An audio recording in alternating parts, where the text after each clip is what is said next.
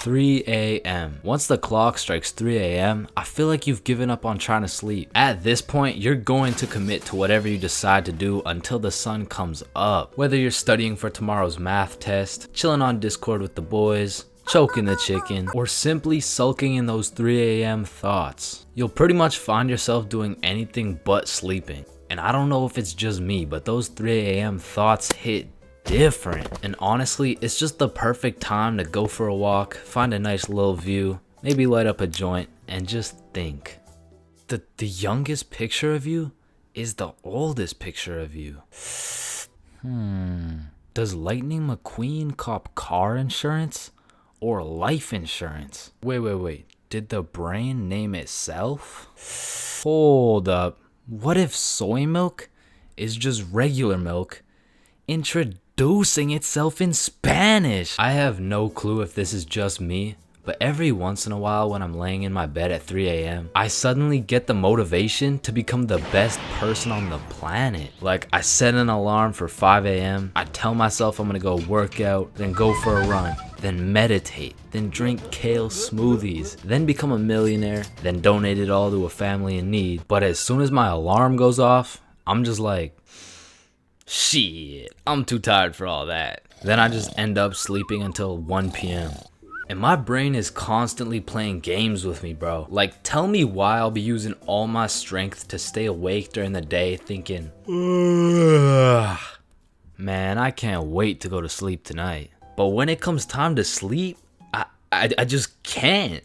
I'll be left lying there at 5 a.m. awake as hell, watching these random motherfuckers build a 2-story house with a hot tub in the jungle. And you know what? Being awake at 3 a.m. is kind of like being high a little bit. Cause you start to think about things you don't usually think about. And because you get hit with the fucking munchies, bro. I'll be whipping up a 3-course meal with appetizers and a complimentary dessert to watch a YouTube video. And listen, I can't explain why, but there is no better water than water at 3 a.m. I mean, it's pretty much a part of my sleep schedule now to wake up at 3, chug some water, take a piss, then go back to bed. But sometimes while I'm trying to go back to sleep, my brain just starts showing me a compilation of my top 15 cringiest moments. I mean, I'm having flashbacks to the time in grade 5 when I said a joke and nobody laughed. Guys, why did the monkey fall out of the tree? Why? Yeah, why? Because it was dead. Oh, damn. Or I'll be up all night thinking about that one debate I had 3 years ago, brainstorming about the best things I could have said in each scenario. It's like if I do some cringe shit during the day, I have no choice but to lose some sleep over it at night. It's like my punishment for saying some stupid shit. Like I know one guy who accidentally called his teacher mommy in front of the entire class. And that dude hasn't slept since.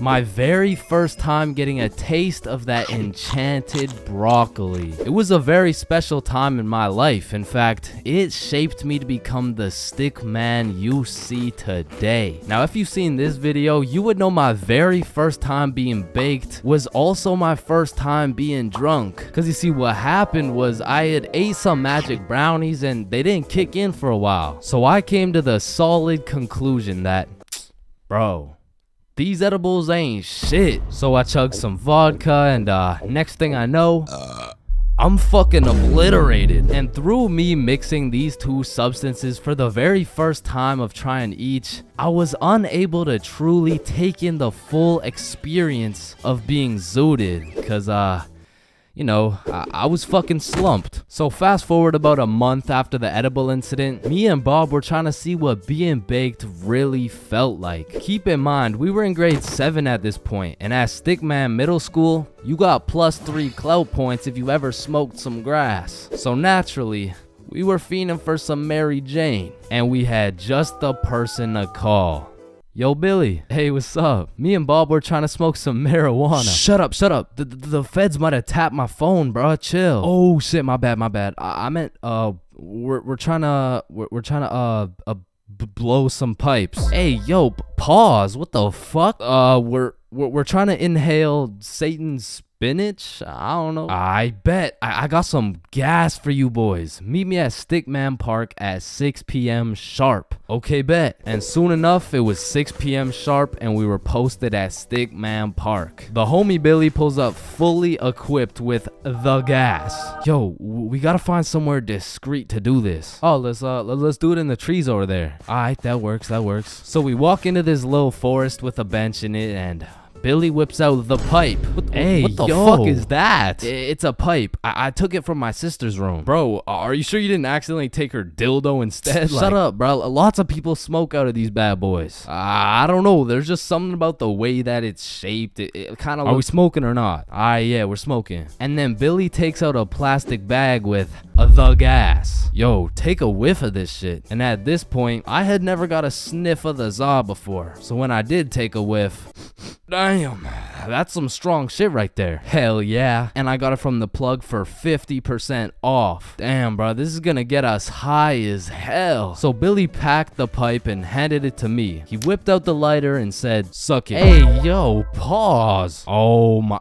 All right, inhale. Oh, I got you.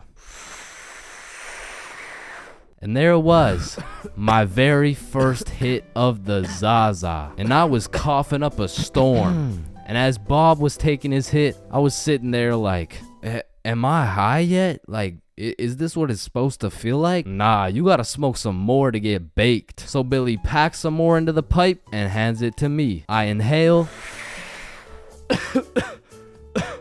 But still nothing. So me and Bob are looking at each other like, bro, are we like invincible or some shit? I think so. And Billy's like, no, you have to inhale and hold it in your lungs for as long as possible. So I try it. I inhale, I held it, and then I was coughing up a storm again. We repeated these steps for like 20 minutes and still nothing. Now, me and Bob didn't know shit when it came to the topic of devil's lettuce, so we were just taking Billy's word for everything. Yo, don't worry, it'll hit you in like an hour. So we walk back to Bob's crib, and sure enough, an hour goes by. Yo, are you high yet? Nah, I still feel normal. What about you? Yeah, I'm chilling. So we waited and waited all night, and nothing happened. Now, a quick scientific analysis of the situation. What had happened was, Billy's plug saw that he was 13 and realized he could make a quick buck off him. So he had given him 50% off, however, he gave him straight stems. Now, if you're not sure what this means, let me break it down for you using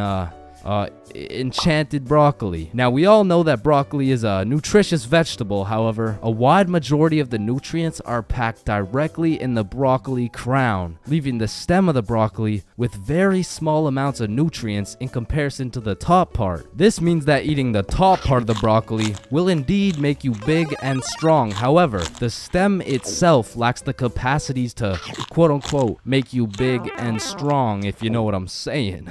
Remember, eat your broccoli.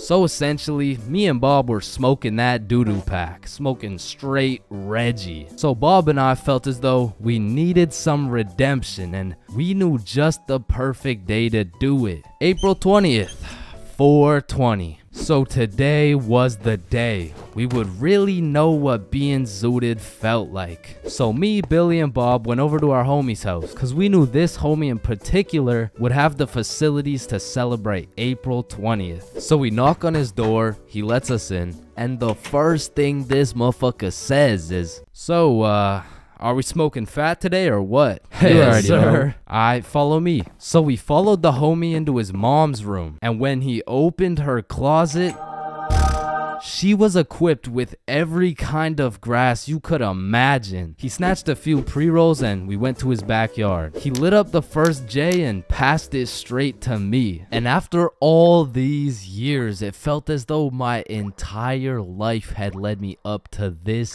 very moment. I took a hit and got my real first taste of that Mary Jane. So we passed around the J's for a bit and my eyes and mouth started to dry up. So I'm like, alright, I'm gonna go get some water really quick. And the moment I stand up, it all hits at once. I just remember everything going into slow motion, and it felt like I was watching myself in a movie, almost like it was a third person perspective. So I head into the homie's bedroom and I lay down on his bed because I was really trying to comprehend what the fuck was going on. Cause my frame rates were dropping, my time perception was fucked, and I was hungry as shit. So when Billy, Bob, and the homie walk into the room with snacks, bro, I was a munch. And so for the rest of the night, the four of us just chilled out, ate some snacks, and enjoyed our very first time with that enchanted broccoli.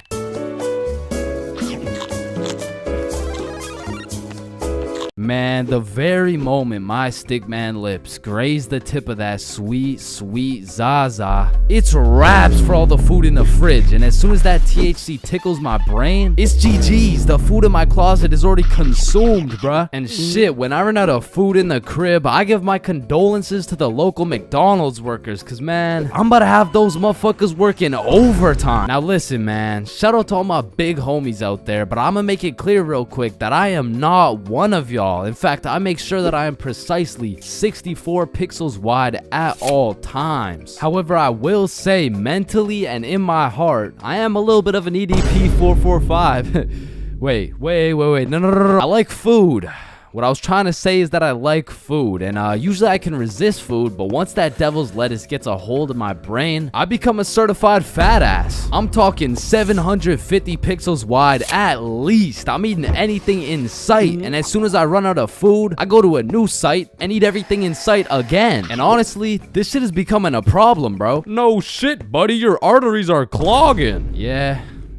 And your blood pressure is through the roof. Yeah, that too. And you're developing type 7 diabetes. Whoa, type 7? I thought there was only 2 types. There was, until your fat ass decided to eat 87 ice cream sandwiches. How the fuck do you stomach 87 ice cream sandwiches? Anyways, man, the munchies are lit, bro, because it's the only time you can truly taste each individual atom as it hits your tongue. Like, eating some good food while high is like a meditation, bro. Like, when you're zooted munching on some Doritos and you start closing your eyes, shit, you might just fuck around and become the Dorito. Now, this happens to me on a routinely basis, and as heavenly as that experience is, I must warn you, when you come out of your Dorito coma, you will be at least 5 bags deep in that motherfucker, and your hands may never be the same. Man, I'm still trying to recover to this day. Yeah, my Doritos still taste like fingers, bro. And if staining my fingers orange and developing a new type of diabetes sounds bad, my munchies addiction gets worse, bro. Because when you combine the zooted desire for food with the distorted judgment of the baked brain, shit, that's the perfect equation to put me into crippling debt. Especially back in the day, because as a youngin', the only thing I was cooking was my brain cells, bruh. So that meant I had to buy food. And to put it into simpleton terms, well, I was broke as shit. I remember one hot sunny day, me and the boys were chilling at a carnival with some of our other boys, and one of those boys whips out his dap pen. And so of course everyone flocks around that dude and chiefs the fuck out of his dap pen, and 15 minutes later, that shit hit. But you know what hit even harder? The goddamn munchies. And so there I was, walking around the carnival, absolutely blasted with $50 to my name, looking for something to eat. And don't get me wrong, the carnival had lots of options, but they were really taxing out here, and for a dude with 50 bones to his name, I needed to find the most bang for my buck. And there I saw it. It was beautiful, a pink ice cream truck glistening in the summer sun. So you know I had to hop in line, and as I'm waiting in this line, the dude in front of me turns around and he's like, damn, bro, you look high as giraffe balls, dude. What? Me? Nah, what? Me? No. Hey, don't worry, dude. I am too. Oh, shit. So me and my newfound homie are just chopping it up, talking about how sensational this ice cream is about to be, and soon enough, it was the homie's turn to order. Yo, dude, let me borrow one of those cookie dough ice cream cones. Alrighty, here you go. That'll be 12 bucks. $12, bro. That's like half my net worth. Trust me, it's worth it, dude. Yo, let me get a cookie cookie cone. All right, cookies and cream, here you go. And as I licked that thing, man, that shit was sensational as fuck. But as I turned around, I seen the baked homie step into a pothole and absolutely fumble his ice cream cone. And I'm not gonna lie, that was some of the saddest shit I ever seen. So I go walk over to give him some of mine. Hey man, you want some cookies and cream? Oh shit, thank you, man. Bro, did you just drop both of our $12 ice cream cones? Fuck. Then we were back in line like nothing ever happened. But man, waiting in that sun, my mouth was parched and my eyes were dry. And by the time we made it to the end of the line, I was looking like dried up SpongeBob, bro. Hey, it's you again. Can I get the cookie cone, the cream, the one with the cream? Yeah. And at last, after dropping half my net worth on ice cream, I took a big bite of that ice cream cone and man, I felt every sugar granule, every atom, every proton and electron contained within that bite. And for the time being, the munchies were cured.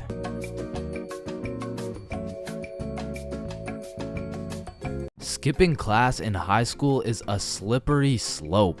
Like one day you can skip and it'll slide no problem. Like, oh hey buddy, welcome back. We missed you. Yeah.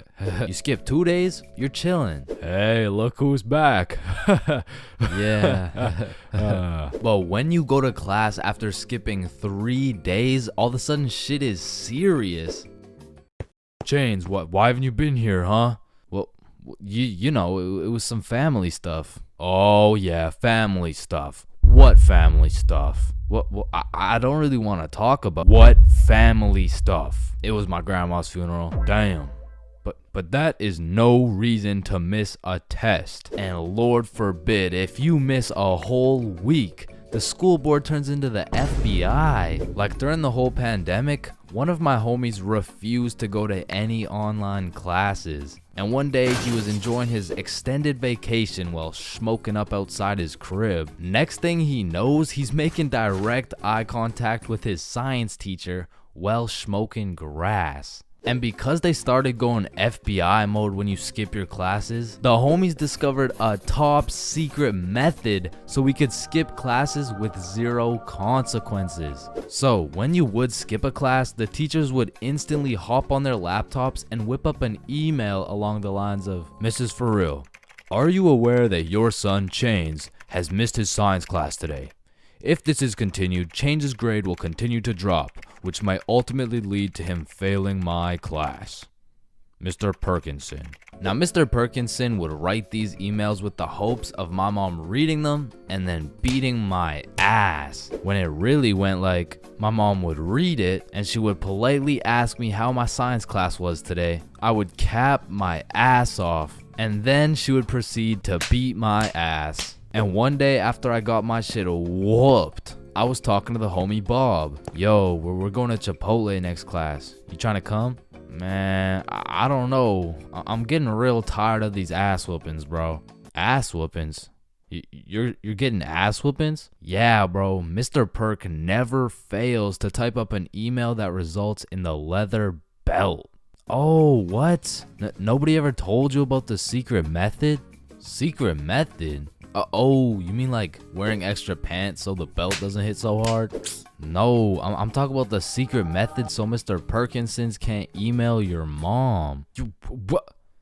Why didn't you tell me sooner, bro? So essentially, the method starts at the very beginning of the school year. At my school, they would give you this form with your parents' email, phone number, all the contact information, you know what I'm saying? You would need this form filled out and signed by a parent or guardian and then handed into the office. However, this man, Bob, conceptualized one of the greatest plans of our generation. And it went like this. So you would receive the empty form from the school, take it home to your parent/guardian, get that shit filled out and get that signature. Then secretly, when nobody is watching, you hop on your computer, you make a fake email like bobsmom123@gmail.com. Then you would change your mom's contact information into that fake ass email and then deliver it to the office like nothing happened. So when Mr. Perkinson's smartass tries to get me whooped with one of those emails, I get that shit in my inbox. I read it through and respond with some shit like, "Dear Mr. Perkinsons,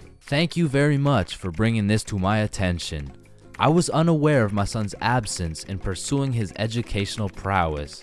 I will discipline him with a punishment that may or may not involve me whipping the absolute shit out of his tushy.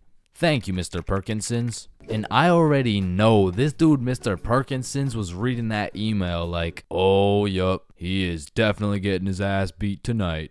Meanwhile, I was typing that shit up in bed while munching on some nachos. So you best believe I was abusing this newly found secret strategy. I mean, I was missing every other class, and it was just all sunshine and rainbows. But you know what they say, it's not all sunshine and rainbows.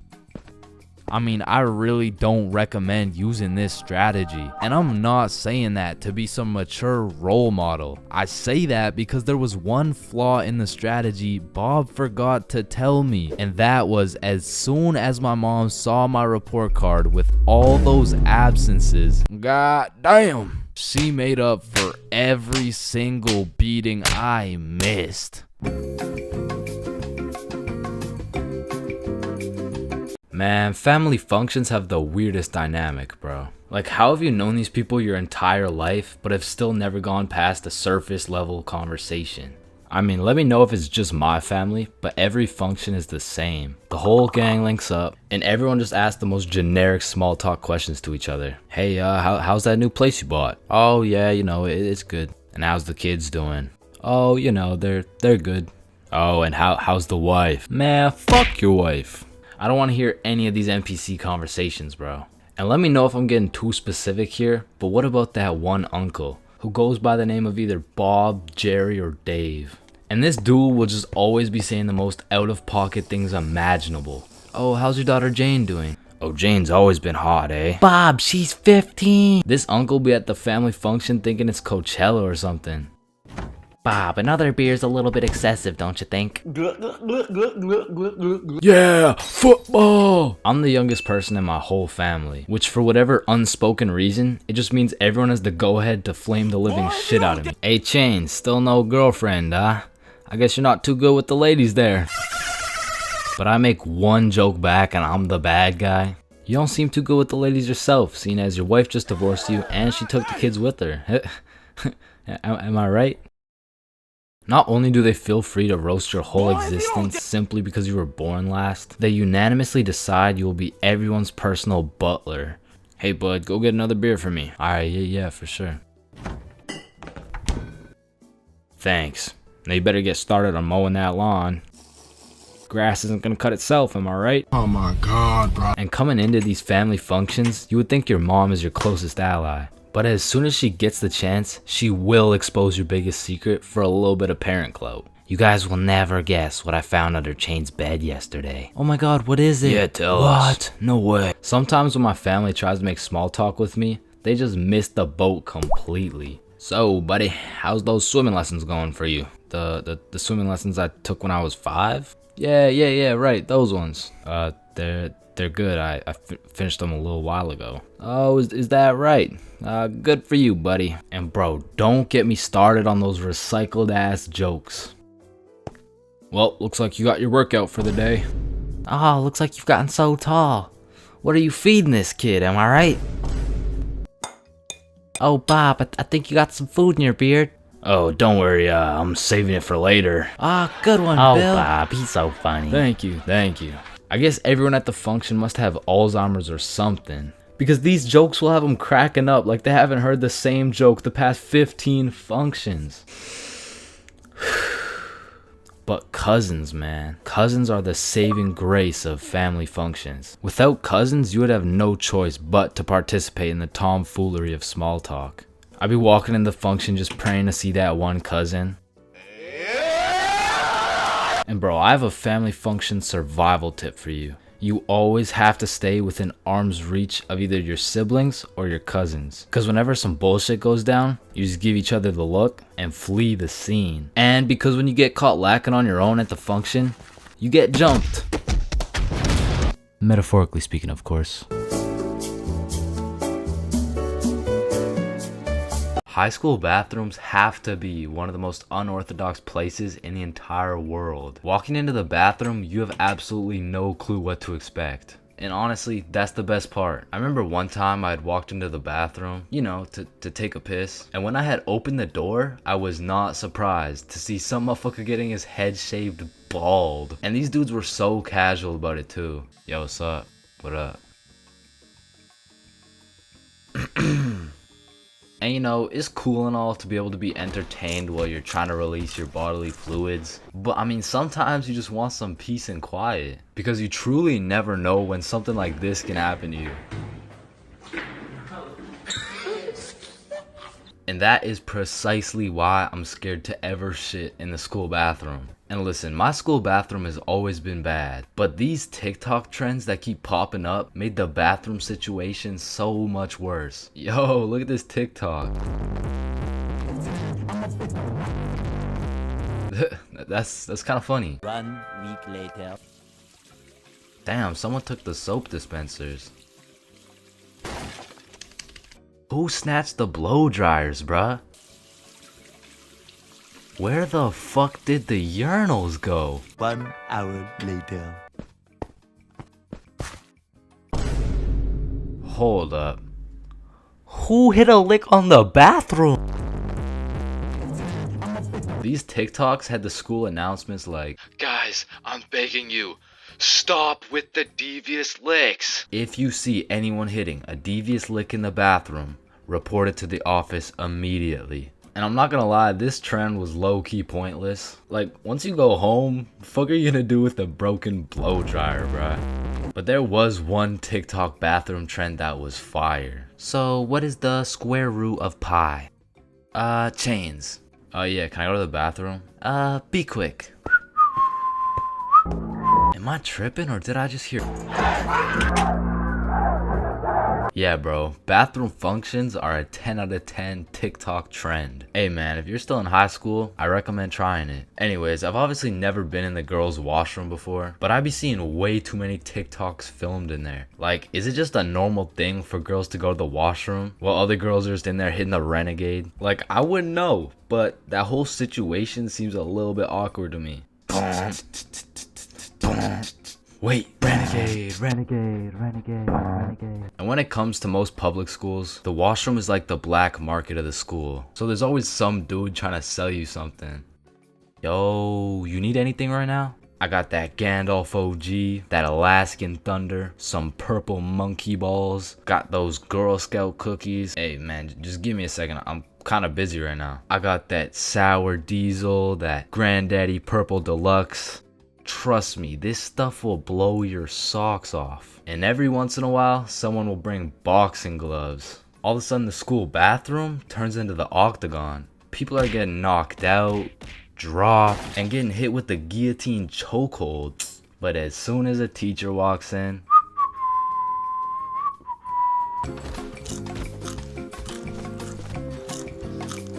bad haircuts. There is nothing worse than when your barber just randomly decides to destroy your self-confidence with some goofy ass haircut. And as someone who has never found a barber who consistently does me nicely, I have gotten my shit all the way fucked up on many occasions. I'm talking not going to school, locking myself in my room so nobody can see me with this disgraceful cut type of fucked up. And these barbers are out here having the audacity to ask, "Do you like it?" Man, do I like it? Yeah, bro. I love it, bro. Thank you so much. Man, I just be wiping the tears away and then tipping them nicely. Knowing damn well I should be out here throwing hands, cause this dude is the reason I can't get any bitches. So I've tried lots of different barbers in my time, starting with the ones my mom used to take me to. I mean, this early, I never really even had a say on what I wanted my hair to look like. So what are you looking for today? You know, just a little bit off the top, please. Shave it. Wait, what? Shave it. Your new haircut looks so good, buddy. Thanks. Hey man, you know your haircut is ass when your mom says she likes it. As a kid, I always dreaded getting haircuts because I knew my barber was already like 0 for 10. And I would show up to school every time knowing it was inevitable that I was about to get my shit flamed. And truthfully, there is no worse roasting than when you get a bad haircut. Like, people you barely even know will be out here cooking you. Who the fuck is this? All of a sudden, people got more jokes than Chris Rock. And it's even worse when you decide, I should get a fresh cut because school's starting back up and I'm trying to look fresh. Bro, I can't go to school like this. Yo, Chains, what's up? Yo, what's good? Bro, are you alright? Why do you got this hoodie on? Yeah, I'm chilling. I'm just kind of cold, you know? Bro, it's 32 degrees. And man, there was this one time that I still think about every time I fall asleep. Me and my friend go to this barbershop that I'd been to once before, and last time they did me quite nicely. So we head in, I sit down in the chair. Hey, how you doing? I'm good, how are you? Yeah, I'm good. Have you been here before? Yeah, I have actually. Oh, I remember you. Same cut as last time? Yeah, exactly. So what's new, man? Nothing much really. What about you? You know, I've just been working. Oh yeah, respect. So, how's your dad doing? This is when I knew something was terribly wrong. Bro, I don't got a dad. You know, he's good. This motherfucker was giving me some random kid's haircut. This dude must have thought I was Manny or some shit, cause he gave me that middle part cut. And he pushed my hairline back a little bit. And everyone in my city knew this barber. So everyone at my school followed his Instagram too. Can I get a picture from my Instagram? Nah, bro, I don't really like being posted. Don't worry, it's quick. Nah, I don't really want to. This dude caught me lacking so bad and broadcasted it to everyone in my city. Fuck, bro, I should throw hands with him right now. I gotta get it back in blood. So, do you like the cut? Yeah, I do. And when I checked my Instagram, I was out here getting flamed so hard. Borderline cyberbullying. And I'm not joking when I say this. This motherfucker fucked me up so bad. I learned how to cut my own hair and never went back to a barber ever again.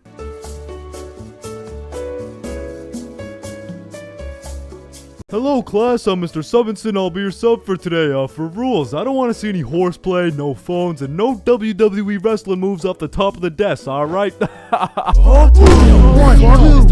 he just looks like the dude from the Pringles can. Walking into class and then seeing a substitute teacher is like the same feeling as squaring up to fight a dude and then finding out that dude's blind, bro. Like, you pretty much just gotta show up and you win. Like, I honestly feel bad for these substitutes, bro, because every day they have no clue what they're showing up to. Like, one day they're walking into a class full of angels, and the next day they're fighting for their life in a class of straight demons, bro. I mean, being a substitute teacher is all about confidence. Like, the moment the sub walks into the class, they're being analyzed. Like, the way they walk, how they dress, and especially how they talk. Yo, if the first thing they say sounds like, hey, hi guys. It's raps, bro. If you start the class sounding like an intro to an 8-year-old's Minecraft Let's Play, paper's gonna be thrown, pencils are gonna be thrown, fucking dudes are gonna be thrown, like, it's gonna be straight anarchy, bro. But when the sub walks in the room with a little pep in his step, a little drip in his fit, and most importantly, he starts the class sounding like he's done this shit before. Hey guys, I'm Mr. Peppinson, and today we mean business. All of a sudden, people are listening. Everyone except for one man, the class clown. He's gonna see that confidence as a challenge, and bro's gonna start testing the waters to see if this sub is really about it. And that is how Y equals MC squared. Any questions? Yeah, blue hat. Yeah, Mr. Peppinson, why are you built like that? Oh, you mean built like The Rock? Yeah, these are called muscles. You'll learn about them when you hit puberty. But bro, I'm in grade 11. I've already hit puberty. Yeah, nah. That's not what your peach fuzz mustache is telling me, buddy. Okay, well, your hairline is telling me it's going on a vacation, bruh. Alright, let's see your shit then. Yeah, like, it's not bad. Like, some substitutes are so good, you just wish they were your real teacher. Like, I remember one time in grade 10, I had this math class with one of those teachers who used to yap the whole time and then assign a bunch of homework with 5 minutes left in class. And then one day, a goat walked into our class. A goat who went by the name of Mr. G, or more formally, G-Dog. Now, G-Dog was packing a mean 68 years in his lifespan. However, he had the utmost pep in his step, paired with the the drippiest of fits. And he was the type of dude who would lay down some respectable rules, and if anyone broke them, he wouldn't get mad. He would just simply flame the living shit out of you in front of everybody. And that's how you calculate the surface area of... no text while I'm talking, please. I'm just texting my mom. Oh wow, that's crazy. How's she doing? Wouldn't you like to know? Oh yeah, I mean, I would actually, cause she's probably pretty tired after last night. I mean, I did lay down some mean dick. But there are definitely some questionable substitutes out there. I remember when I was in grade 6, my entire middle school was just weird, bro. My recess was called Nut Break, my music teacher was deaf, and our principal was damn near bipolar. All right, who told the blind kid he could say the N-word? Okay, all right, it was me, but like I didn't think he would actually say it. Oh no, that's actually a pretty good one. I mean, I gotta give it to you, kid.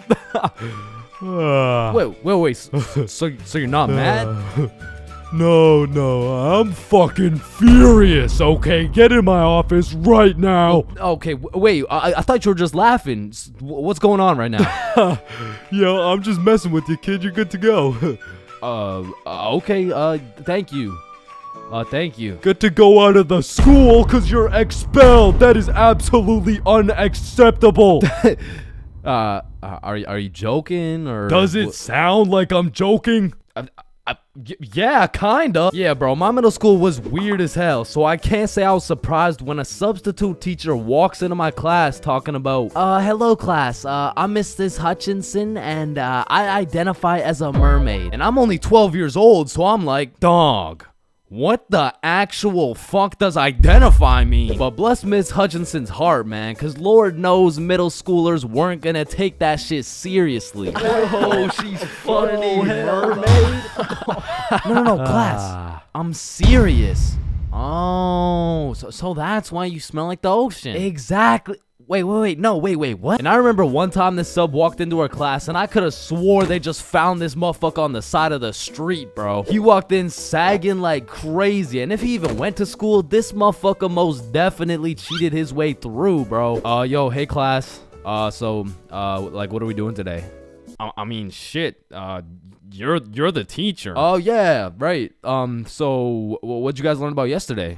We were learning about agriculture. Oh yeah. Yeah. And I think you're right too, because you know the culture we live in right now is very angry, and the anger culture just needs to take a chill pill. You know what I'm saying? Any questions about that? Yeah.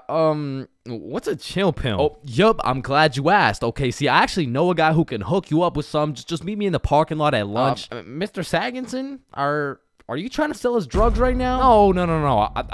Well, I mean, yeah, but it's for chemistry with neuroscience, or I mean like for microbiology or something like that. And these substitute teachers seem to butcher every single name on the attendance. I mean, shit's gotta be on purpose at this point. Like, hello class, I'm just gonna do some attendance really quick. Correct me if I get your name wrong, okay? Horda Hansa. Is Horda Hansa here? Okay.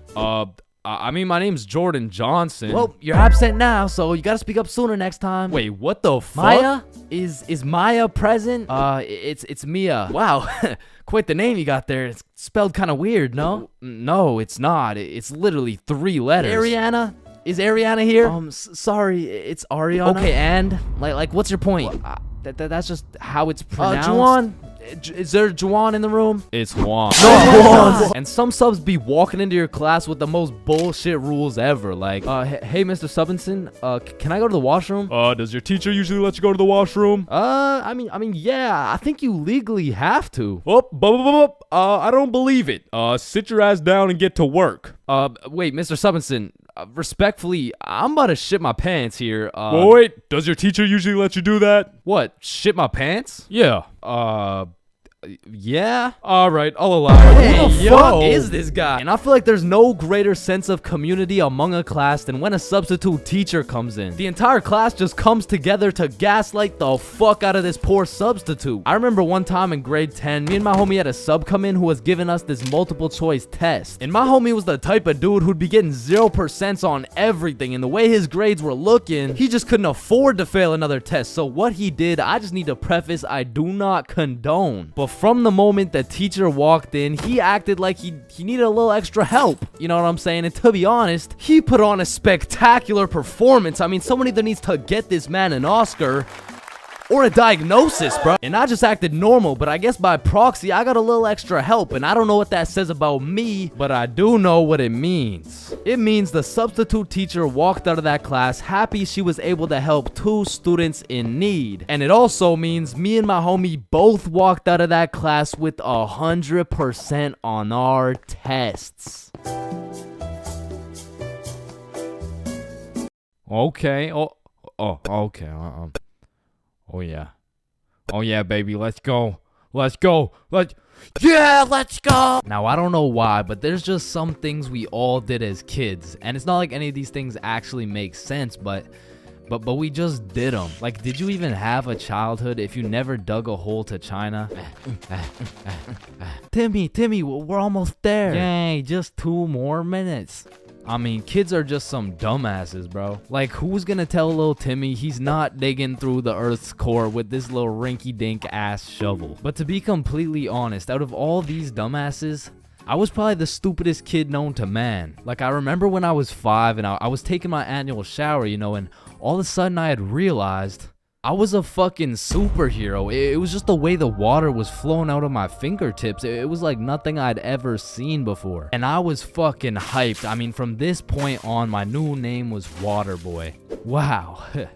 I was pretty fucking stupid, but not everything I did as a kid was completely impractical. For example, I know you used to run up the stairs on all 4s, bro. Like, this was just the most efficient way to get from point A to point B. I used to feel like a fucking cheetah going up those stairs. In fact, going up the stairs in this manner was so efficient, I asked myself, well, why don't people go down the stairs like this? And shit, I figured out why. Or bro, on a hot summer day, I would wait for my mom to whip out the fan. And as soon as she turned that bitch on, me and my brother would turn into the Migos. We were dropping hit after hit. Like, we were spending so much time talking into this fan, our mom was a little concerned. Raindrop, drip, drop top, smoking no cookie in a hot box. Cookie, fucking on your bitch, yeah, dot. Cooking up dope from the crock pot. Hey guys, you've been there for 6 hours. I think it's time to... Ma, let them cook. Bad and bougie. Cooking up dope with the Uzi. Hey! And speaking of cooking, when Mama Chains would whip up some good old craft dinner, I had no choice but to put a piece of KD on each prong of the fork. Like, that shit just simply tasted better, bro. Or whenever I was walking on a sidewalk, I would strategically plan out each footstep to make sure I was not stepping on a crack. Now, the funny thing about this one is... I still do that shit. And I know some of y'all are gonna think I'm weird for that, but riddle me this. Who's gonna be laughing when your mom's in the ER with a broken back, bitch? Now, I feel like at one point or another in your life, you just had to check if the fridge light stayed on when you close it. It's really just a part of growing up. Like, one day you'll go grab some milk for your Honey Nut Cheerios and you'll be like, hey, wait a minute. Or what about when you were bored in the car and you start doing parkour with your fingers to the window? I used to hit some crazy combos and then I would go to finish it off with a backflip. Or have you ever fucked around in the living room and you broke a vase or some shit? Whoops. You know, you get a timeout or you receive a little whooping. Now, coming out fresh off that whooping, this shit could only go one of 2 ways. Either you bawl your eyes out and play with this fucking thing for hours, or you would plan to run away, bro. That was it. That was your only options. And I had a few of those moments where I was ready to dip. I would pack an apple and my trusty Minecraft sword for the trials and tribulations to come. And then I would look my sweet mother in the eyes and realize, shit, she's making mac and cheese tonight. I can't leave yet. And you have simply not lived if you never hid a DS under your pillow at night. Like for me, the Mario grind was 24/7. There was no sleeping. But I'm not gonna lie, I had some close calls trying to pull that shit off. Good night, Chains. Sweet dreams. Good night, Ma. Love you. Love you too.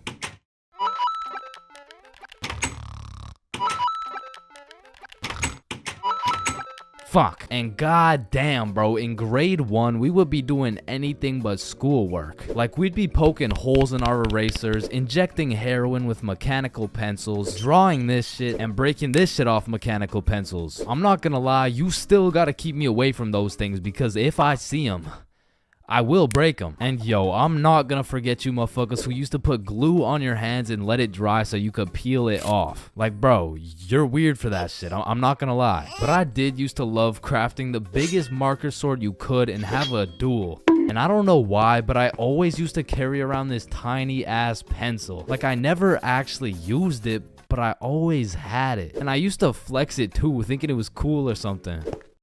Yo, shorty, take a look at my pencil. Oh my god, why is it so tiny? Tiny? It's not that small. And bro, tell me as a kid that you never had the random urge to just do this shit.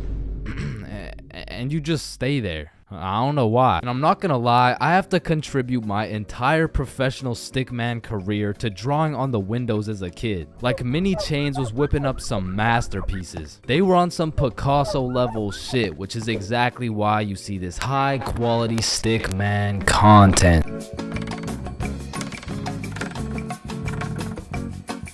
Middle school is just an awkward place, bro. Like, middle school dances, awkward. Middle school speeches, awkward. And middle school relationships, in my experience, is the most awkward thing on the face of this planet. I mean, the girl's a whole foot taller, got a deeper voice, and shit, she could probably bench more than you, lil' bro. Like, I hate to break it to you, but you don't got a girlfriend. You are the girlfriend, bruh. Middle school just occurs at the craziest time in a teenager's life, because motherfuckers is just getting slapped by puberty out of nowhere. You'll be walking down the halls and see a bunch of kids who look fresh out of daycare. Then all of a sudden you'll see a grown-ass man built like Shaquille O'Neal thumping his way down to math class. And attendance in middle school was looking like Matthew, here. George, present. Daisy, here. Owen, here. Dude's balls would be dropping halfway through presenting their speech, like, and this is specifically why dinosaurs went extinct. And in middle school, nobody had drip. Like, dudes would be showing up to school in a neon green t-shirt paired with some bright red shoes looking like a fucking traffic light, while their haircuts looking like their barber cut their shit with one hand, well blindfolded. But to be fair, everyone had a shitty haircut in middle school, bro. And if you think your cut wasn't that bad in middle school, chances are your shit's probably still ass to this day. And just to make things worse, the cherry on top is that everybody's got acne. There's just all these hormones flying around and these kids have no clue what to do with them, which is exactly why middle school beef is unmatched, bro. Motherfuckers will be throwing hands for no reason at all. And I don't know how, but somehow even the fights were awkward. It would be like, hey pal, I heard you sat beside my crush in class today. So what? You want to fight about it? I mean, like, if you wanted to. That, like, I'm not scared. Like, yeah, we can fight. Okay, let's freaking go, pussy. Fuck, I wasn't ready. Sorry, was that too soon? No shit, Sherlock. Okay, you can hit me back so we're even. But if two dudes were throwing hands and their crush is watching, they're about to fight to the death. But the thing is about middle school fights, I didn't know this was possible, but somehow both motherfuckers end up losing the fight. I remember one lunch at my middle school, a dude whipped out some boxing gloves for no reason at all, and all of a sudden we're running a whole fight club. Kids would be betting their lunch money on who's gonna win and shit, but we never laid down any ground rules. So one day, JJ hit Timmy with a spinning back fist and put his ass to sleep. And I'm hyped because I just doubled my lunch money, but Mr. Principal didn't seem too hyped to see one of his students knocked out on the ground. So of course JJ gets in trouble because he's just that one kid who's always in trouble but never got expelled. Like, I could have swore dude was on his third strike 5 strikes ago. But man, middle school had some characters, bro. There was that one guy that would walk through the halls, blast the music on his speaker, the kid who used to sit in his chair like this, the dude who hit puberty and midlife at the same time. Mr. Donaldson, can I get some help on the subtraction? Help on the subtraction? You look more like you need help on your taxes. No, subtraction's just hard for me. During recess, do you go check on the wife and kids? No, I just play on the monkey bars. Tell me, how do you manage to be in middle school and work a 9-to-5 job at the same time? The girl who thinks she's a horse, the emo kid, catch him in the back of the class with his hoodie tied up watching sad Bart Simpson edits, the kid who had to touch the top of the door frame before entering a room, girls who have to bring their Starbucks cup everywhere, the dude who's constantly emoting, and in order to find the answer, we can make a grid. Did someone say gritty? Right foot creep, ooh, walking with that heat. Of course, there's the kid who Naruto runs through the hallway, and then there's that weird ass kid who accidentally called his social studies teacher mom one time. It was probably an accident though. Fuck! And I have no idea why, but there's something about teaching middle school that had all these teachers going through a midlife crisis. I remember one day our science teacher was teaching us about rainbows. Does anyone know what a rainbow is? Yes, Jaden. Refraction of light through water droplets. Oh wow, that's right. How did you know that? Reddit. Oh, okay. Where did you read it? Reddit. Yeah, but where did you read it? Reddit. Jaden, I can't do this right now. Just tell me where you found this information. Reddit? God damn it, Jackson. You're the reason my children get their shit whooped every night. Now, I don't know what she had going on in her life, but the way she broke down talking about beating her children to a group of 12-year-olds really gave me the impression that she shouldn't be teaching middle schoolers, bro. And I don't know who was in charge of hiring these teachers, but I also had a deaf teacher, which, you know, it's cool and all, but it did make it a little bit harder considering the fact that, you know, she was the fucking music teacher, not to mention the fact that she was also half blind. And I think the idea there was that she could somehow feel the vibrations of the guitar or something, which didn't seem to work too well considering the fact that I got a fucking A in music and I can't play the guitar for shit, but I guess I just like I smelled good or something. I don't know. And I don't know about y'all's experiences, but I feel like kids were just mad touchy in middle school. Like you'd be sitting in math class minding your own business, then for no reason at all, a motherfucker would tase you in the side of the ribs. And I remember when kids first learned about these pressure points, it was all fun and games. Someone would just poke you in the ribs like,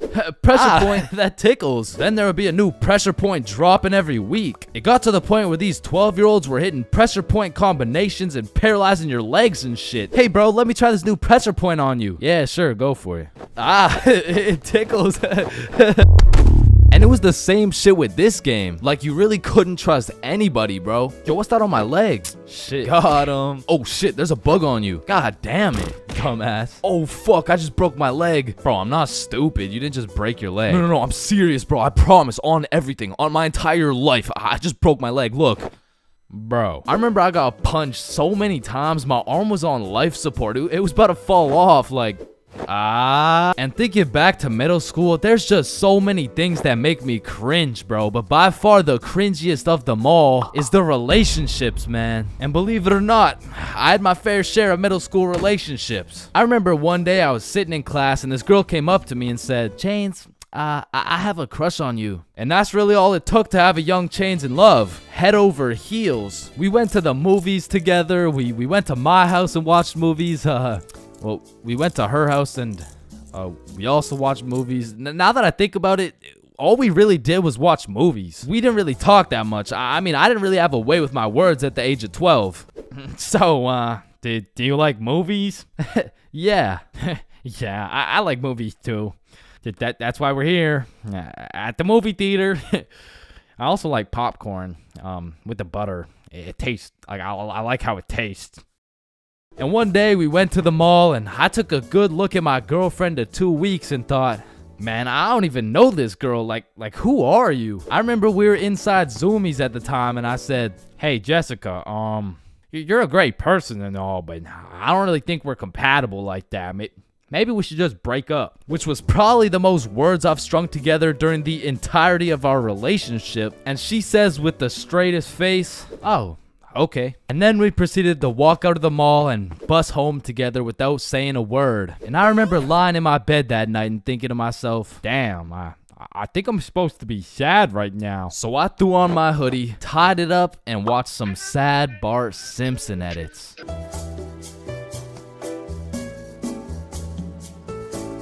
Greening out is the worst thing you can get hit with when smoking. And coming from a greening out connoisseur, I can tell you there are many different things you'll experience when ODing on that Zaza. I mean, greening out can range anywhere from a zooted panic attack all the way to seeing yourself in third person, and of course, if you go way too far, GURPing may occur. But let's start it off on a light note. When greening out, you may convince yourself you're about to fucking die. Now I know that might sound very bad, but trust me, it's even worse than you would think. Like, this is the type of green out that will have you fall into your knees in a Wendy's bathroom. The type of green out that will have you repenting your sins, and the type of green out that will have your life flashing before your eyes. Now, after a careful examination, I have determined this green out is caused by combining an excessive amount of Mary Jane with negative thoughts. This circumstance causes a chemical reaction in the brain scientifically known as getting so zooted you convince your dumbass you're about to die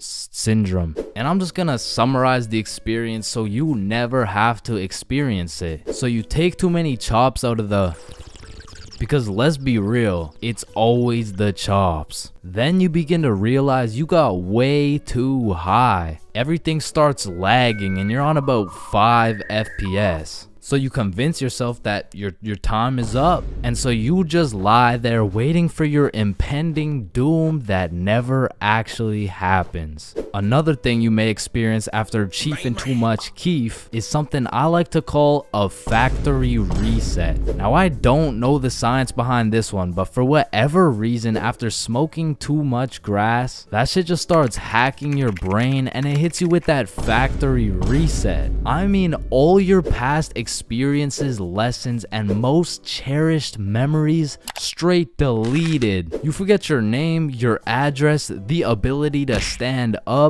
Now, this is usually the point you'll get hit with that kush coma. And if you aren't familiar with the term kush coma, it's when the kush puts you in a coma. Now, for me at least, the one time I was put in a kush coma, I didn't have a normal dream. No, I was put into a dream so realistic where I was just some middle-aged dude working a 9 to 5 with a wife and kids. But this dream did not last a normal dream length. It deadass felt like I lived this middle-aged motherfucker's life for a month. And when I woke up, I didn't know what was real. Now, I need to say this third experience will undoubtedly kill a sizable amount of brain cells. So with that being said, when you whiz way too much Khalifa, that shit is an out-of-body experience. Like, you'll be chilling, walking around, then all of a sudden that shit hits and you're seeing yourself in third person. Yo, what the fuck? Now, I've tried to do a scientific analysis on this shit, but to be quite frank, that shit literally makes no sense. Like, who the fuck put the camera up there for you to be able to see yourself in third person? Okay, but anyway, it doesn't stop there. This change in your POV leads to an existential crisis. And through this existential crisis, you find the answer to life. However, when you go to communicate your new groundbreaking findings to the homies, it just sounds like this. Bob.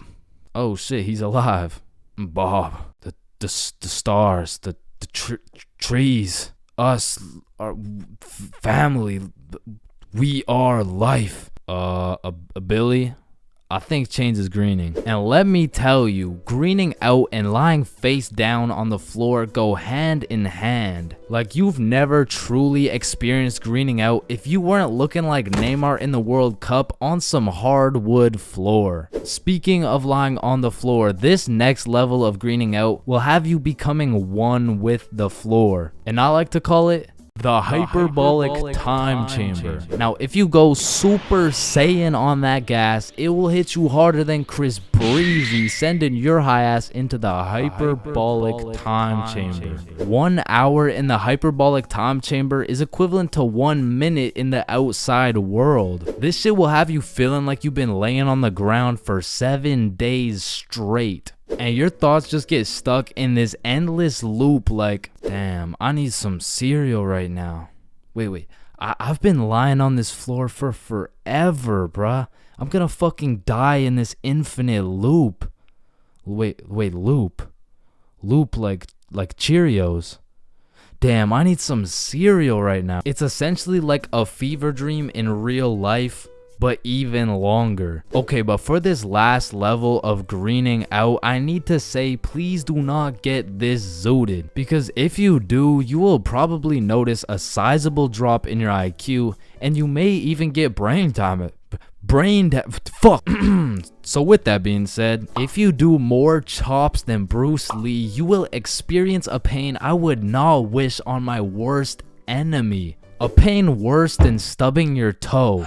worse than hitting your funny bone, and even worse than finding out your girl has your homie's Wi-Fi password. And this is the pain I call ODing on the devil's lettuce. Now, ODing on the devil's lettuce is pretty much all of the above combined into one horrible, agonizing pain. Not only do you think you're gonna die, but you forget your name, eat shit on hardwood floor, see in third person, and on top of all of that, time is in slow motion. And with all this going on, you're pretty much on 1 HP and your body is fighting to survive. And this is the point where you start throwing up and you are stuck in this infinite loop of death for what seems like an eternity. So don't green out, it's bad. Now, I really don't have many fears, but there are 4 things that I would say I'm truly scared of, which are sleep paralysis, being flipped over while I'm in a porta potty, this thing, and public speaking. And honestly, I can't even really explain why I'm scared of public speaking. I mean, sleep paralysis, you'll have demons chilling in your room while you can't move. The whole porta potty thing, that's just some traumatic shit. And this thing is fucking terrifying. But there's just something about talking in front of more than 5 people that has me shitting bricks. Like, my brain will start showing me the absolute worst case scenarios possible. Hi guys, my name is Chain. Get off the stage, loser. No one likes you. Hi guys, my name is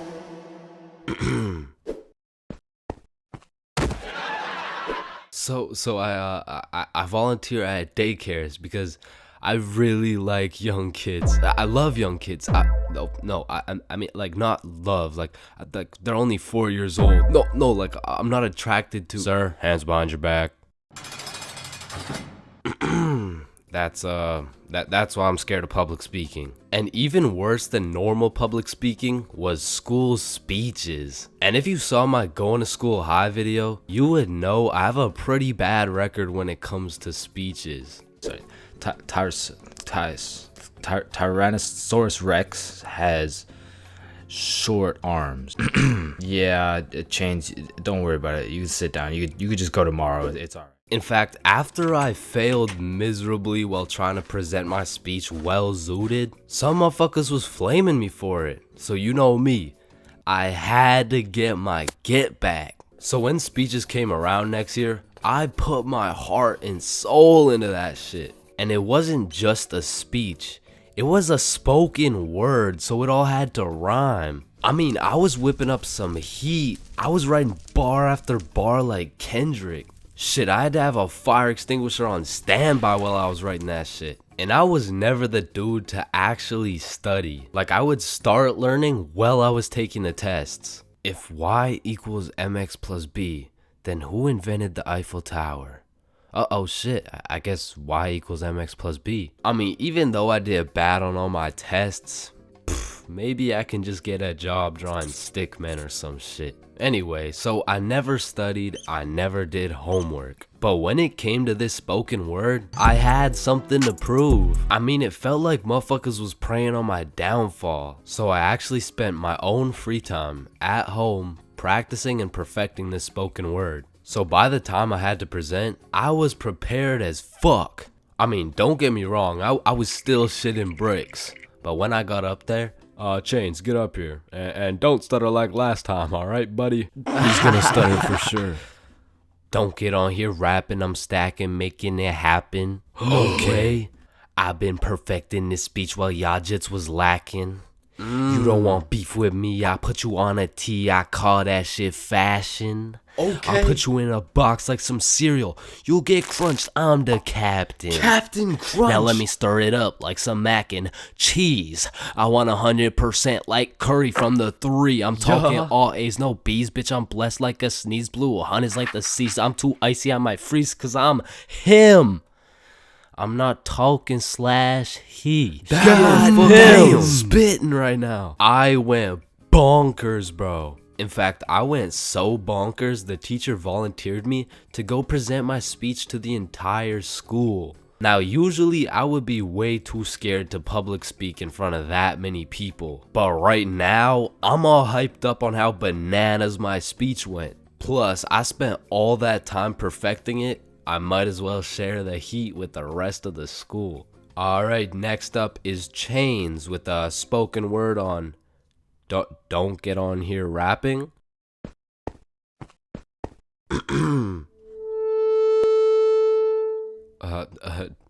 Don't get on here stacking. I mean rapping, stacking. I'm happing. You don't want beef with me because, quite frankly, I will put you on a t-shirt.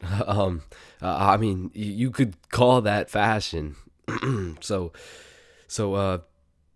thank you guys for having me. I fucking fumbled. I folded under the pressure, bro. With the entire school watching my fear of public speaking absolutely crush me. And that is the reason why I have a fear of public speaking.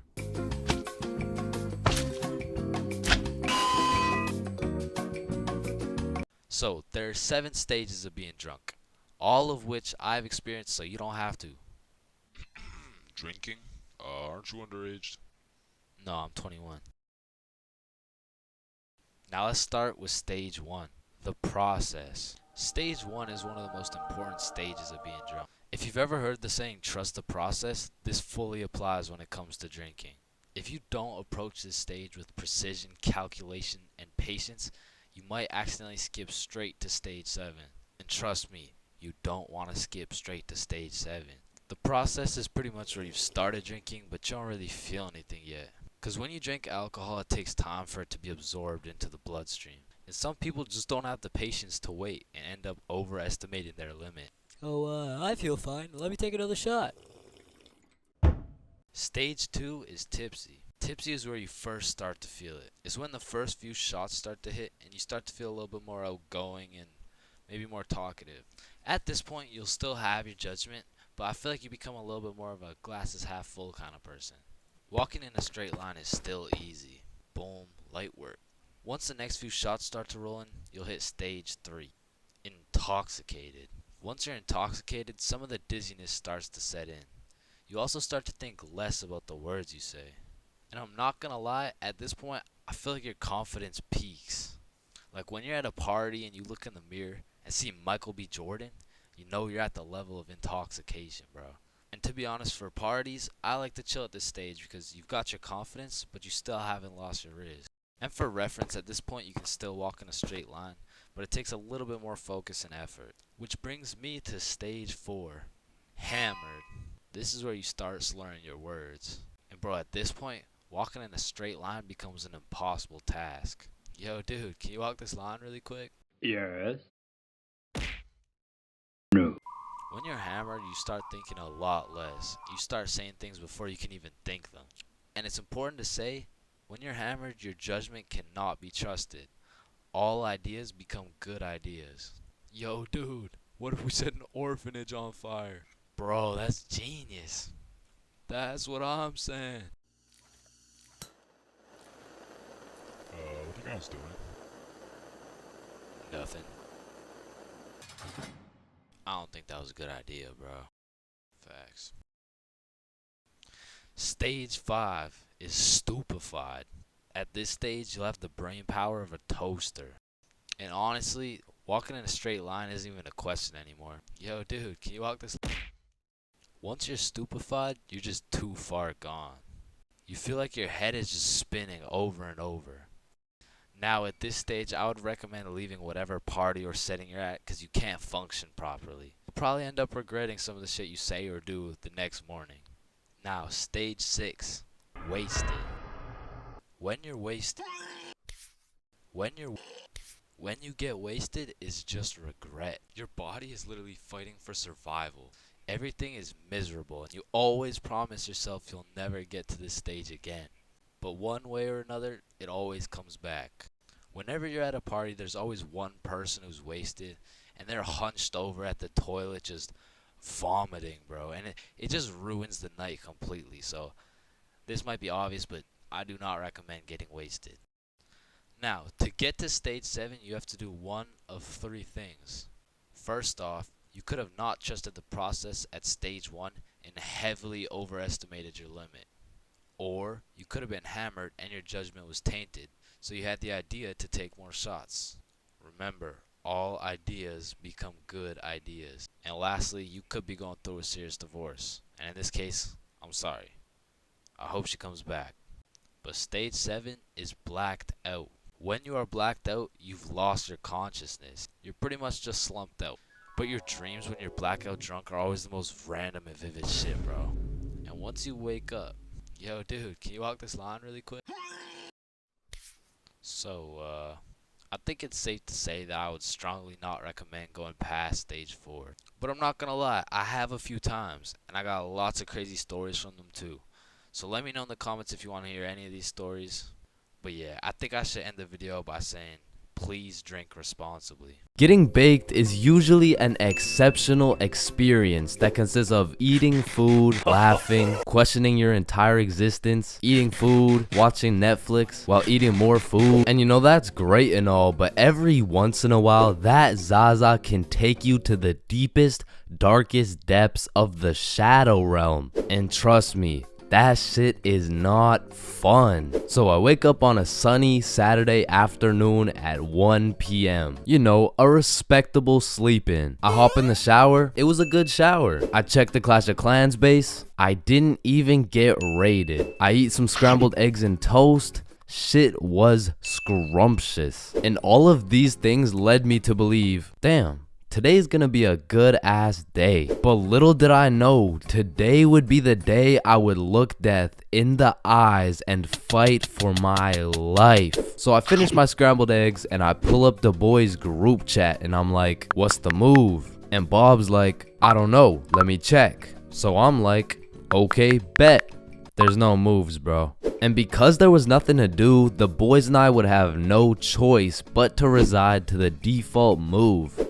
Let's just smoke. Bet. I'm down. So the default move always takes place at the boys' home base, Bob's crib. Now, Bob's crib was the spot to be baked for many valid reasons. First of all, bro's basement was simply comfy as fuck. Couches on lock, blankets always ready with infinite pillows.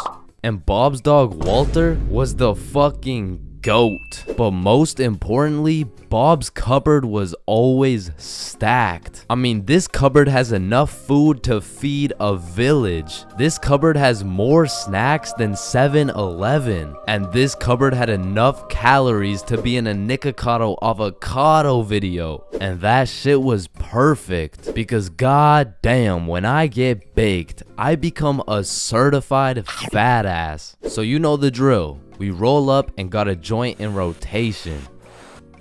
And honestly, I don't know what got into me this night because I was absolutely reefing that hoe. Yo, chill. God damn. Fuck it. Let's roll another one. So we rolled up another J and I just simply could not be stopped. And I specifically remember asking, how high can I really get? And after about 30 minutes of me going bananas on these joints, I found the answer to my question. Pretty fucking high. I mean, I was beyond zooted. Like at that point, time was literally in slow motion. And it was one of those highs when your senses become extra sensitive. So I was just posted up in a blankie while munching on some pizza pops. And I was truly invested in those pizza pops. I mean, in that moment, I thought I was the pizza pop, bro. But once I finished the pizza pops, we all decided it would be a good idea to go for a walk. However, the moment I stood up, I started feeling peculiar. But regardless, we went outside and at this point, it was already dark. Because in the time we were smoking at Bob's crib, the sunny Saturday turned into a very cloudy, dark, and cold Saturday night. So Billy and Bob are walking towards this creepy looking forest and I'm like, alright, I think I'm too high to go into this forest, bro. Nah, don't worry. I've been in this forest a million times. I know it like the back of my hand. Alright then. And as soon as we step into the forest, I start hearing shit, bro. Yo, did you hear that? Hear what? It sounds like someone's in the bushes. Nah, you're just baked as shit.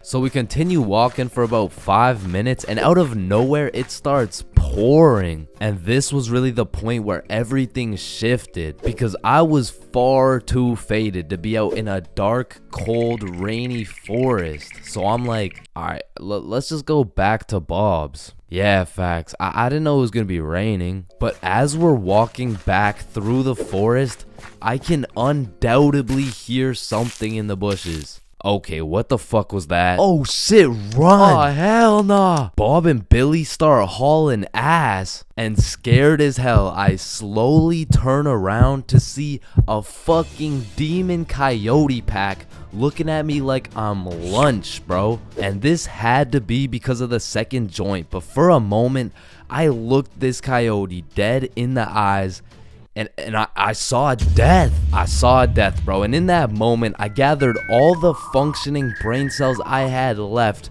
to just run. And I couldn't see where I was going. I was just hauling ass. And when I looked back, all I could see was the devious coyote eyeballs staring into my soul. And the next thing I knew, I stepped in a pothole, and my trajectory completely changed from running away to eating shit, bro. And when I say falling felt like it was in slow motion, I mean I had to have been falling for 5 minutes. But once my face made contact with the ground, this is how I went out. I was about to get packed up by a pack of coyotes. As they approached, I was saying my goodbyes, but out of nowhere, I hear something in the distance. This motherfucker Bob drop kicks a coyote in the face. And it had to have been that Zaza that made these coyotes look so devious, because after Bob socked that jit in the face, they weren't so scary. I mean, they all just ran away and dispersed. They had me like, yeah, and don't come back, bitch. So we walk back to Billy's crib, and I'm still tweaking off those joints. I'm like checking behind me, checking beside me, checking the sky to make sure no evil crows pick me up and kidnap me. But we get back to Bob's crib, and I sit down on the couch, and just as I finally felt relieved, I get jump scared by Walter. Bro pretty much gave me a heart attack. I thought the coyotes had invaded Bob's crib to come and kill me, but it was just good old Walter coming to chill with the boys. So I got some more pizza pops, and we lived happily ever after.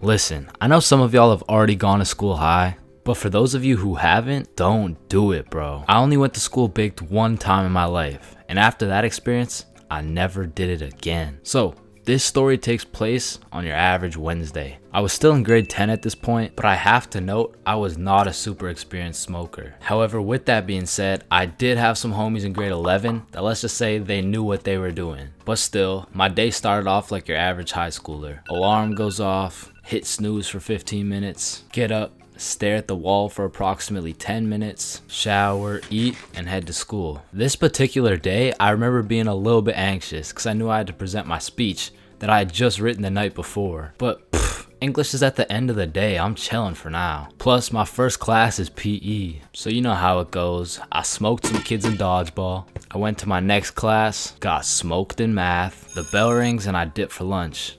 See y'all boys. Yeah, peace out, man. I do. So I link up with the gang for lunch, and we kind of mob around the school for a minute, but we end up just chilling in this forest right outside our school. And this is when one of my experienced friends whips out that Zaza. We'll just call him Jimmy for now. Jimmy just asks everyone, "Are you dudes trying to smoke?" "Yeah, for sure." "Hell, yup." "Nah, I'm all good." At first, I was the only person who didn't want to, but as I sat there, feeling the vibes, intaking the positive energy from the surrounding vegetation, I came to the conclusion the vibes were right. It was just me and my trusted homies, secluded in a peaceful area. I mean, what's the worst that could happen, right?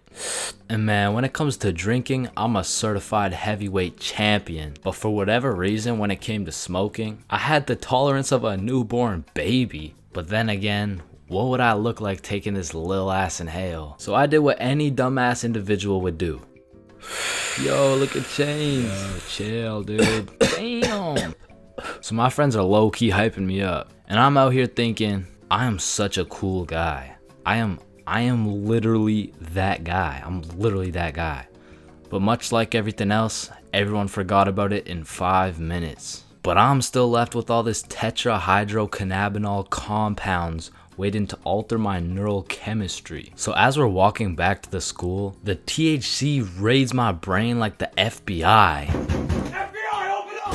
And I just eat the ground, bro. Had me looking like my controller just disconnected. And my friends just look at each other like, fuck. Maybe you should just go home, bro. Yeah, dude. There's no way you'll be able to go to class like this. So we make our way over to this bench outside, and I'm weighing out my options. I'm trying to find the best scenario to get out of this alive. I narrowed it down to roughly 2 options. I can either go home, get whooped by my mom, and get grounded for another 1.5 years, or I could thug it out, just go to class, running the risk that my teacher might find out I'm baked. So me and my friends are brainstorming, using the good old pros and cons method. Going home. Pros. Cons. I will get whooped. Staying at school. Pros.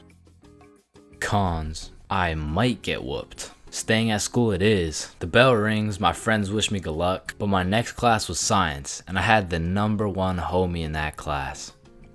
Bob. So Bob is just being a W mans. He's absolutely carrying me in this group science experiment while I'm literally passed out sleeping on the desk. Bell rings, Bob wishes me good luck and dips. Now I'm all on my own, but I just got 1 more class. I'm almost done. What class do I even have again?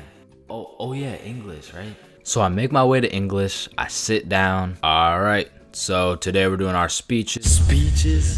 And my English teacher was the type of teacher who loves to catch people lacking and just put them on the spot. So of course, he sees me on another planet and decides to call me out. Chains, how about you go first? I'm not prepared. Just get up there, bud. Okay. All right, whenever you're ready.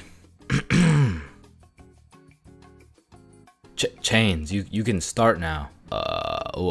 Okay. So my speech is like, it's about the topic of the speech. It's dinosaurs. So Tyrannosaurus Rex has short arms. Yeah, Chains, don't worry about it. You can sit down. You could just go tomorrow. It's all right. Thank you. Thank you. Yeah, man, this is why you don't show up to school high, bro.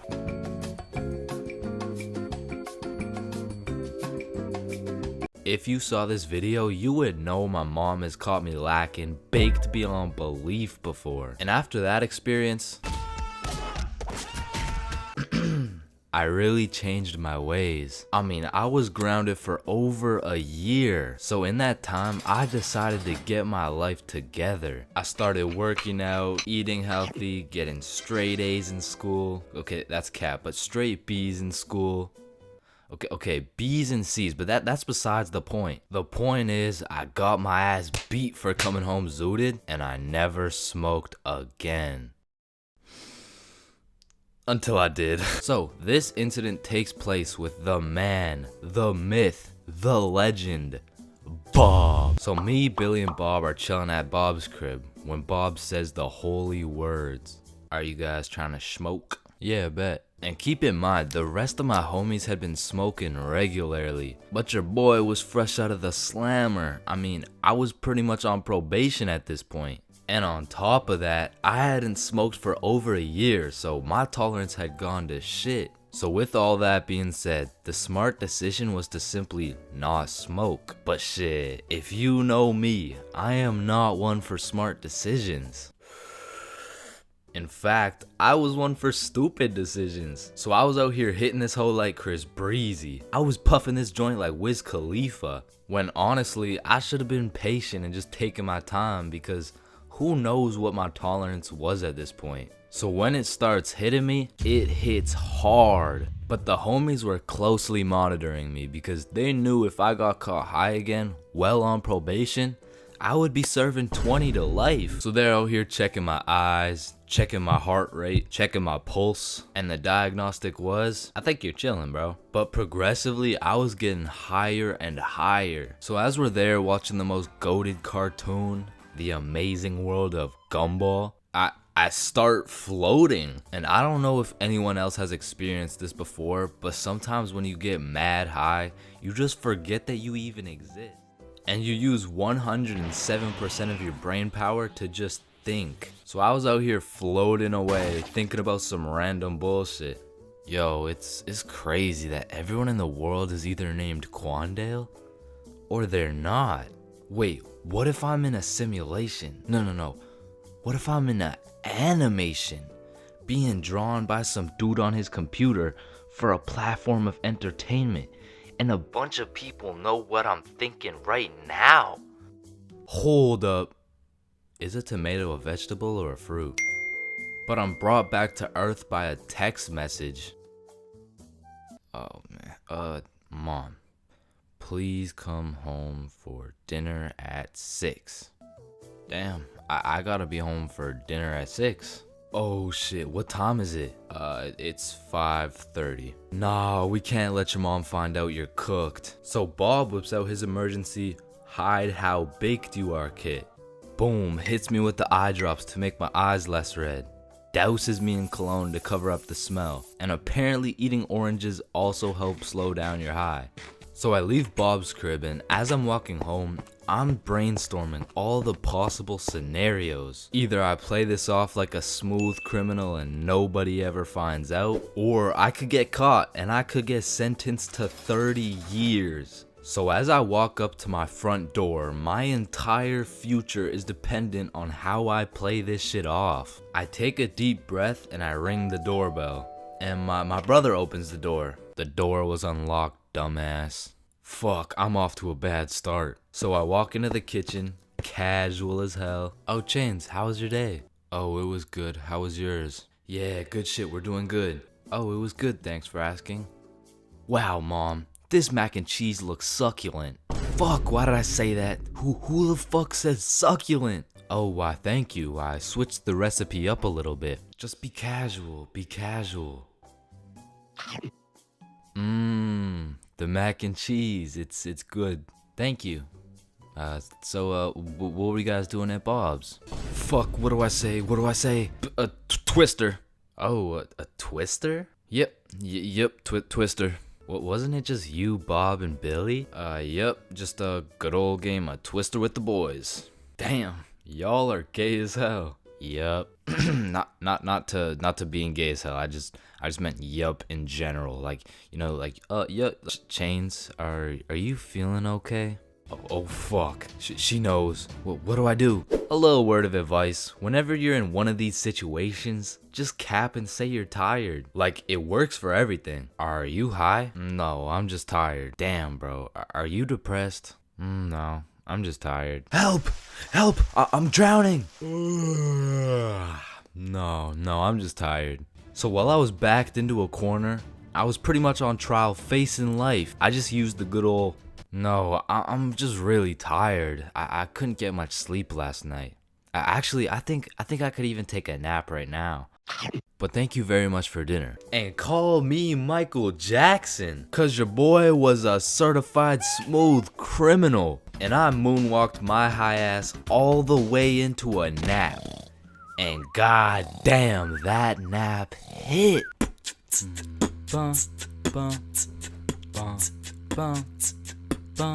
Getting zooted is a remarkable experience. However, the moment you step into a public setting, everything changes. I mean, being baked in public is the equivalent of trying to run track with clown shoes on. It's the equivalent of being an astronaut in the ocean. It's like bringing a sword to a gunfight. And trust me, I've been caught lacking baked beyond belief on several occasions. That is, until I learned the art of pretending you're not zooted. So the first order of business is covering up that dank smell. Cause shit, you and I both know if you get caught reeking of that sweet, sweet smell of Mary Jane, your cover's blown. So take some Axe, some cologne, some goddamn Febreze, and just douse yourself. And just when you think you put too much, spray some more, bro. And although all this Axe is gonna have you smelling like a frat boy, it is crucial that we avoid the following scenario at all costs. You get some of this. Nice. Yo, do you think you can still smell it?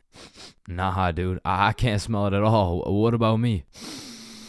Shit, it's like we didn't even smoke. But truth be told, both of these motherfuckers smell like weed, bro. The next order of business is those goddamn bloodshot eyes. I'm not gonna lie. Those eyes of yours are a dead giveaway, bro. I mean, you look fucking obliterated. Like, go look in the mirror. What the hell?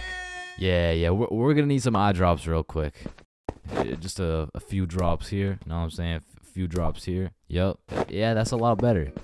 But you know what? For a little safety measure, throw these hoes on. Damn.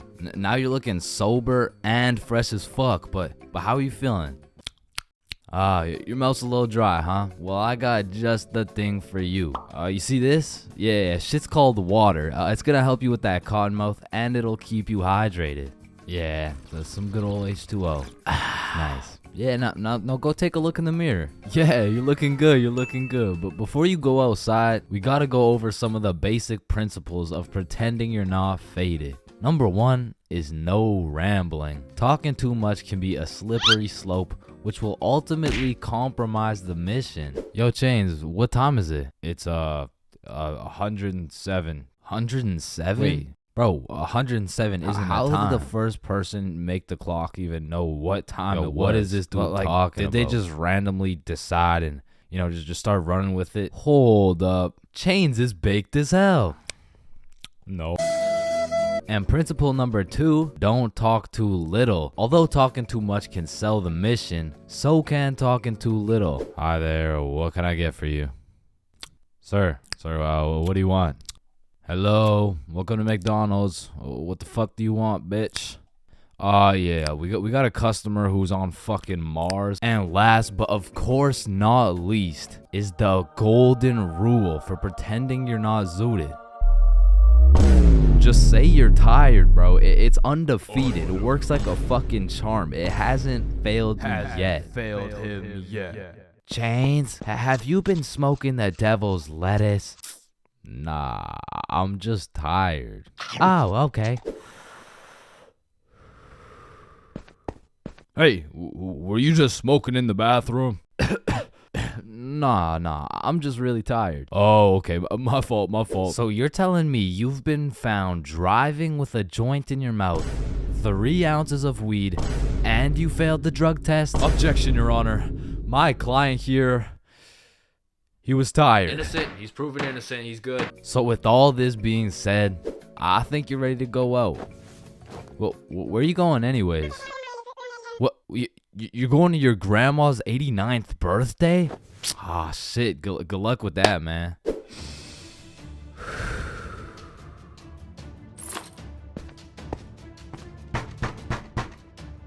Oh, grandson, it's so nice to see you. Listen, most of us have been high before, and most of us have also been drunk before, but it truly takes one determined, perseverant, curious, and brave dumbass to be high and drunk at the same time, which perfectly described your boy way back in grade 7. See, this story is crazy because I had never been high or drunk before this incident, and all at once I turned from just a young innocent boy into the low IQ human I am today. So it was grade 7 and my school had just got out for spring break. The boys and I had already planned out a little get together for one of our friends' birthdays. So after school, me and the boys link up. We go and clean up our friend Billy's house cause you can't throw a birthday function in a dirty house. And it was dirty, bro. So by the time we were done cleaning, it was already about 7:30. So that meant everyone started to show up. So the boys and I started doing your average middle school activities. By that I mean we're wrestling, we're breaking stuff, and the girls were just posted on the couch. Cause what are we supposed to do? Talk to them?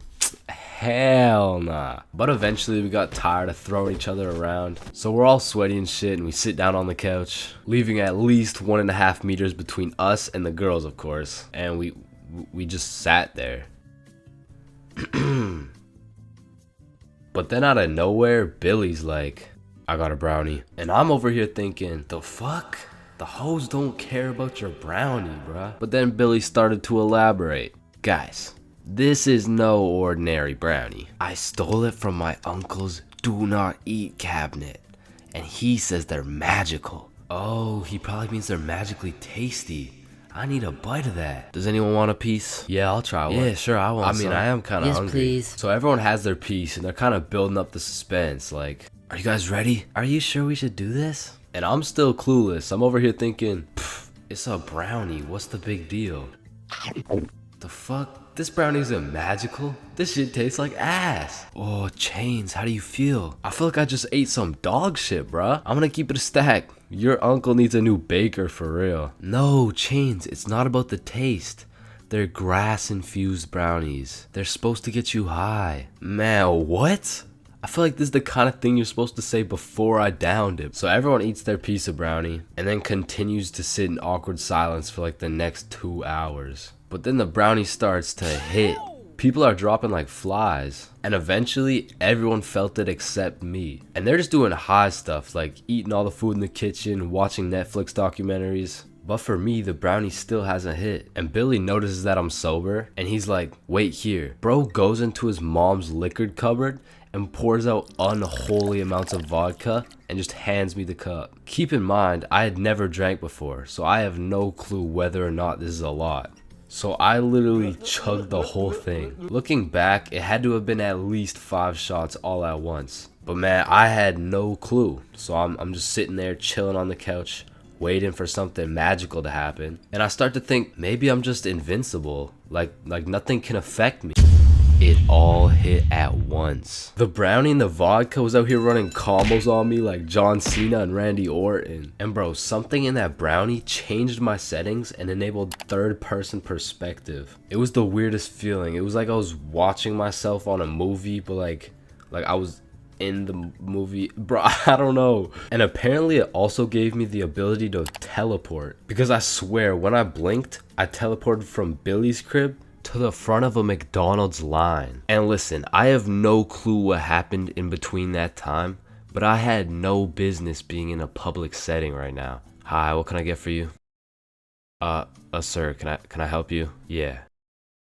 What can I get for you? Listen, because I was high, drunk, and apparently had no social capabilities, I was spitting some nonsense to this poor McDonald's employee. Yeah, do y'all got the Popeyes chicken sandwich? Sir, this is McDonald's. Yeah, and let me get that Dairy Queen Blizzard. Dairy Queen, what? And, what kind of nachos do you guys have? I blinked again, and we were all back at Billy's house. The very last thing I remember from that night is there was absolutely no blankets. So I was out here using literally anything I could find for a little bit of warmth. But eventually, after a long night, I passed out.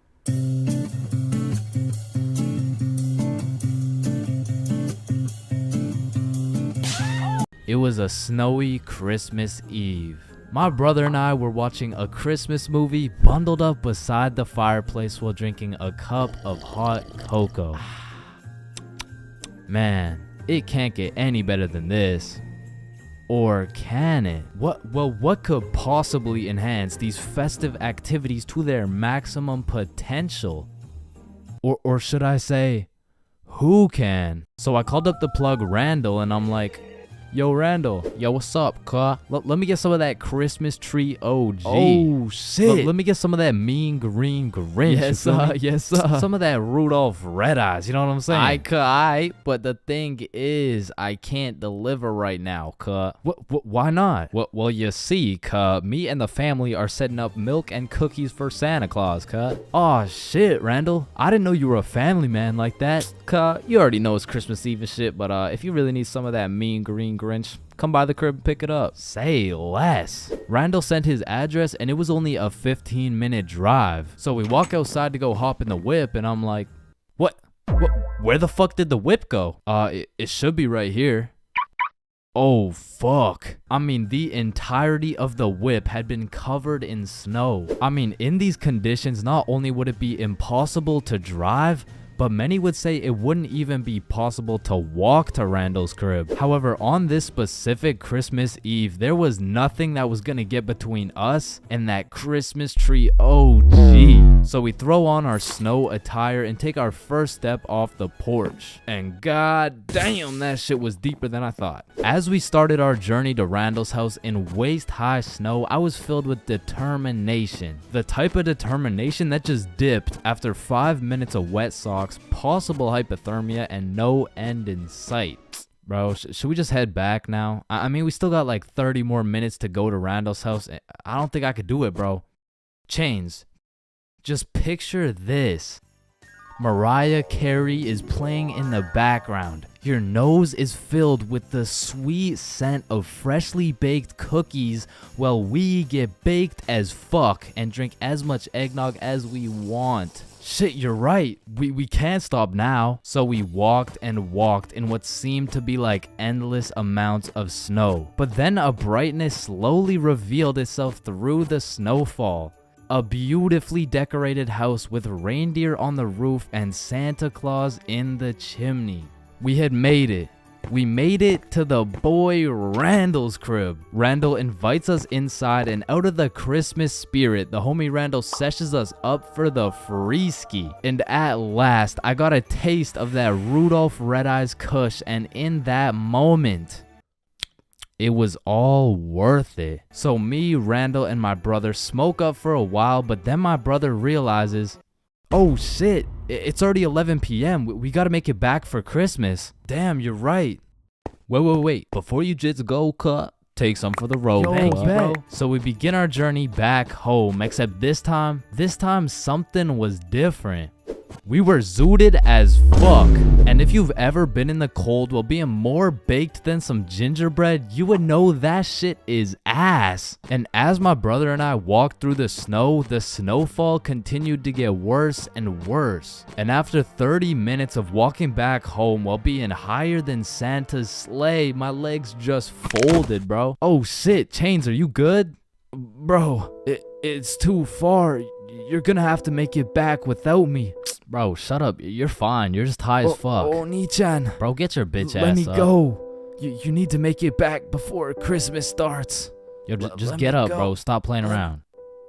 Oh my fucking god. And then I fucking died. Maybe that mean green Grinch was gonna be what stole my Christmas after all. Man, you're not fucking dead. Until my brother decks my ass harder than the boughs of holly. Bro quite literally slapped me back to reality. And that was all I needed to keep going. But we only had 5 minutes to make it back to the house before Christmas. So we use everything we have left. We see the red and green glowing lights in the distance getting closer and closer, and by a Christmas miracle, at last we could sit down on the couch, bundled up next to the fireplace, watching a holiday movie, drinking some hot cocoa, all while zooted off that Christmas tree OG.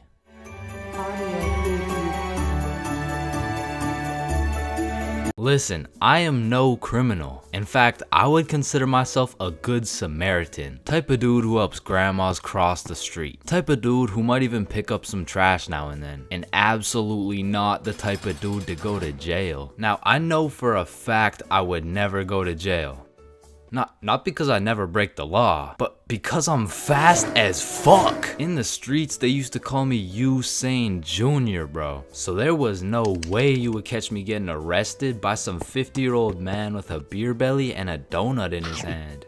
I would be out here crossing bro up, hit him with a little body feint, leave him in the ER, bro. But with that being said, I needed that speed. I needed that speed to get out of all the dumbass situations I put myself in.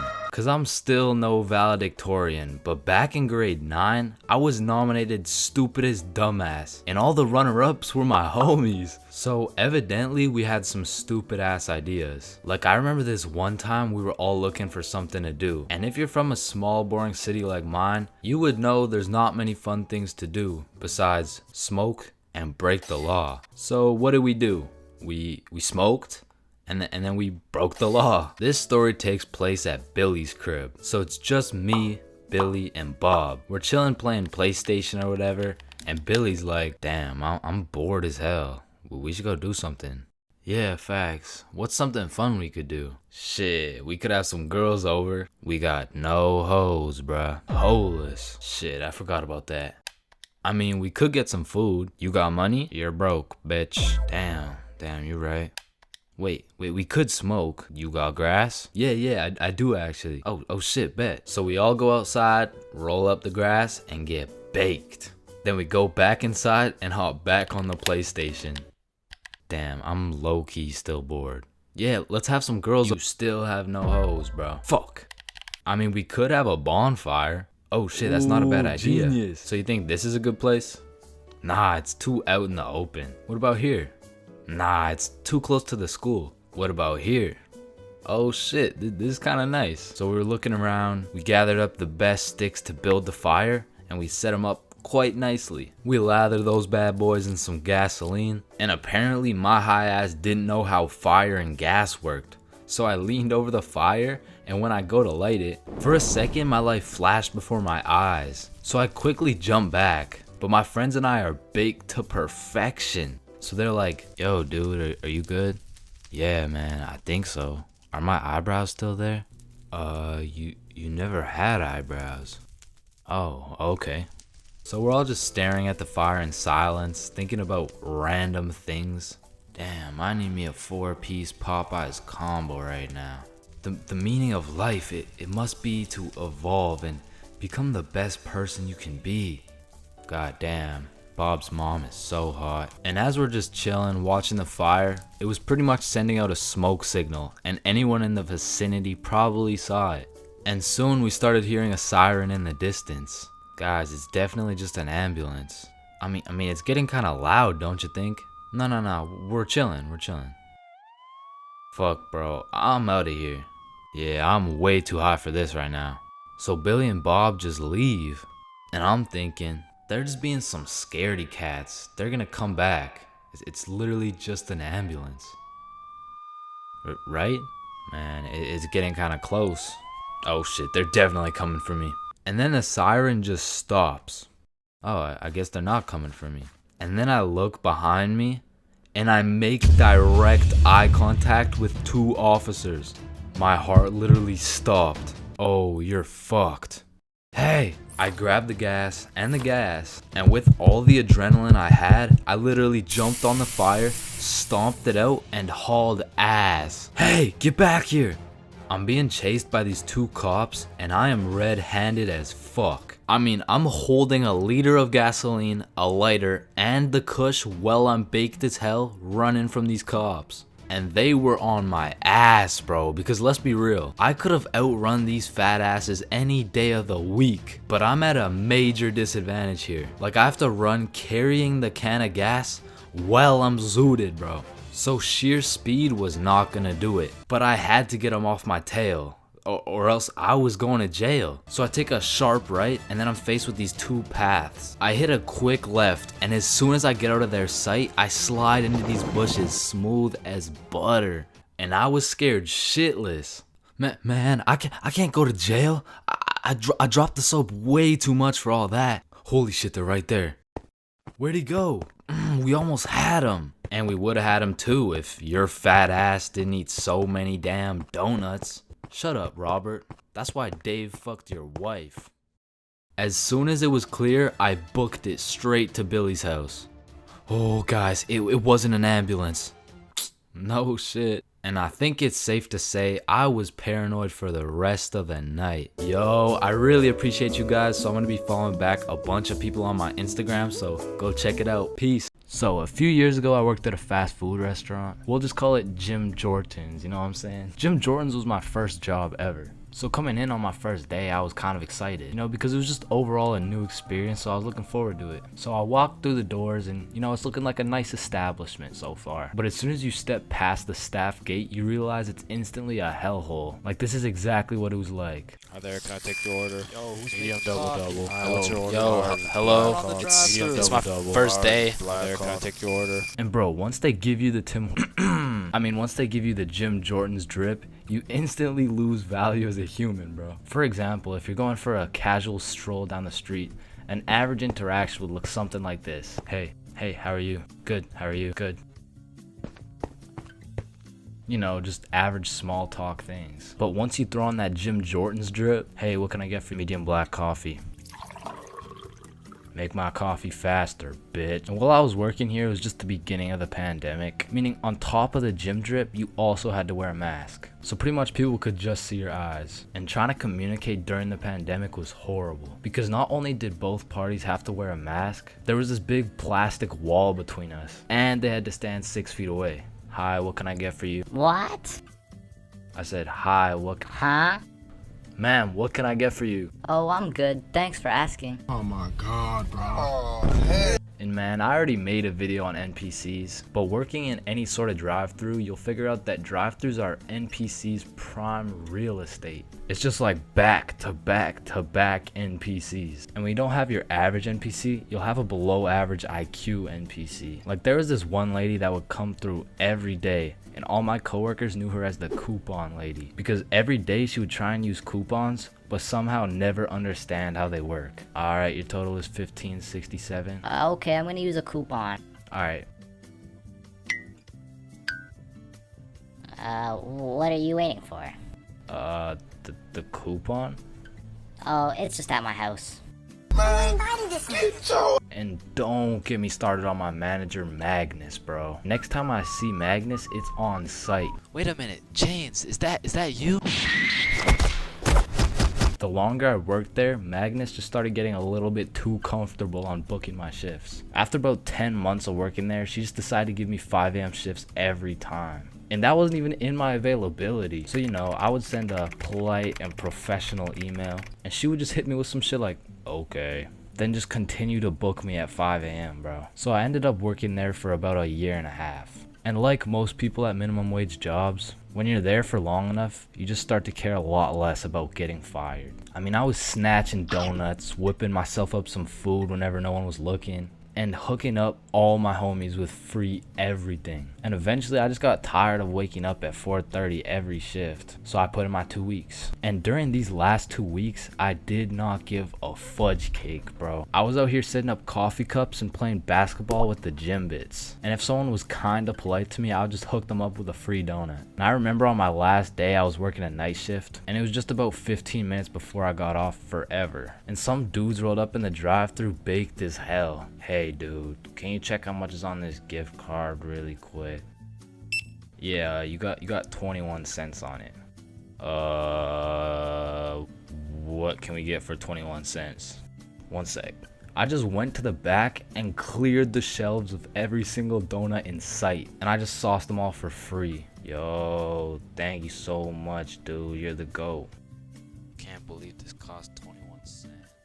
So yeah, that was my experience working fast food, and it's definitely not fun, but I feel like it's a valuable experience. Because now that I know I hate working there so much, I'm gonna work hard enough so you will never catch me working in fast food ever again, bro. Eating magic brownies. If you've ever ingested one of these exquisite delicacies, you would know there's some clear distinctions between eating magic brownies and puffing magic clouds. First off, magic brownies are some dangerous shit, but in like a sneaky ass way. Kinda like how if I knew nothing about raccoons and I saw one chilling on the road, I would be like, aw, that's a cute ass raccoon. I'm gonna go help it across the road and make sure it's safe. Hey little guy. Fuck. God damn, fuck. You see, that's dangerous, which is exactly like when you see an innocent brownie chilling on the counter waiting to be eaten, and you're like, shit, that brownie's been chilling there for a little bit too long. I'm gonna just clean it up, you know what I'm saying? And shit, the next thing you know, you're laying face down on the floor, 4 bags of Doritos deep while watching Keeping Up with the Kardashians. not that happened to me or something, like, you know. Anyways, secondly, the brownies are made to catch you lacking. I mean, if you've tried edibles, you'll know what I'm talking about. You'll have a good piece, like enough to get you baked, but that shit just doesn't hit. Bro, I really don't feel anything. You probably just didn't have enough. Alright then, let me have some more. Yeah, I got you. They'll have you eating 3 brownies at a time, like, fuck, bro. I've eaten 3 goddamn brownies and I don't feel shit. Like, do they even work? Yes, they do, bro. Look at Eric. That motherfucker only had half. What the fuck? He only had half a brownie? I've eaten 3. Them things can even take up to a few hours to hit. They'll leave you with the good old, damn, bro. These edibles ain't shit. These bad boys will have you seeing rainbows. They'll have you lagging in real life. I mean, shit, if you have enough, they'll have you out here talking to Pop Smoke. And the thing is, the magic clouds will introduce themselves to you before they hit.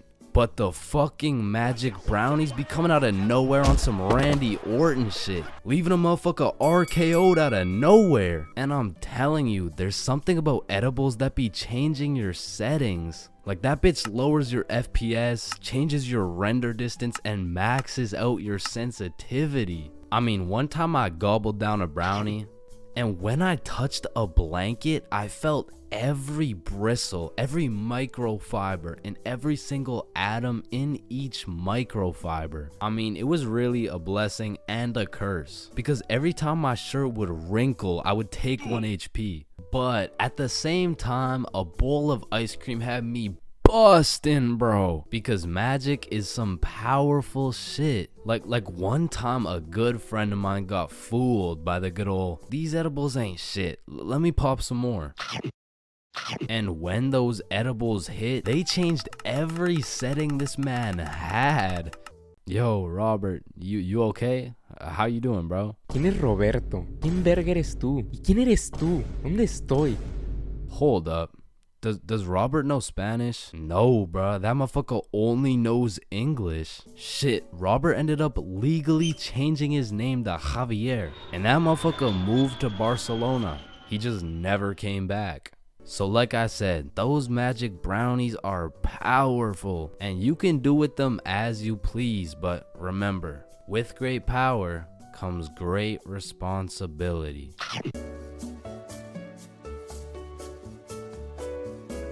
As a broke stick man like myself, I spent my fair share of time on the bus. And if you spend a long enough time on the bus, you will see some weird ass shit. I mean, I remember my first time getting on the bus by myself. I was feeling strong and independent. Next thing I know, a crackhead sits down beside me talking about, yabba dabba doo. The world is ending and you're gonna die a painful and lonely death, buddy. And just like that, I went from strong and independent to shitting my pants. Yeah, bro, the bus is just something else. Like 1 in 10 people who enter the bus are straight gremlins, bro. I'm talking about the gremlins who know the perk is fake, but they still pop it. Now you just gotta sit next to this motherfucker for another 30 minutes while he tells you about the kids in his basement. But to be fair, these gremlins aren't even the worst part of the bus. The worst part of the bus is the energy. You walk in there and everyone just stops and looks at you like they're sizing you up or some shit. And you know who sizes you up the most? The fucking goddamn motherfucking bus driver, bro. These bus drivers are just eternally pissed off. Every time I would get off the bus, I would try and cheer bro up, but they're just like allergic to happiness or some shit. Hey, thank you. Have a great day, man. Shut your ugly ass up, little boy. I already know you get no bitches with your big ass forehead, no drip having ass with your skinny ass arms. Boy, you're built like a stick man, bruh.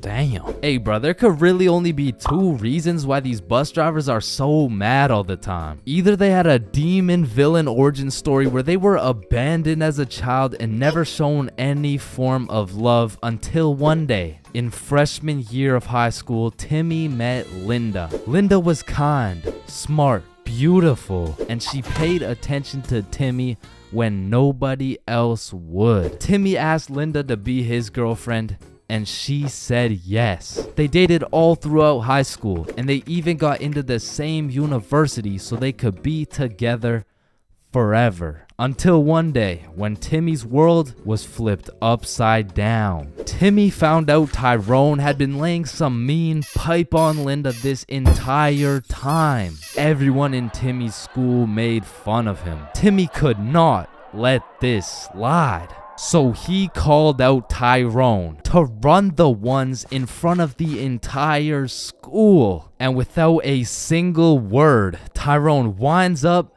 and hits Timmy with the meanest left hook any stickman had ever seen, leaving Timmy slept out cold, unconscious, in front of his classmates, his teachers, and even in front of Linda. Cause shit, if that happened to me, I'd be just as mad as Timmy over here. Now, realistically, the only other reason these drivers are so constantly mad would be because the driver's seat secretly has a stick built in. You see, this would explain why the driver constantly has a stick up his ass. I mean, shit, you really can't even blame him for being mad. But still, I'm gonna blame them, cause I know these motherfuckers get pleasure whenever they see me running at full speed trying to make it to the bus stop in time, cause they start stepping on the gas.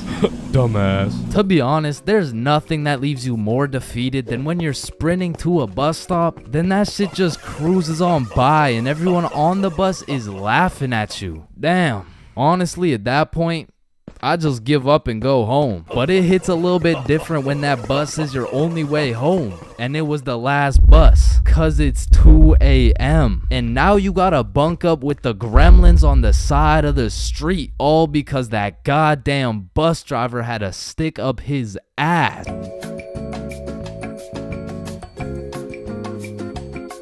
Man, I don't know about y'all, but for me, having an older brother is like, oh, chin check. Damn, bro, El Chin, am I right? Nah, I got you a gift, though. Damn, for real? Yeah, open them up. Oh, these are tough. Let me try them on. Yup, you know what these are good for, bro? Yeah, what is it? I'm not gonna lie, bro, I still love having a big brother. Like, yeah, you get your ass beat bi-weekly. Yeah, these motherfuckers will steal your food, and they be frying your shit for no reason whatsoever. Chains for real? Now that's Chipotle for real. Cause he's wrapped like a burrito. But let's think about it, bro. What is the alternative? A big sister, bro? Hell nah. These motherfuckers will force you to do your makeup and shit. Alright, yeah, pull the plug. But it looks good. Pull that shit. Like, pull the plug. So I don't think pull we the can do plug. that. Pull the Damn, plug. are you Pull serious, the bro? man. Pull the fucking plug. Like, having a brother's an interesting situation, because I would trust this motherfucker with my life, no questions asked. But I'm not trusting him with my Chipotle for a second, bro. Like, I was born with my very own #1 hater and my #1 supporter who just happens to have the same mom as me, bro. But listen, nowadays, I'm a grown-ass man. My brother, a grown-ass man. And now that we're both grown, we get along like PB and J. Yo, that's what I was about to say, bro. For real, though. We get along like chicken and waffles. Okay. Yes, sir, bro. We get along like salt and vit. Nah, I don't get it, bro. I don't know what you're trying to say. Nah, I mean, what I'm trying to say is if I'm eating worried, if he gets into a fight, we get into a fight, If someone reads my search history, we searched up Lola Bunny furry buns, looped up, shaking it wild style, Nah, hell nah. What are you doing, bro? We didn't do that? Fuck no. Okay, yep, no, that's fine. But a lot of shit has changed throughout the years, man. Back in the day, me and my brother were ops, bro, because this motherfucker's sole reason for living and breathing was to rage bait my ass. And I was like 5 years old, still figuring out who's milking the chocolate cows and shit. And big bros hit me with shit like, yo, what's 9 plus 10? It's 19. Get a load of this dipshit. Bro, it's literally 19. Man, what the fuck? Why are you so mad, bro? Bro, you literally. Tired. Relax, bro. Just sit down, take a deep breath. Who's a good boy? Yeah, Now, me and my homies used to wrestle all the time, and my record was decent. We're talking like 50-10, and at the time, my signature go-to finisher move was the guillotine choke. It had seriously never let me down once until I tried that shit with Big Bro, and I started guillotining my ass beat, dog. My brother's 3 years older than me, so that shit was like a boss battle that you just don't have enough XP for, bruh. Like, when I would pull up on him, I hear boss battle music, my health bar pops up, and I start unloading the clip on this motherfucker, but he's done beat my ass so many times. He's got my moveset memorized and shit, bro. Like, this motherfucker's the Picasso of beating my ass specifically. Like, every time, I was getting folded like an omelet, folded like origami. I was getting folded like I was playing poker, the way he just dealt me these hands, bro. And maybe you're thinking, Big Bro got the strong genes, so I got the smart genes type shit. Nope. Nope, not. This motherfucker took those genes too, bro, and he put them to use. Cause he used to manipulate the shit out of me, bro. Like, I remember one Halloween a long time ago when I was like 4. My mom came up to us with 2 costumes, right? One was Spider-Man with the fake muscles and everything, and the other was Shrek. It was Shrek. Yo, I call Spider-Man. No, but I want Spider-Man. Actually, you know what? I want Shrek, man. Shrek is cool as hell. Like, what'd he say? What'd he say? What are you doing in my swamp? Wait, no, I want Shrek.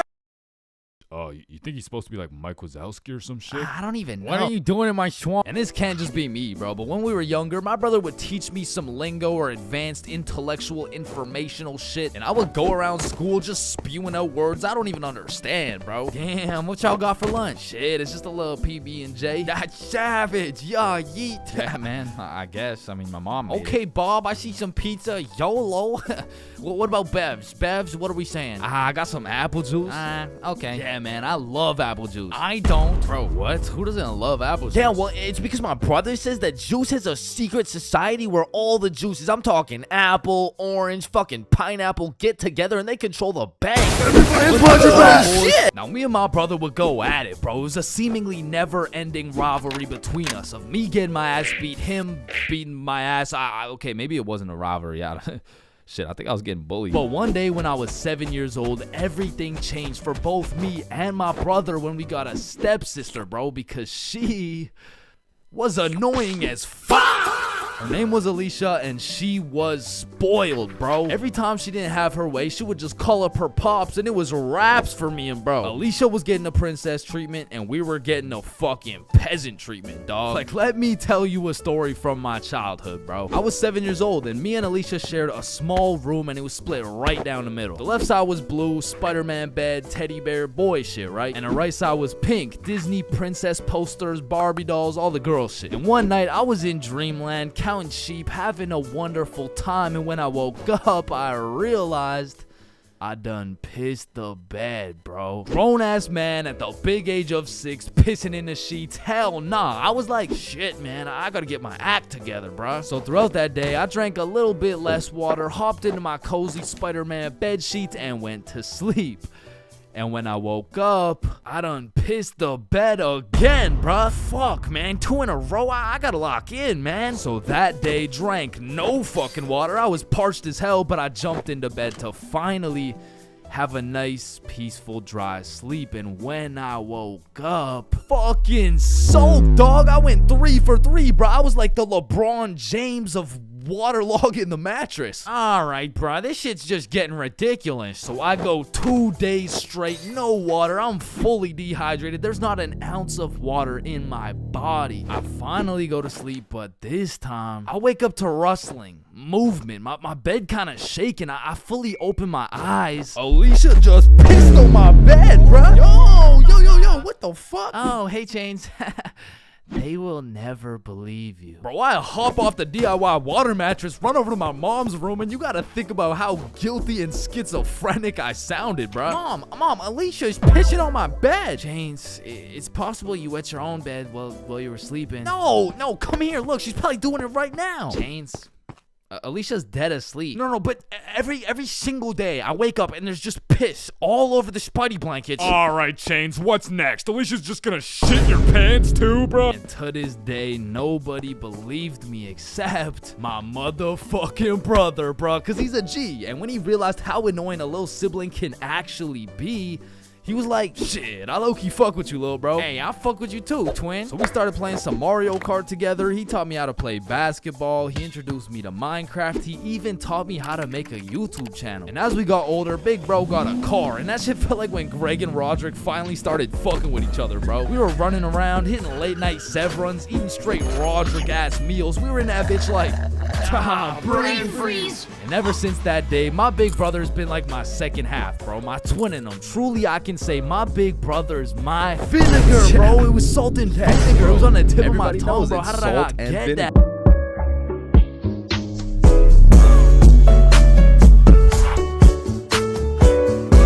What are you doing in my swamp? Alright, listen, I'm creating something I like to call the internet. Yo, what does it do? On the internet, people are going to be able to search up literally any question they have. They're going to be able to watch videos for educational purposes. And the craziest achievement yet, you can communicate with literally anyone across the entire world. Bro, this is going to change the world. Bro, I'm not gonna lie, the internet is 100% one of the greatest inventions of all time. Like, that shit's up there with the light bulb, the airplane, the Testacuzzi. Like, they're all groundbreaking inventions, but the internet just has to be number one, bro. Like, imagine telling a caveman you had a magical box where you could make anything pop up in 2 seconds. Yo, Caveman Dave, I got a magical box where you can make anything pop up in 2 seconds. Oh, shit, cool. Do you know her or something? No, Dave, get the fuck. Now, Caveman Dave absolutely dicking down the computer monitor seems stupid, barbaric, uncivilized, you know? Like, who's gonna tell bro they're just pixels on a screen, am I right? Facts! Yo, Caveman Dave is a dumbass! Facts, yeah, nah, don't let me see your search history. You know, we don't gotta do all that. You know, oh, okay. Monstrous KFC mukbang. I like KFC. Fat motherfuckers eating a lot of food. I was hungry. Yo, big butt booty Latina oiled up, shaking that diggity dump truck, dog. What are you searching? Okay, listen, like my finger slipped. Yeah, bro. 2025 is the weirdest time to have access to the internet, and that's just cause everybody has that shit. Like, I got it, you got it, my grandma's got it, Kanye's got it. Man, you and your grandma. Kanye still got it. And I fucking hate so every thing, and I'm done. Okay, yeah, well, not anymore, but I don't know if it's just me, but recently the internet has been getting more and more out of pocket, bro. Like, I'll be having a fantastic day, just chilling, until I pull up Instagram and see some shit talking about, imagine your car declines at the abortion clinic and the doctor start nutting in you. Yeah, this motherfucker's never getting a job, bro. Like, his digital footprint's up there with fucking Kanye, bro. Aw, hell nah. Alright, his shit isn't yay bad, but imagine dude trying to apply to a university like, yes sir, this has been a dream of mine since I was a little kid, and I've spent thousands of hours studying, and it would be an absolute pleasure to join your program. Wow, that's amazing. And it seems like your GPA is a perfect 4.0, and man, your volunteer work is nothing short of impressive. I mean, building an entire village in Africa with your bare hands, I mean, jeez, that's good stuff. Yeah, thank you, sir. Yeah, now, I do just have one last question. Yeah, anything. What would happen if your car got declined at an abortion clinic? Holy shit, is that girthy dishwasher 97? Yep. Yeah, that's me, bro. Yo, most relatable content on Instagram, I swear. Yo, actually, I really never get the credit that yeah, just put the fries in the bag. Oh, okay. And speaking of getting a job, you ever seen a kid under 7 years old post literally anything on Instagram? Yo, the comment section has a field day, bro. Like, the video will be of a kid who's just barely on the brink of gaining consciousness, and the comments are talking about, get a job, little motherfucker. Somebody get bro some fentanyl. I'm gonna touch you in places you ain't even know existed, little motherfucker. Like, bro, stop touching these 6-year-old kids and touch some grass, dickhead. Yeah, but I'm not gonna lie, as a motherfucker who draws stickman for 16 hours a day, I really gotta start taking some of my own advice, bro. Wait, what's your advice? Oh, I mean, stop touching these 6-year-old kids. You touch 6-year-old kids? I'm talking about Gurgi Force. Chains, you know the drill. God damn. Bro. Even these motherfuckers have the internet, bro. Like, what could you even possibly be posting? Oh, shit. Yeah, nah. We gotta start banning motherfuckers from the internet, bro. And I think we should all do a poll for the first person to go. You know, like, take your time. Oh, shit. Okay, never mind. Votes are in. Looks like we're banning Jack Doherty.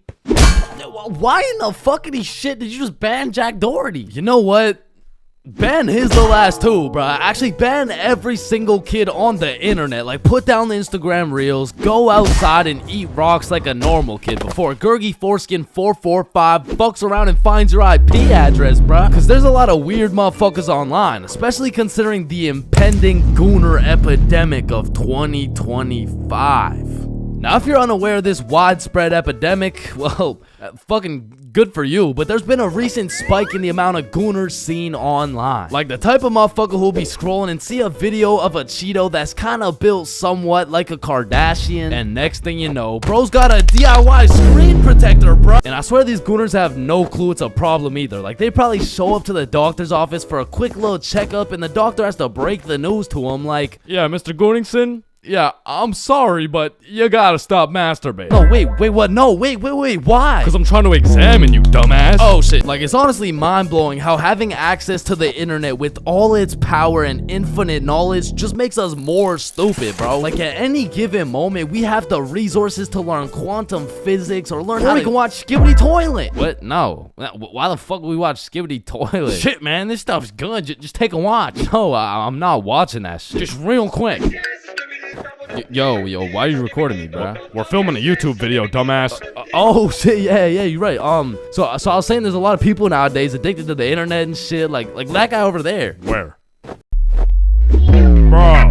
What? Oh shit, yeah, what I was saying was, back in the day, the internet was just for shit like cute cat videos and cool math games and shit, but nowadays, the internet has everything your brain craves. Like, it's got food for you, it's got friends for you, it's funny, it's educational, bro, it has Cheetos built like Kardashians, bro. And as if the internet having everything we ever needed wasn't enough, these motherfuckers invented AI, bruh. Now, maybe it's just me, but this AI shit is getting a little too good, bro. I mean, when ChatGPT first came out, I was using that bad boy for all kinds of shit. Whenever I couldn't do my homework, ChatGPT. When I forgot a recipe, ChatGPT. When I couldn't get a girlfriend, cry myself to sleep.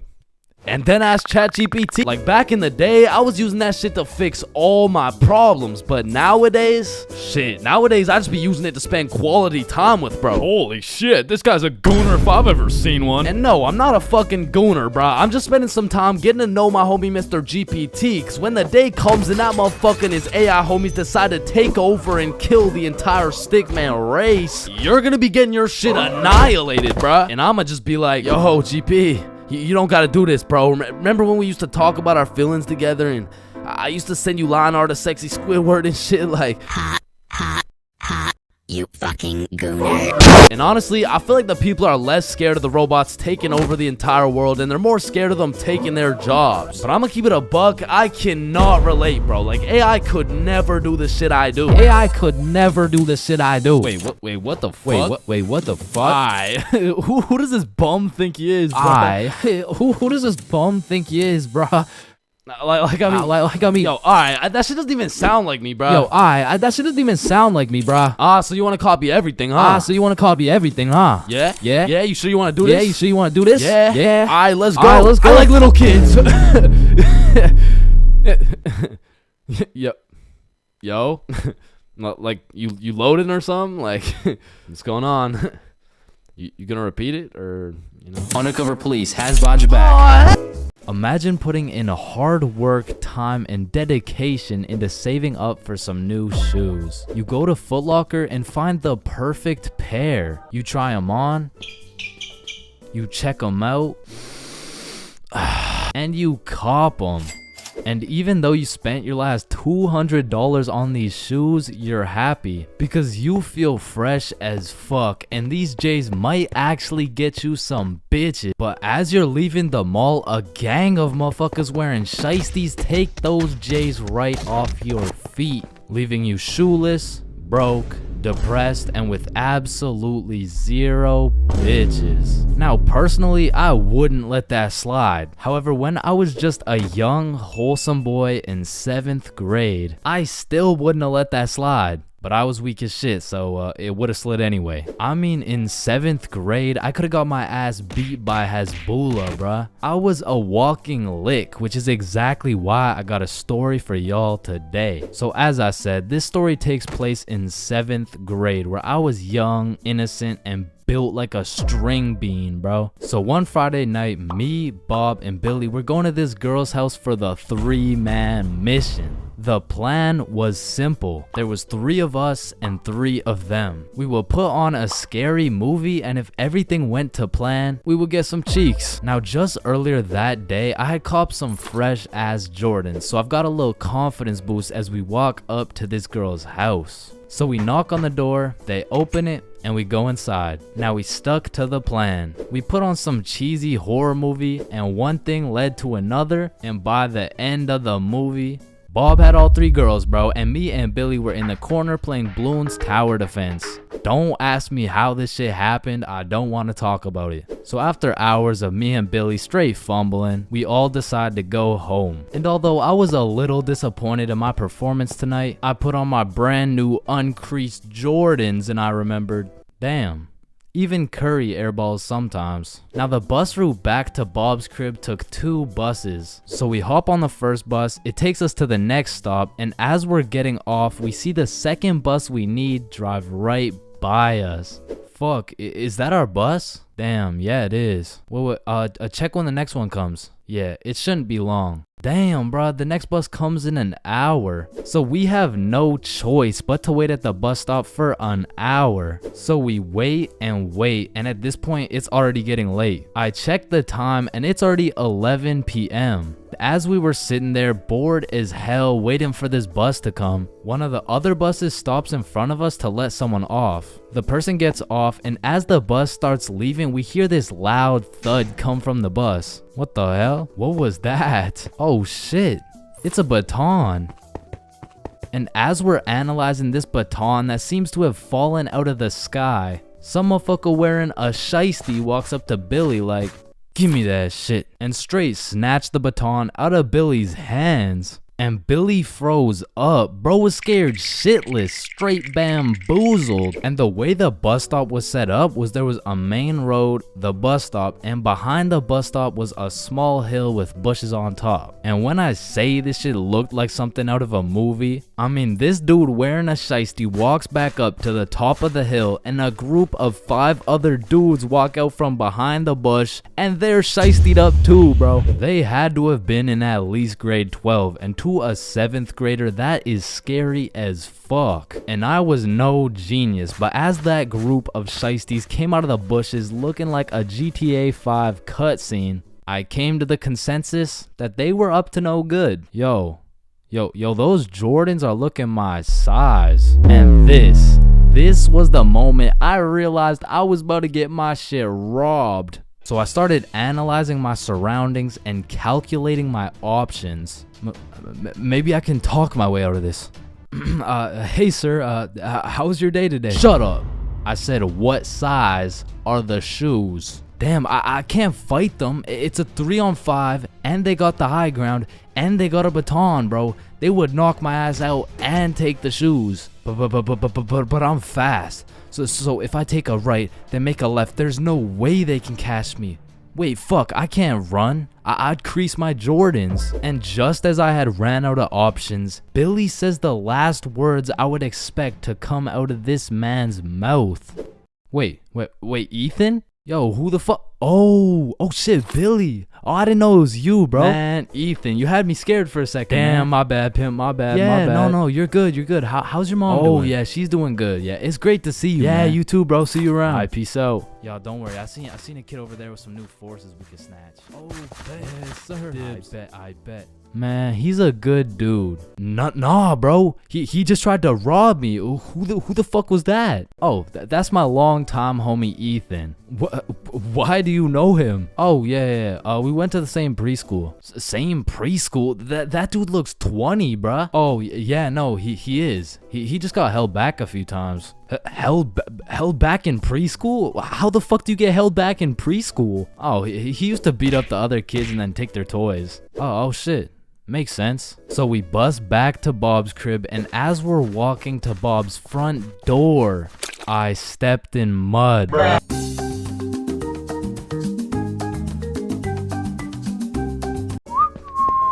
Aw, can I pet your dog?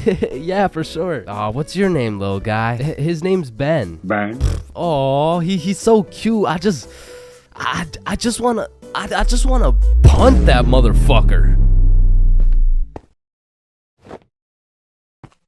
Man, these intrusive thoughts I be having make me wonder whether I belong in maximum security prison or not. Like, I don't even mean to, but the thoughts that pop into my head are so menacing that I can't even say this shit on YouTube, or this video will get taken down. Then I'll be canceled. Then my whole channel will get deleted. Then I'll be thrown into a psych ward, and then I'll be put on the fucking death penalty. Like, these thoughts that pop into my head are so alarming that they make me want to beat my own ass, bro. Hey, man, why'd you just sock yourself in the face? Oh, well, you see, I was about to push that unsuspecting toddler into the deep end for no apparent reason, so... Yo, this guy's about to assault a minor. Hey, you can't do that! But it's not like every single intrusive thought I have is bad enough to get me convicted. Like, whenever I'm walking across a bridge, I have to use every cell in my body to fight the urge of just tossing my phone into the water. Like, there is literally no benefit from doing that shit, but there's just something inside of me that would feel so much satisfaction with just seeing my phone dissipate into the water. You know, maybe you get that urge because it would just be satisfying to do some shit that's out of the box, some shit that nobody else would do, just to break the simulation a little bit. Cause I could be having the best day of my life. I could wake up, get the meanest pumping, hop in the shower, eat the most fire breakfast, and draw the most pristine stickmen I've ever drawn. But as I'm casually walking beside a bunch of cars that are going 65 miles an hour, I'm still gonna have the urge to just throw myself in front of a car, bro. And it's not even on some emo shit. Like, I want to live, but I also want to dive into some oncoming traffic. But at least I'm not the only one who does this. Like, other people do this.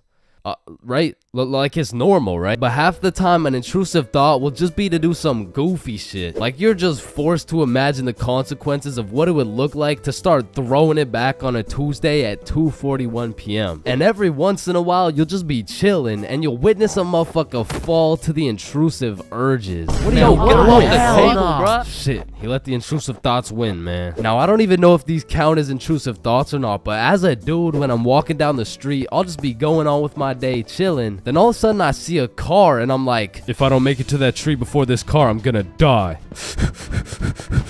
Aw, shit.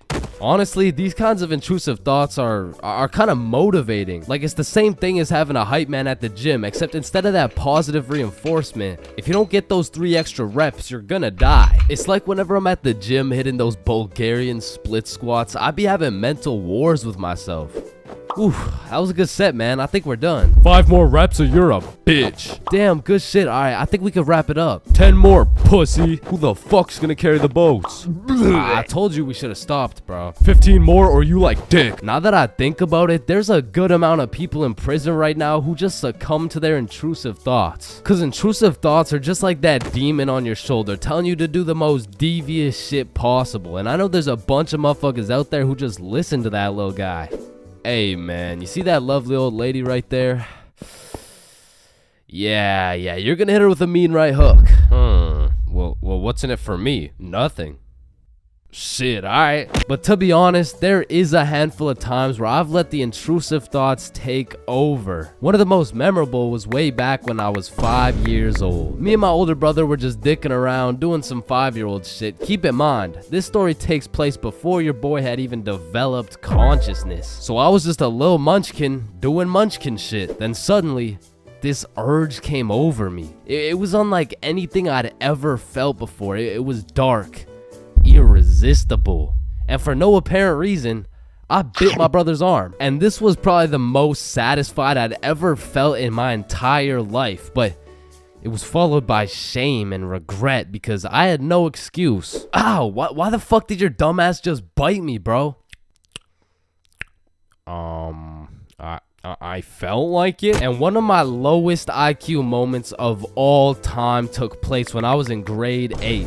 It was goddamn sewing class, bro. And I remember I was having a particularly miserable day, so I was just going through the motions. We were all gathered around this big table with our sewing machines, some fabric, and some scissors. I remember I was working on some shitty little big chungus stuffy. But on this particular day, the sewing machine cable was looking mad thick and juicy. And like I said, I was having a bad day, which is exactly why the intrusive thoughts decided to catch me at my worst.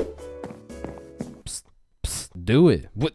To do what? Oh, you know what to do. You're the one with the scissors in your hand, buddy. How did these even get in my hand? Now cut it. Cut it, Chains. No, why the fuck would I? The wire exploded with smoke and my heart dropped so fast, bro. And everyone around the table just stares me down. And I'm thinking I can somehow cover this shit up like I didn't just take some fucking scissors and snip that shit like an umbilical cord. Maybe I could convince the teacher the cord snipped itself or some shit. But as I look down at the scissors in my hand, there's literally a chunk missing from the scissors. They look like they survived World War II.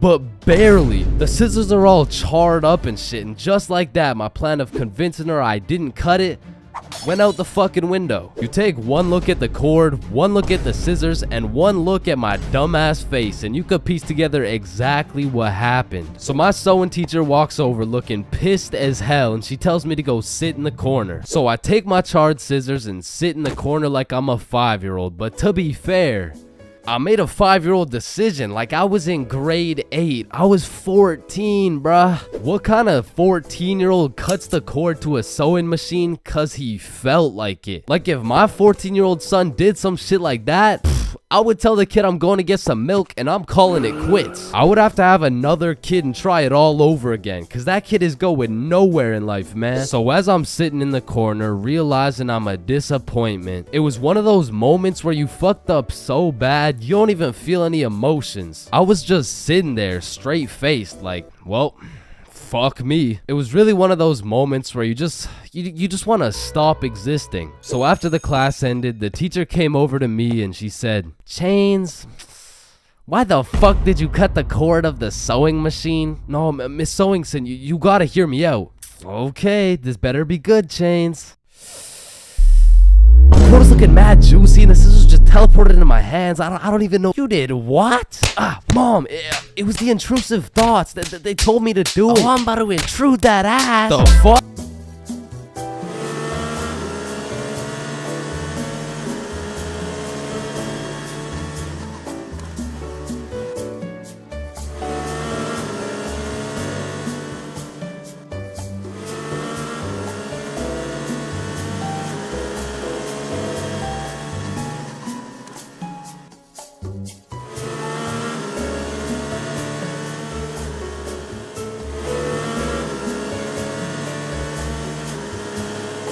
First dates have the potential to be magical, fantastical, romantical, a night you will never forget. But they also got the potential to be straight booty. I mean, first dates are just a gamble, bro, especially if it's from a dating app. Like, you could show up to your first date with a 5'4" blonde Tinder girl and end up finding out she's 5'9". And she's brunette. And she's a dude. I mean, first dates from dating apps is kind of like buying one of those SpongeBob popsicles from an ice cream truck. Like, you know it's not gonna look the same as the advertisement, but the question is, how fucked up can it really be? And let me just say, extremely fucked up. I'm talking massive buck teeth, eyes crossed with a bite taken out of it, and I'm not talking about the popsicles. And these are the exact reasons my very first date was not from Tinder. Also because I was in grade 7. And that would be illegal. And when I was in grade 7, I was 12, as most grade 7s were. And for whatever reason, me and my homies loved going to the mall after school, which was weird because we had no money. So after another successful day of walking around and being too broke to buy anything, we walked back to the bus terminal by the mall, and as we walked up to our bus stop, we see these 2 girls waiting there. And the closer we got, the more familiar these girls started looking, until we realized one of them was in our class. And so we walk up to them like, yo, are you Kate? Oh shit, Billy, Bob, and Chains. What's up? Oh, nothing much. How are you guys doing? Oh, I'm good. This is Jessica. She's new to our school. Hi. What's up? Hello, Jessica. what brings you guys to the mall? Oh, nothing much. Just walking around and not buying anything because we don't have any money. Yo, us too. And so we all get on the bus and we're just talking and shit for a good 20 minutes until my stop comes up. So I'll pull the thingy, but before I get off the bus, I ask Jessica, yo, Jessica, do you Snapchat by any chance? Yeah, I do. Let me add you. What's your Snap name? And I remember I had some shitty ass username like, oh shit, it's MLG Pro No Scoper Illuminati confirmed. Yo, kid, get the fuck off the bus. Sorry, 1 second, please. Where was I? MLG Pro No Scoper Illuminati confirmed. And when I got home, I went on Snapchat, accepted a request, and we started talking. And we snapped all night to the point I was smiling, kicking my feet in the air and shit. Yo, I'm coming in. No, wait, don't. I'm beating my meat. Wait, shit. Yo, what boy has you smiling like that? Boy, it's a girl. Man, shut the fuck up. Oh shit, you're serious? Wait, so the whole time you were watching Powerpuff Girls? It just had a good plot. Okay, bro. Okay, so this is what you gotta know. And my brother started running me through the do's and don'ts of being in a talking stage. Alright, listen. Don't text her too much, but don't text her too little. Don't talk to too many other girls. Yep, nope, that won't be a problem right there. Yep, I know, buddy. And you also gotta talk to her at school. So the next day at lunch, Bob, Billy, and I walk over to Jessica and her two friends, and we start talking again, and we make plans to go to the mall together. And boom, all of a sudden we started forming a little friend group. It was me, Bob, and Billy with Jessica, Kate, and Nikki. And we started hanging out damn near every day, hitting the mall, buying nothing, going to Nikki's house, doing nothing. But we had fun, and so inevitably, Bob and Kate start having a thing, Billy and Nikki start having a thing, and that just left me and Jessica. And so one late night, we're on Snapchat with my feet kicking in the air faster than ever, and Jessica hits me with a, so I've been thinking, well, I like you. I like you back. So... And I typed up, do you want to be my girlfriend? I fucking threw my phone across the room, nervous as hell. I get the notification, and when I go to check what she said, she was like, yes, I do. And call me Josh Giddy, the way I just bagged this 12-year-old. But the next day at school, when me, Billy, and Bob walk up to our girlfriends, I started getting all nervous and shit. There was something about the title of being a boyfriend that just had me shitting bricks, bro. It was like, hey, Chains, how are you? Oh, you know, I'm good. Oh yeah, how are you? Oh, I'm good. But now that all three of the boys had acquired girlfriends, Billy was like, hey, why don't we all see a movie this weekend? Like it'll be a triple date. Yeah, that's a great idea. Yeah, let's do it. It's a date, triple date. Yeah, fuck yeah. And by the time the weekend rolled around, I was still terrified of the fact that I was going on a date, and to be honest, I was also scared of the movie, bro. We came to watch It, which as a 12-year-old sounded like straight nightmare fuel, bro. But nonetheless, me, Bob, and Billy hop on the bus and arrive at the movie theater fashionably late. And so when we walked through the doors, there was our three little girlfriends excited for our first dates. So we all walk up, hug, and then go to get our tickets. And I dropped my entire life savings on her ticket and then go into debt for mine, but nonetheless, we head to the theater. Wait, should we get popcorn? Oh yeah, of course. Hey man, how much is a large popcorn? Large popcorn, that'll be $10. Damn! What happened? Are you okay? Yeah, I just realized they ran out of popcorn. Are you fucking stupid? Yeah, no, don't worry. Thank you, man. Is it no problem? Have a good day. And we got to our seats and sat down, and the movie began. And as the movie progressed, I realized it wasn't even too scary, but about 20 minutes deep, I get a tap on my shoulder from Bob. And he gestures to me the fact that him and Kate are holding hands. And I look over to Billy and Nikki, and they're all cuddled up and shit. Which meant I had to make a move, bro, which inconveniently made my hands start sweating bullets. So now I was in a position where I couldn't just grab her hand while my shit was sweaty as hell, cause then she'd think I'm weird. But then I also couldn't just sit there and do nothing the whole time, cause then she'd also think I'm weird. So I just started doing the only thing I could think of, which was blowing on my hand like some hot soup, and believe it or not, made me look fucking weird. But at least my hand was dry, so I go and hold her hand, but when I do, I make a grave mistake. A tactical error, bro. When I held her hand, my hand was on top and hers was underneath against the armrest, and my dumbass was scared I was gonna crush her arm or some shit. And I don't know where I got the idea that I even could crush her arm from, bro, because those 12-year-old stickman arms couldn't crush a fucking pretzel if they tried. But for whatever reason, I decided my best option would be to hover my arm slightly above hers so my 1-pound arm couldn't come down and fucking demolish her forearm. And you know, this was cool for about 60 seconds until I started feeling the burn, which started hurting so bad that I forgot I was even watching a movie. I was just 100% focused on thugging this shit out. And about an hour into the movie, I was just fucking shaking relentlessly. I mean, at this point, it wasn't even about not having this girl think I was weird, because Lord knows it was too late for that shit. But now it was about proving to myself that I could finish the movie this way, and sure enough, I did. But at what cost? Wow, you were so scared you were shaking, huh? No, I wasn't scared at all, actually.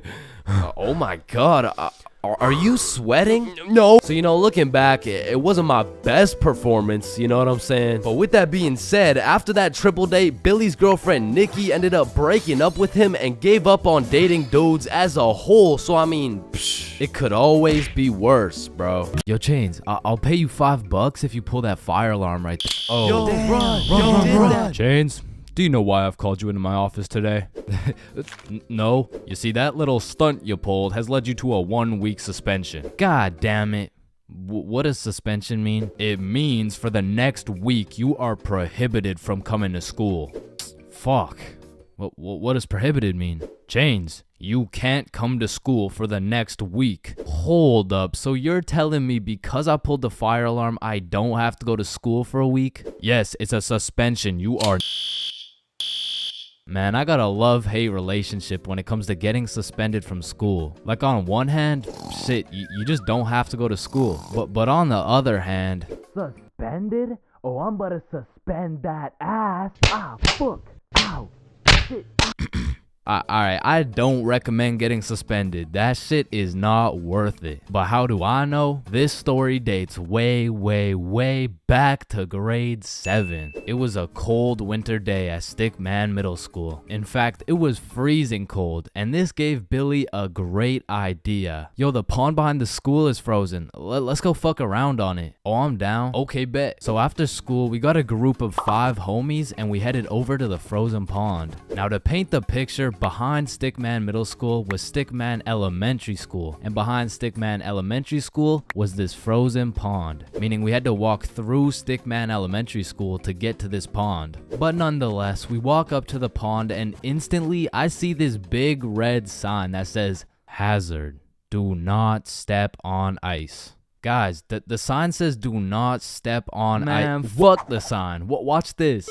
Oh shit, look, it's sturdy as fuck. Yo, fuck. And even though Billy's dumbass fell in, the ice was actually pretty sturdy. So we're gliding around, eating shit, hitting the meanest ballerina spins you've ever seen, and eating shit. And we were having some good old harmless fun. In fact, our grade 7 selves were having the time of our lives on this frozen water. That is until...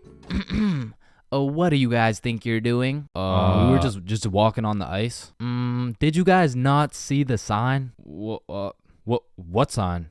I could have swore I put a sign right here. Nope, no sign at all. There was no sign. I have no clue what you're talking about. Okay, but you guys have to get off the ice. Well, why? Nobody's getting hurt.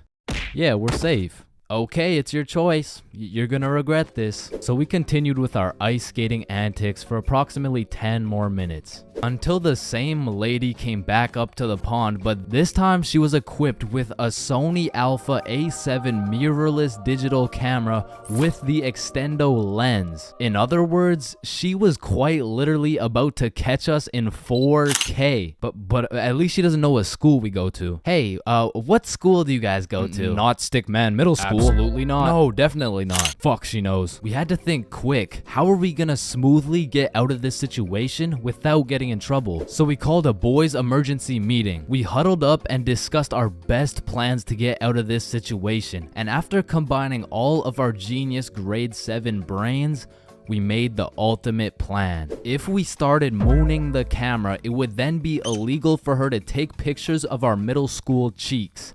I don't know how this became our best option, but regardless, we put the plan in motion. I mean, me personally, I got a little shy and kept my pants up, but some of the boys were out there going crazy, looking more caked up than Summer Rae. And after a little while, the lady must have decided it wasn't a great look to have a camera pointed at some 12-year-old cheeks, and she left. Which means the plan had worked flawlessly. Now the next day at school, I had completely forgot about it, to be honest. But strangely enough, while I was sitting in math class, I hear the little class phone start ringing.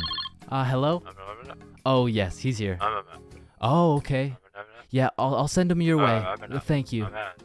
Chains, Mr. Principal wants to talk to you. And at this point, I should have picked up on why I was being called to the office, but I had complete faith in our foolproof plan of mooning this stranger that the thought of being in trouble didn't even cross my mind. That was until I walked into the office to see every single one of the boys sitting in Mr. Principal's office. But mama didn't raise a snitch, so we started capping our asses off. So, what did you guys do after school yesterday? Nothing. I played Fortnite. I was doing the homework. Don't play stupid with me. I got a call from Mrs. Principal over at Stickman Elementary. So tell me, what were you doing on the pond yesterday? I wasn't there. It wasn't us. I don't know what you're talking about. I don't even know what a pond is. I see. Well, I've got evidence. And as he shows us this undeniable evidence, you can see this dude Billy's cheeks in the corner of one of the pictures. So I slowly look over at Billy, and he looks over at me.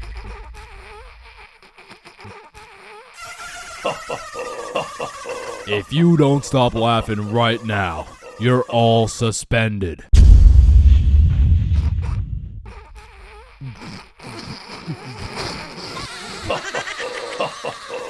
That's it. You're all suspended. And as I explained the situation to my mom, let's just say Mama Chains was not happy.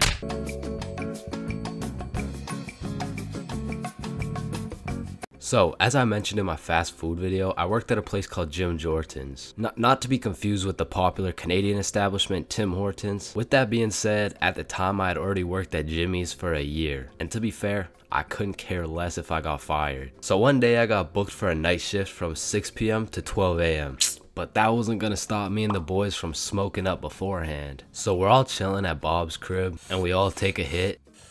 We all ate some snacks. Listen, you know the drill. But then Bob asked, "Are you guys trying to watch some TV?" Nah, I'm really just trying to fuck up these Doritos. Yeah, I could watch something. So Bob throws on the first thing that comes up. And I'm thinking, these nerds are trying to watch Dora. But literally 5 minutes later. Do you see Swiper the fox? Yeah, he's in the bush. Yeah, you see him? Where? What, in the bush. I don't see him. He's right there. Where? Right behind you. Right behind. Yes. Swiper, no, swipe. Oh hell no. All of a sudden, I was invested. This show had me in a trance. We were banging out episode after episode, and when I go to check my phone, it's already 5:59. So I'm like, oh shit, I got work in 1 minute. So I run to my car. I wouldn't drive. Not because I'm baked as shit. I was just broke, bruh. I didn't have a car. I was working at Jim Jordan's. So I haul my ass over to the bus stop. Then I wait there as fast as I can. I get on the bus. Then I get off the bus. Then eventually I make it to Jim Jordan's. Needless to say, I was late as hell. And of course my manager had something to say about it. But shit, I was higher than gas prices right now, man. You can't be coming in late like this. Yeah. Jonathan had to stay an extra 30 minutes to cover you. It is very unprofessional to show up late. Are you even listening? Yeah, What did I say then? For sure. Yeah. She definitely knew I was high as hell. But she couldn't fire me. Cause honestly, nobody else wanted to work there. So I throw on the gym drip, hop on the drive-through window, and I'm the type of dude whose brain just disintegrates when I'm high. So I was just chilling, doing my thing. But all of a sudden some guy comes through the drive-through and tries to kill my vibe. Sir, hello? Do you have my food? Yeah, what do you want? Well, I just ordered some food back there and Bro, what do you think this is? McDonald's? Yeah, I'm gonna keep it a stack. Most of my brain cells were still at Bob's crib watching Dora. And I guess one of my coworkers noticed that. Yeah, you should just make the drinks. I'll be on drive-thru. Okay. Even though I didn't have to talk to people anymore, my brain still refused to start braining. Yo, Chains, chill. Wait, what? Looking back, I am really sorry for whoever ordered something that night because I wasn't even reading the orders. I was out here freestyling with the coffee. A little bit of this, Oh, yep, a little bit of that. Whole lot of this. Is this the black coffee? What is this? The black coffee? Yeah. Yep. Yep. Then I went on my break. Alright, Chains, what do you want? Well, what do you guys have? Bro, you work here. Can I get, everything? Oh, everything bagel? Nah. Just everything. Jim Jordan's never hit so hard in my life. I was an hour into my 30-minute break demolishing a meal for 5. Honestly, that day, I was probably one of the worst employees ever. But shit, I was having the time of my life. Wicka. Until some Debbie Downer tried to kill my positive vibes. Hey, who made this coffee? That'd be me. I asked for a black coffee and got a cup full of sugar and cream. Are you sure you didn't order that? And boom, she went off. I can't believe this. This is a disgrace. This is outright disrespectful. Let me talk to your manager right now. And listen, I know not everyone's brain just disconnects when they get high, but for those of you who are anything like me, don't go to work high if you want to keep your job. For most of my life, I've known how to swim. But by that, I mean, if my life depended on it, I could swim from one place to another. I don't even know if swim is the right word. Like, if you saw me casually enjoying a little swim at the pool, you'd be like, does he need help? Like, is he drowning? I mean, like, I did take swimming lessons, but I quit at level alligator, bro. I never even made it to level 1. With that being said, this incident dates way back to when I was in grade 4. We were going on a field trip, and of course, it's to the pool. But I'm not stressing. I know I safely passed level penguin, so I should be chilling. My whole class and I walk into the entrance of the pool, but before anyone was allowed in the pool, they asked everyone if they knew how to swim. And I thought, we're in grade 4. There is no way somebody still doesn't know how to swim. And just as I presumed, nobody needed a life jacket. So me and the gang are swimming around, you know, jumping off the diving boards. Fun stuff for a grade 4 field trip. But after about an hour, my friends and I are just chilling in the deep end. And that's when I see a kid in my class named Ben on some floaty things coming in our direction. A little backstory about Ben. For as long as I can remember, this dude has been on my nuts. So when I saw this dude coming in my direction, I assumed he just wanted to say hi or something. But as he made his way towards me, I could tell he was struggling. So I swim over to help him out. Oh, hey Ben. How are you? This kid jumps off the floaty thing onto me. And this man has the meanest grip on me. Pause. Well, this shit had to be some sort of attempted murder, bro, because he had me in a chokehold and his legs were wrapped around my arms. But they did not prepare me for this shit in level alligator. So instantly I start sinking and I hit the bottom of the pool.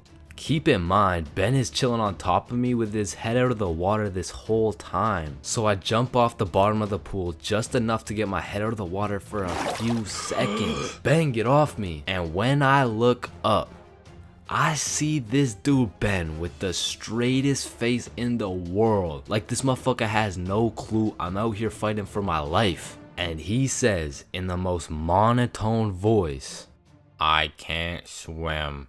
Ah, hell nah. I'm trying to fight him off me, but keep in mind my arms are tied up. So I gather all the strength out of my skinny ass grade 4 legs. And I jump just enough to get my head out of the water again. Lifeguard, help! Oh, you guys, stop playing around in the pool. That's it. I'm fucked. I'm dead. And out of sheer anger, I decide, fuck it. If I'm dying, you're dying with me. I duck as far as I can under the water so both me and Ben can't breathe. But I'm running out of air. I start to get lightheaded. Man, that's crazy. This is really how I die, huh? And just as I had lost hope, my main man Bob comes in on some Superman shit, pulls Ben off me and swims me over to the shallow end. I cough up some water, but eventually I catch my breath. So that's the story of how I almost died. And it's also the story of why I owe my life to Bob.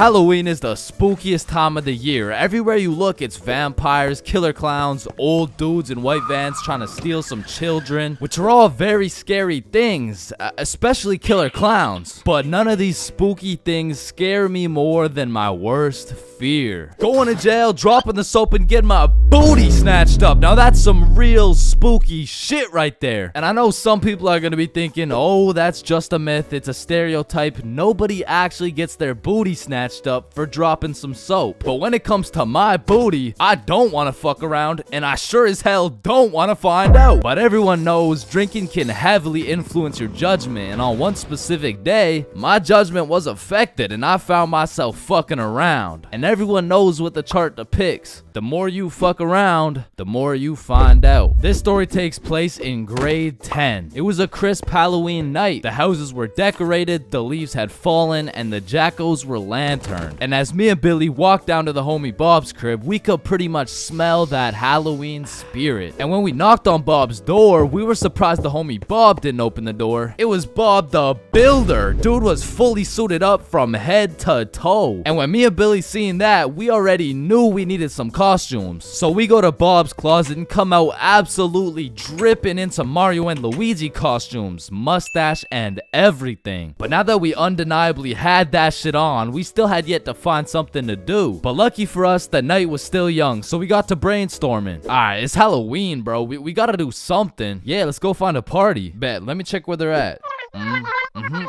Okay. Yeah, there's no parties, bro. Fuck. I mean, we could trick or treat. Shit, we might have to, bruh. And just as 3 15-year-olds decided we would knock on strangers' doors asking for candy, our Halloween was looking grim. And not in a good way. But you know what they say. Can we fix it? Yes, we can. Because Bob pulls through and sets up a goddamn 3-man mission. And just like that, Halloween goes from an L to a W night. And I thought the homies and I couldn't get more hype, that is, until Bob pulls out a bottle of Hennessy. And you would have thought Peach took the kids the way I was abusing that bottle. And we passed it around until we were all tipsy. Then we started walking to Chloe's house for the little Halloween 3-man. And it was already 9 p.m. at this point, so we're walking through the neighborhood admiring these decorations when we see the creepiest house of them all. It was Chloe's crib. So we walked through a whole graveyard just to knock on the door, and Chloe opens it looking like a whole angel. I mean like literally, like she had the halo and the wings and shit. So we go up to her room where her 2 friends Lucy and Mia were, and we sit on her bed, and I'm not gonna lie,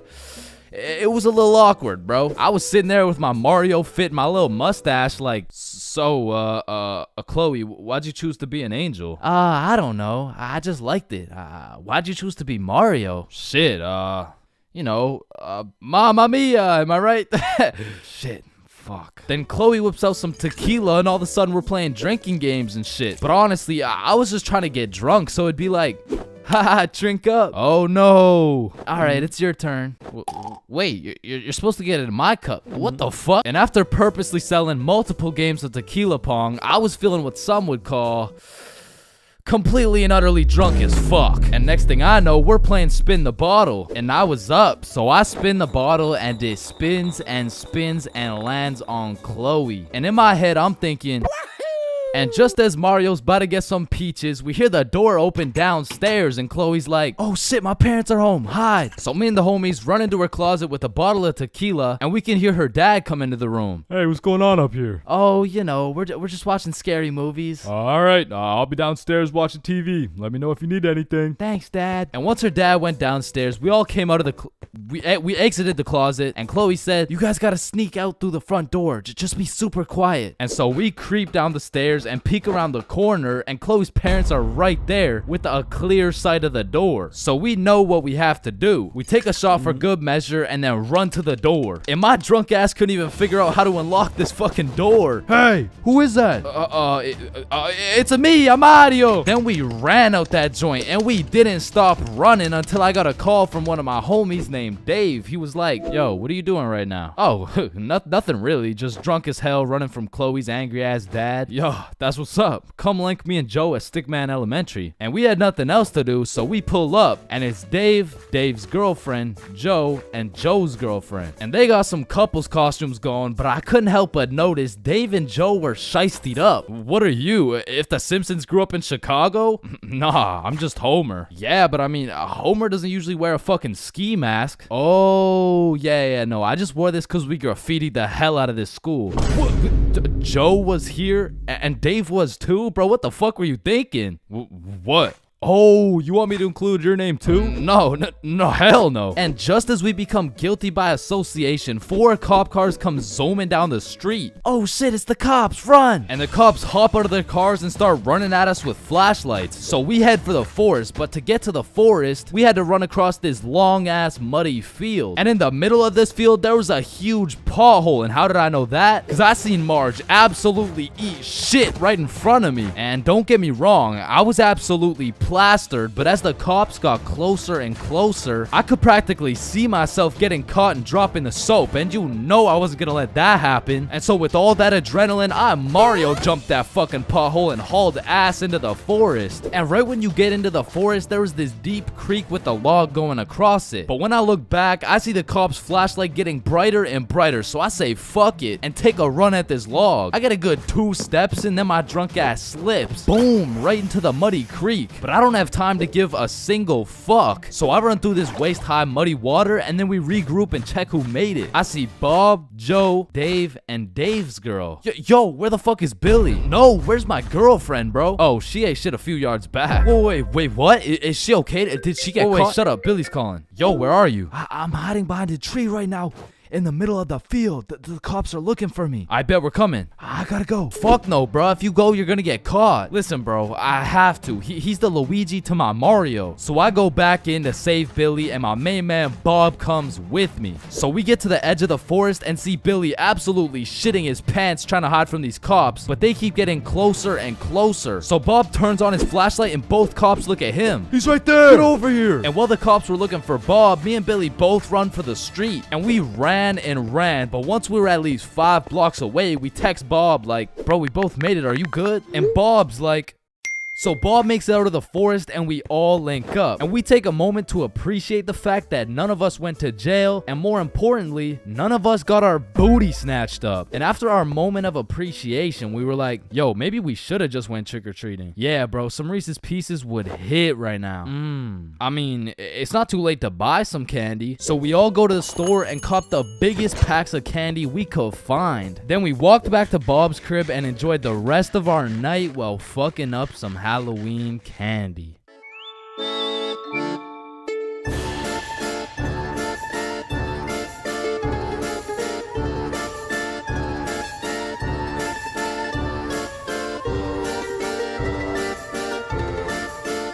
We are currently facing a life-threatening epidemic that is threatening the lives of many teens around the world. Oh, what's that? Yeah. Oh, okay. It has been brought to my attention that there's a new strain let loose that is infecting more teens than ever. The strain is propylene glycol formaldehyde. Street name, Guava Ice. So stay safe out there, and back to you, Linda. What? Oh shit! Man, way back when, somewhere in Timbuktu, a Homo sapien found a plant by the name of tobacco, and for whatever reason, somewhere in this dude's caveman brain, he decided, me. Smoke now. And that he did. And as humans slowly evolved, smoking did too. And soon motherfuckers went from looking all old and wise, smoking these big old pipes, to soon smoking cigars on some mafia boss shit, which turned into cigarettes. Now back in the day, if you were stressing, Doc would prescribe you a pack of good old cigarettes. Sore throat? Cigarettes. Oh, you got a cough? Here. Smoke a cigarette. But after a while, people's teeth started looking all British and shit, so they decided, boy, I don't think these are healthy, innit? So we decided we needed to make cigarettes better, and you know what makes everything better? The letter E. Your mail's taking too long to come in? Email. Wait, what's that? You wanna play sports, but you're ass at every single sport? Esports. Oh, you got daddy issues? E-girl. So of course, when people realize cigarettes are killing them, E-cigarettes. Man, one thing leads to another and shit. You got yourself a Vaporizer Gen Y GTX box mod with 3 USB charging ports, a speaker, and a 6-inch LED touchscreen that can play Flappy Bird. Like, vaping is just getting a little too advanced, bro. Like, I remember one time I was chilling in the washroom with my homie Billy, and of course a motherfucker walks in with a vape. But this was no regular vape, no. This shit looked like a gadget straight out of fucking Star Wars. Yo, you want a hit? A hit? A hit of your iPhone? iPhone? This is that eSmoke FTX 763 3rd series, my boy. Watch this. Yo, did he just hotbox the whole bathroom in one hit? Yes the fuck I did. And this shit's 100 Nick. Holy shit, where did you find 100 Nick? I ended up mixing my 50 Nick guava juice with my 50 Nick blueberry ice, and it just kind of added up to 100. Bro, I don't think that's how it works. Shut up, my mom's calling me. Yo, fuck you, mom. And that was the moment I realized there really is levels to this shit. Level 1. Level 1 is the type of dude who isn't addicted, but he'll occasionally take a hit of somebody's device. But level 2, bro's borderline addicted, but he's still in the denial phase. Bro, are you addicted to vaping? Addicted? Nah, I don't even vape like that, bruh. Shit. Do 5 jumping jacks right now. Bro, what? That's easy. 1, 2, 3, 4. Oh shit. Level 3, the Fiend. This motherfucker is strapped up with some nicotine at all times, and even when he has a vape in his hand, this dude will ask for yours. And God forbid, if this Fiend loses his vape, this motherfucker will be stressing like he just lost his only child. A Fiend without a vape is the exact equivalent of one of these purple minions. Dude will be itching for that shit, and Lord knows what that man will do for a fix. Level 4, the Fiend who sells vapes. At this point, this dude's whole life revolves around vapes. In fact, I'm pretty sure they don't even breathe oxygen anymore. Like, in order to breathe, they need to inhale some chemicals that I can't even spell. Which honestly, it doesn't even say that much. Like, I can't spell a lot of shit, but what I'm trying to say is their bodies have just fully adapted in order to consume as much nicotine as possible. They breathe that shit, they drink the vape juice, and when they're hungry, shit, they just munch on the vape itself. And the worst part is they can't even run out of vapes. Like, shit, they are the plug. This motherfucker's just the CEO of getting high on his own supply. Like, dude is his own #1 customer. Level 5, this motherfucker, bro. Like, why do you need a LED touchscreen on your vape, bro? Like, you already have a phone. Wait. Did you just order that pizza from your vape? Shit. Where'd you get this from? And don't get me started on these flavors, bro. Like, tell me why these motherfuckers can make a vape juice and call that shit early riser. And that shit literally tastes like a Wednesday at 6 a.m. Like, what the fuck type of ingredients mixed together to taste like a Wednesday at 6 a.m.? But early riser isn't even the weirdest flavor on the market, because if you're feeling the family dinner vibes, you can get a rotisserie chicken flavor. Or if your breath is smelling nice and fresh, you could fuck that shit up quick with some garlic flavor juice. And they even got bacon. Yeah, I'm not gonna lie, that shit sounds fire as fuck. And lastly, I don't even know if I can say this on YouTube right now, but shit, you can even get yourself some Worcestershire. Worcestershire.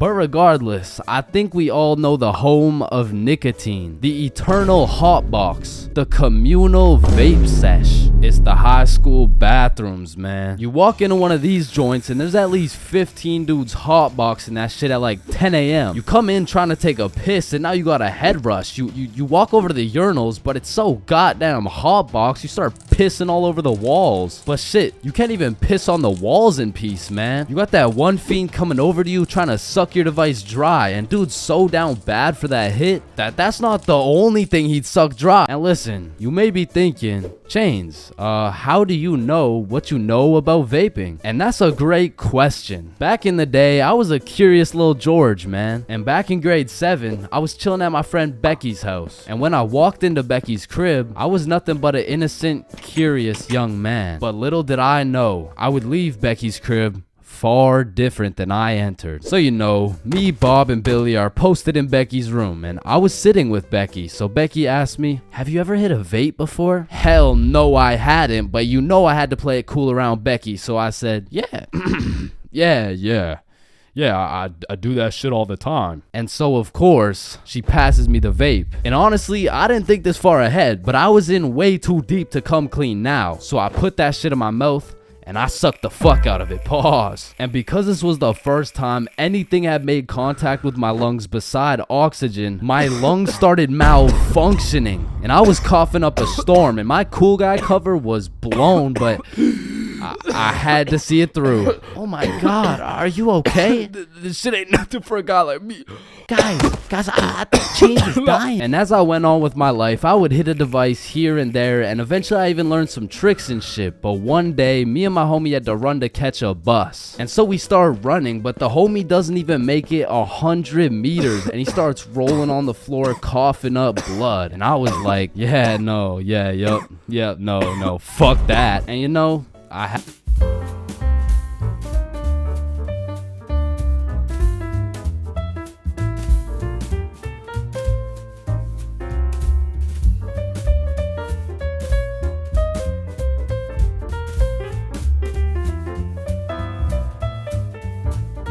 if you saw this video, you would know my very first time drinking, I got both high and drunk at the same time. But my first time being drunk takes place back when I was like 14 or 15. And this story takes place at my grandma's crib. No, listen, I know that sounds bad, but like, I mean, it's pretty bad. So the story starts with me and my brother pulling up to the family function. And right off the bat, we notice the chill cousins are nowhere to be seen. So instantly we can tell it's gonna be a long night of engaging in conversations about school, sports, my lack of ability to pull bitches. And about 5 minutes after arriving, you know, I'm just doing some good old small talk. Oh, hey bud, how's school going?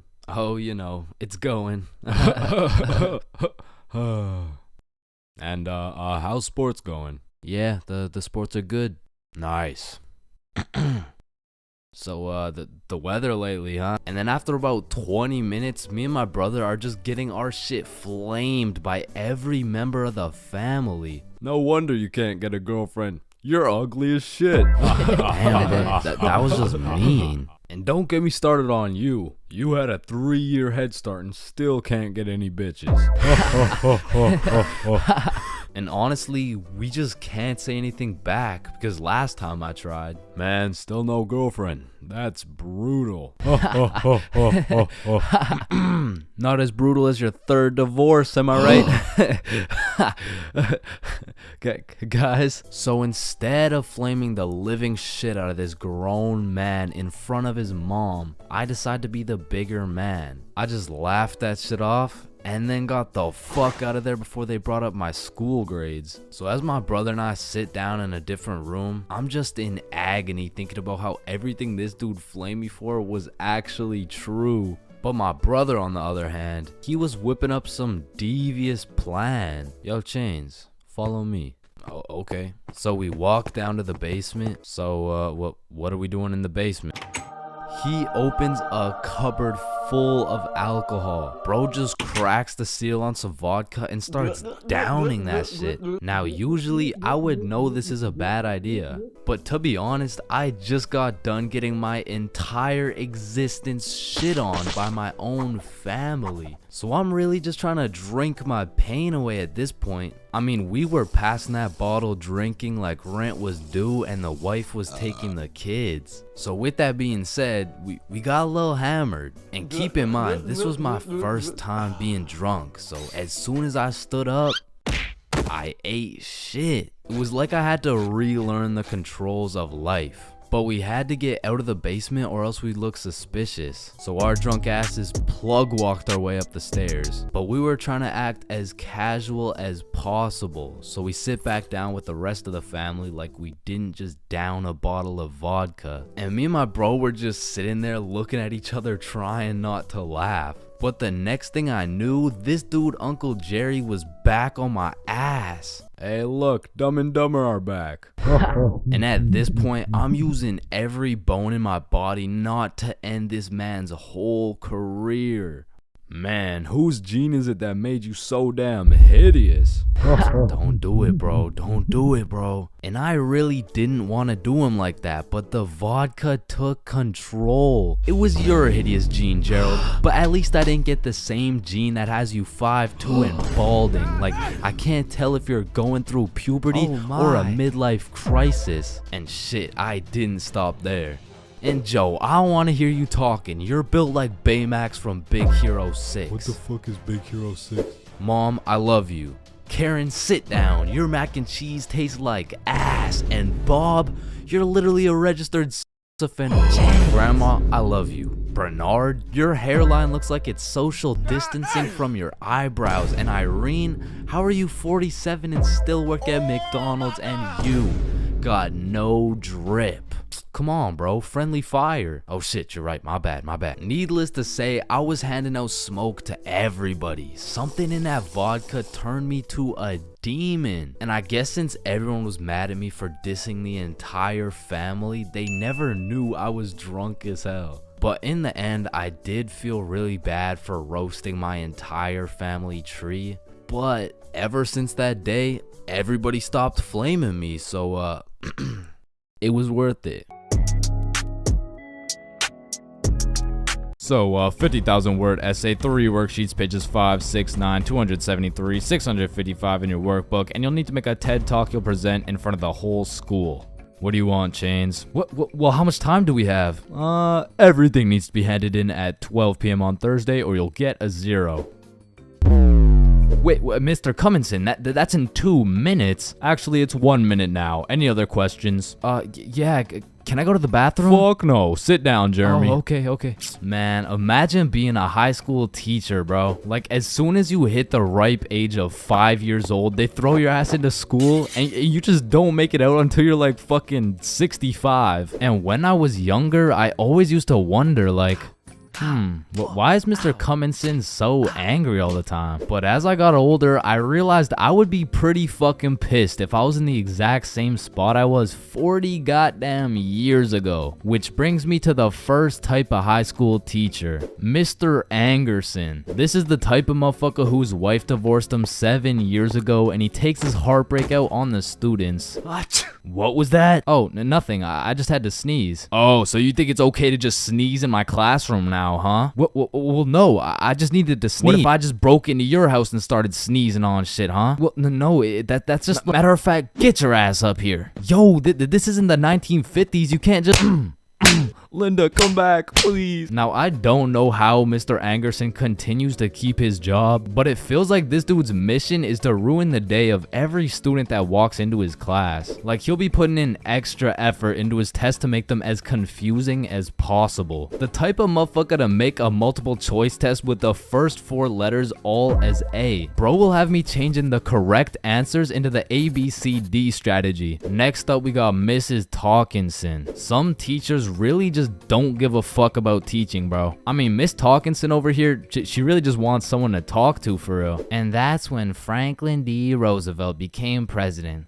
You know, actually in high school, I had a friend named Franklin. He was a really nice guy. We used to go to the movies together and stuff, and then he went to jail for multiple hate crimes. Like, by the end of the class, you'll know her home life, her family, how she takes her anger out on her children. So me and my classmates would recognize the fact that if we could just keep Miss Talkinson talking, we wouldn't have to do shit all class. So in 1938, Germany invaded Austria. Yes, Chains. Miss Talkinson, have you ever been to Germany? Oh my goodness, you would not believe what we did in Germany. And for my personal favorite teacher, we got Miss Cakinson. You know, the teacher that is caked up for absolutely no reason. Like, she's got that dump truck for what? I mean, I'll be failing all my classes, rocking with a 1.5 GPA. But I walk into her class, fuck, all of a sudden I turn into a...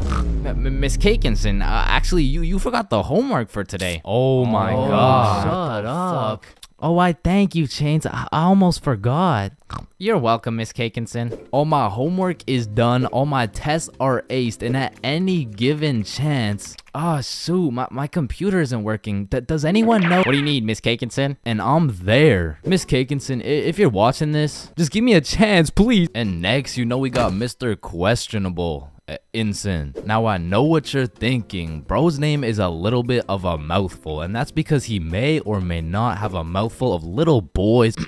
Okay, listen, I'm not here to point fingers at anyone, but if I was to point fingers at someone, it would be fucking him. Like, I'm really not trying to accuse anyone of anything, but there does come a point when some things this man does gets a little questionable.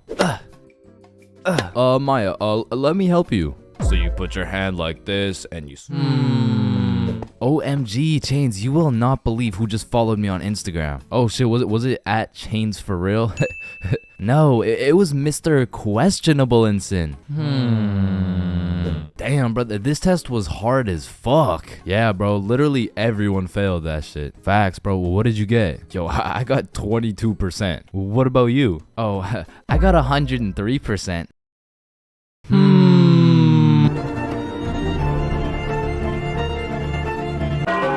Your very first time buying from the plug. It's a special moment. It marks the beginning of a bond so strong and full of trust that it can only compare to that of your barber. Now, your first time copping from the plug can go many different ways, but my first time took place way back when I was 7. Okay, that's cap, but I was 13. Now, as some 13-year-olds, my homies and I were oblivious of how to get our hands on some sweet, juicy, succulent, magic broccoli. But you know what they say, if there's a will, there's a way. So we did what any 7th grader would do. We searched that shit up on Google. Where do I buy weed? And somehow, one of the first things that came up was some motherfucker on Reddit like, just order a pizza.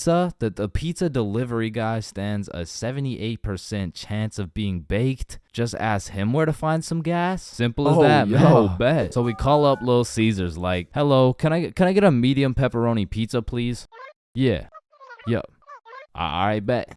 And about 45 minutes later, the doorbell rings. We open the door to see some 48-year-old man who's probably going through his second divorce. Should we ask him? Yo, he does not know where to find that shit. Oh, that'll be $13.69. Here you go. All right, have a good day. But wait, do you happen to know where to find some of that?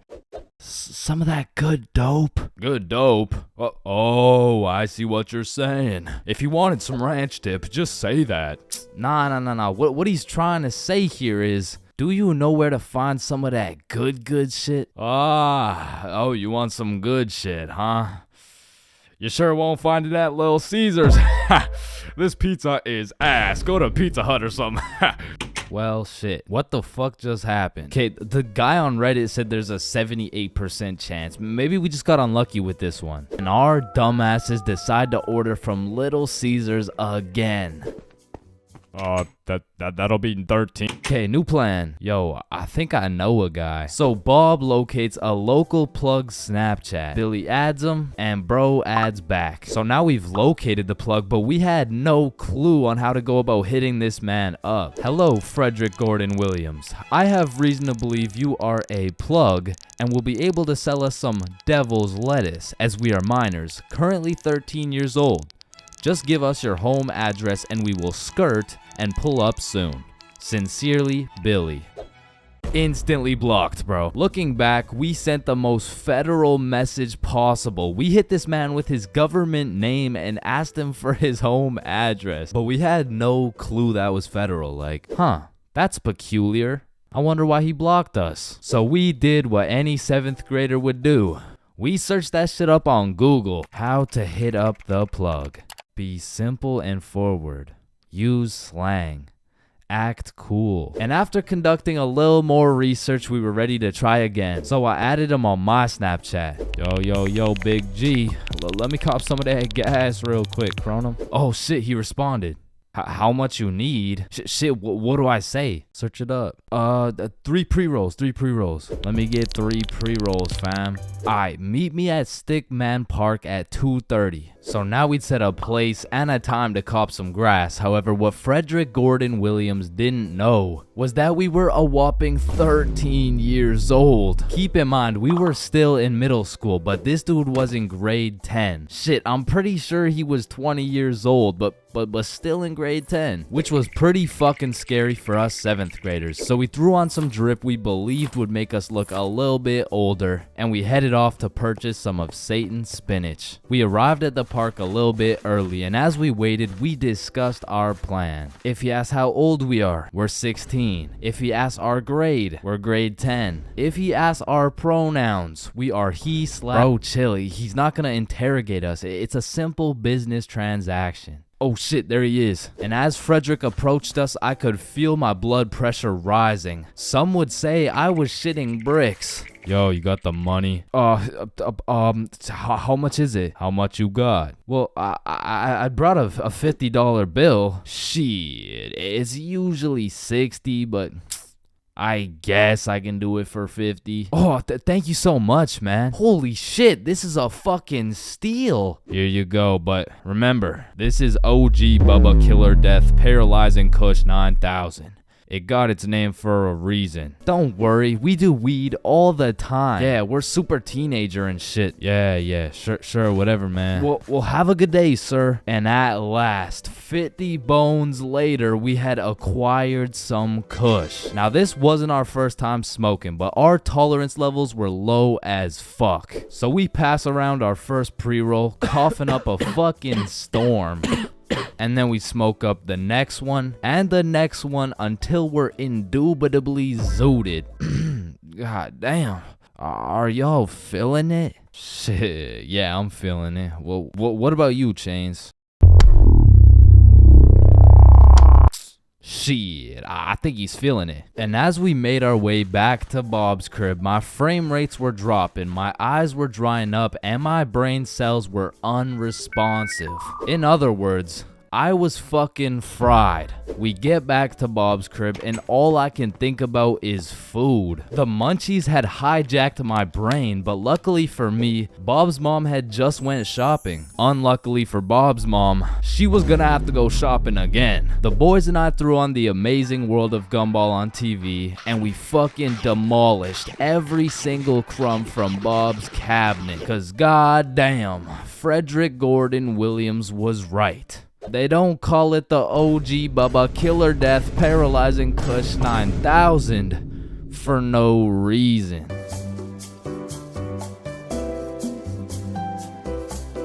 April 20th. 420, the day when everyone puts their differences aside and they just hotbox the Earth's entire atmosphere. Man, what a time to be alive. Now, I don't know if any of y'all have gone to one of those 420 conventions before, but god damn, these motherfuckers be getting higher than Buzz Lightyear, bro. Like at this point, they aren't even baked. They're fucking deep fried. They just be walking around hotboxing cities at a time. And anyone in a 500-foot radius is gonna start feeling the effects of that Mary Jane. Like I remember my first time going to one of these things and I was still a minor with an O. However, I had done some pregame before the convention. So let me just put it like this. If I was a potato, I would have been a baked potato. So heading into the convention, I was already a little bit paranoid because as I looked around, all I could see was a bunch of hippie dudes with beards and shit. And at the time, I was just repping that peach fuzz. I was standing out like a sore thumb. So you can only imagine how hard I was shitting my pants when my high ass saw a cop walking in my direction. I instantly started brainstorming how I was gonna outmaneuver this cop so he doesn't send my ass to jail. So boom, busted a right, dropped the shoulder, hit a left, and I ran into this crowd of people. And I don't know about y'all, but for me, whenever something remotely scary happens while I'm zooted, I'm gonna be paranoid for the rest of my high. So in my high ass brain, I'm like a wanted criminal. I got 5 stars right now. So I'm out here constantly scanning the area for 12, right? But I start to make some notable observations. I realize half these motherfuckers are wearing sunglasses And it's not even sunny. Like, how the fuck did I miss the memo this bad? But luckily for me, there's hundreds of dudes selling overpriced random ass shit. So it really didn't take long for me to find a dude selling sunglasses. And even though it was 25 bones for these shitty ass sunglasses, I still cop them so I can hide my identity. And of course, the glasses have the devil's lettuce plastered all over them, but I'm El Chapo level wanted at this point, so I'm doing anything I can to hide my identity, including dropping my life savings on these dog shit glasses. So I'm out here pushing through these groups of people, but I'm keeping it low key. And as I'm scanning to the right of me and to the left of me, my dumbass pretty much walks right up to a cop. And the moment I realized that homie was right in front of me looking at me, I started to panic, bro. I felt like at this point my best option was just to confess. Like, if I take the plea deal, I'll definitely get a lower sentence. But as I was stressing heavy, that adrenaline starts to kick in. And I know some of y'all can relate to this, but the scientific breakdown shows that when you're zooted and you get into a high stress scenario, the adrenaline gears up and starts beefing with the THC in your brain. Now, if you're lucky, the adrenaline will beat the THC's ass and will have you thinking properly in said stressful situation, which is exactly what happened to your boy. So as I transformed from a baked potato into a less baked potato, this is where the table really started to turn. I looked at this cop in the eyes and this motherfucker was more baked than me. Like, shit, at this point, I'm about to put this dude on citizen's arrest. Officer, are you baked right now? No, there's a sorry, there seems to be a lot of cannabis in the air right now, and so it's like this poor officer probably had to pull an 8-hour shift in the world's biggest hotbox while trying to do his job. And needless to say, after realizing the officers were faded than a hoe, I had no problem walking around with my peach fuzz mustache smoking on that Mary Jane.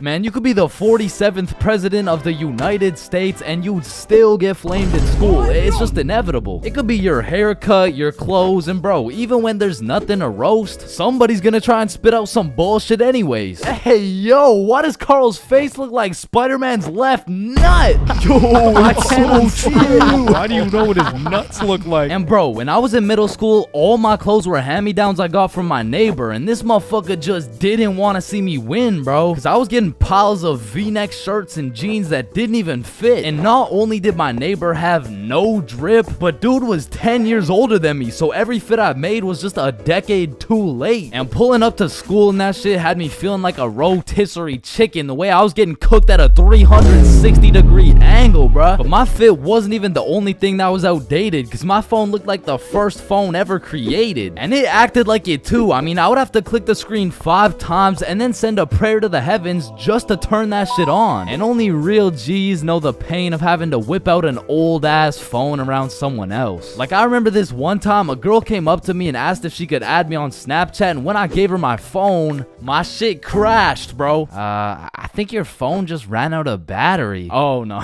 don't worry, sometimes you just gotta...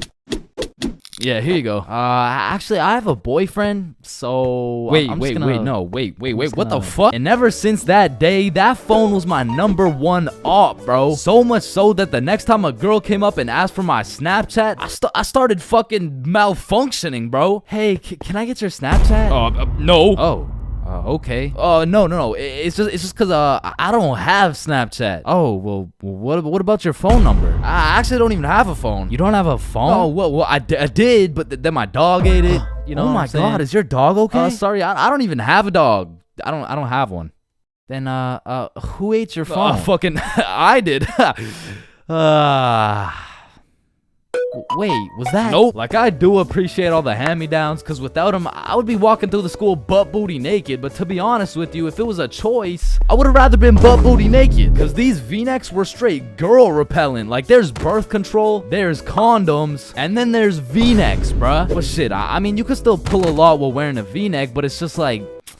it's just gonna be dudes. And just when you think I couldn't have been more roastable, my mom would be like, oh, sweetie, you need a haircut. No, please, mom, no.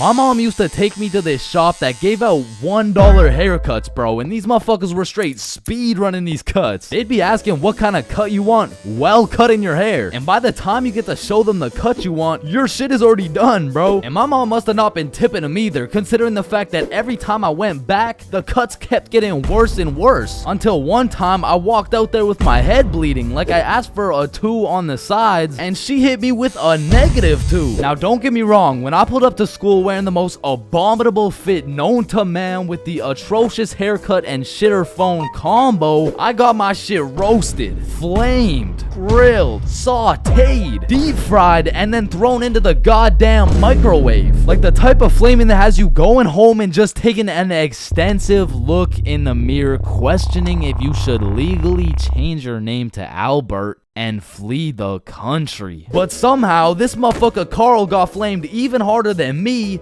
just for being Carl. Like, whenever a friend group is created, there's just one dude selected to be the punching bag for the entire group. And you know, I feel bad and shit, but like, it's better Carl than me, bro, so I'ma slip a few jabs in if I have to. Yo, what the fuck is Carl eating, bro? Oh, hell nah. Wait, whoa, Chains is eating the exact same thing. Nah, what? Your shit looks like it tastes like cardboard with honey mustard. Wow, how did you know? Like, Carl can't even get a little chuckle out without getting crucified, bruh. Damn, he's fucking that shit up. Looks like he hasn't eaten in weeks, bro. Oh, hell nah, Carl. I know you're not laughing. Yeah, I'm not. You're built like SpongeBob Brown Pants. You look like a malnourished Santa Claus, bro. Like, god damn, that's a face only a mother can love. What did I do? Now, getting roasted around your boys is tough, but that pales in comparison to the pain and embarrassment of getting roasted in front of your crush, bro. Yo, Chains, what did you get on the science test? I'm not gonna lie, I got like a 76. I'm surprised you're not smarter with that big ass head of yours. Good one, Joe. No, like for real, your shit is massive. Well, like the sheer amount of brain you could fit in that bitch should make you Einstein. You look like you should be pulling 10,000 IQ plays right now. You look like you got the solution to world hunger somewhere hidden in that big ass noggin. Like how do you even stand up straight with that absolute cranium for a head? But I remember this one time I got my shit flamed so hard in front of an entire audience that I was brought to tears. But I mean, I was 6. I was 6 years old. And the day was December 24th, Christmas Eve. So my mom brought me and my brother to this improv play, and as we sat and waited for the show to begin, this little elf walked up to us like, hey, do you guys want to be a part of the show? Yeah, let's do it. Okay, yeah, I'll do it. And once the show began, they called me and my brother up to the stage and asked us a very simple question. So, what do you guys want for Christmas? Oh, I want a Minecraft sword and a creeper stuffy. And, what about you, little man? And as I looked into that crowd with dead silence, my brain stopped braining, bro. Hey, don't worry, it can be anything. Shit. I want, Just, kid, what do you want? I wanna... Man, I wanna... I don't really know what I want. Yo, who brought this fucking dumbass on stage, bro? Get the fuck out of here. Now I'm paraphrasing. I mean, I was 6. I don't remember exactly what he said, but that's what it felt like. And as we walked back to our seats, I was super embarrassed. But as the show started, it was actually pretty funny, and people had probably forgot about it by now. But 10 minutes into the show, a character walks on stage with some goofy-ass buck teeth. Yo, this guy looks stupid as hell. Oh shit. And this dude proceeds to absolutely cook 6-year-old me with no remorse. Hey, what's your name? I don't know. What? Okay, how's your day? Day? Day? What the fuck is a day? I don't know. Well, what do you know? No. That's just it. I don't know. I just don't know. Shit, I don't think I know anything. And that shit had the whole audience laughing harder than ever. And as I looked around, my brother was laughing and even my mom was laughing. And it was this very moment that I had hit rock bottom. And at the age of 6, I realized I would be put on this earth simply to suffer, and it made me cry, bro. I cried in the middle of this theater. And the next morning I woke up and it was Christmas. And under the Christmas tree, I saw the best gift of all. It was a Bob pocket tee from ChainsClub.shop. That's right, it's brand new. You can wear it around your homies. You can wear it at school. You can wear it around your mom, your grandma, your great-grandma, maybe not your great-grandma, but damn near anywhere else. And Bob will be posted in your pocket the whole time. Wow, what a perfect thing to get someone for Christmas, am I right? yeah, I'm right. Getting too high and ordering Chinese food 3 times because you keep forgetting you ordered it is one thing. But being too high in public is just one situation you don't want to be in. Like when you're too high in public, it feels like there's always a spotlight on you. And that all these random people you walk by are staring you down. But whatever you do, you can't make eye contact with anyone, or else that person will snatch your soul. If anyone else gets paranoid when they get high, then I know you can relate. I'll be out here fighting demons trying to walk to the gas station like, okay, relax, you're gonna be okay. The gas station is right there. Holy shit, it's the cops. They're after me. Man, something in that gas smokes away all your logic and reasoning. Like, it'll have me jumping from conclusion to conclusion like I'm playing Mario. Did that girl just look at me? Shit. She must think I'm sexy. Wait, no. She knows I'm high. Holy shit, she's probably an undercover FBI agent. She's getting back up as I speak. I gotta get the fuck out of here. And sometimes when you're schmacked in a public setting, you're just forced to talk to people. Don't make eye contact. Don't make eye contact. Hey man, do you know where the Walmart is around here? Wait, fuck. What did he say? He probably just asked how I was doing. Oh, I'm good. How are you? I'm good, but do you know where the Walmart is? Oh, yep. Yeah, I'm good. Thanks for asking. Phew, good thing I played that one off. Or I mean, you could always just take the good old safe route. Hey man, do you know where the Walmart? When you get way too baked in public, you also feel super self-conscious about everything. Am I walking weird? How do I even normally walk? Why am I walking like I just shit my pants?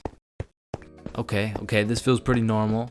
Wait, am I even breathing right? Fuck, now I just turned on manual breathing. Roaming the streets well baked, you'll come across lots of people. But there's just some unspoken connection between two high people. Like no words have to be said. You see that his eyes are red, and he sees that your eyes are red. You dap each other up out of respect, and you keep it pushing. Now when you're baked as hell in public, but you're with a group of people who are just as baked as you, it's a lot easier to relax. Because the simple thought that these people look just as stupid as I do. And honestly, at that point, you can just embrace it. Because you're no longer baked, alone, and afraid anymore. Now you can speak your truth. Hey man, do you know where the Walmart? Hey bro, I'ma stop you right there.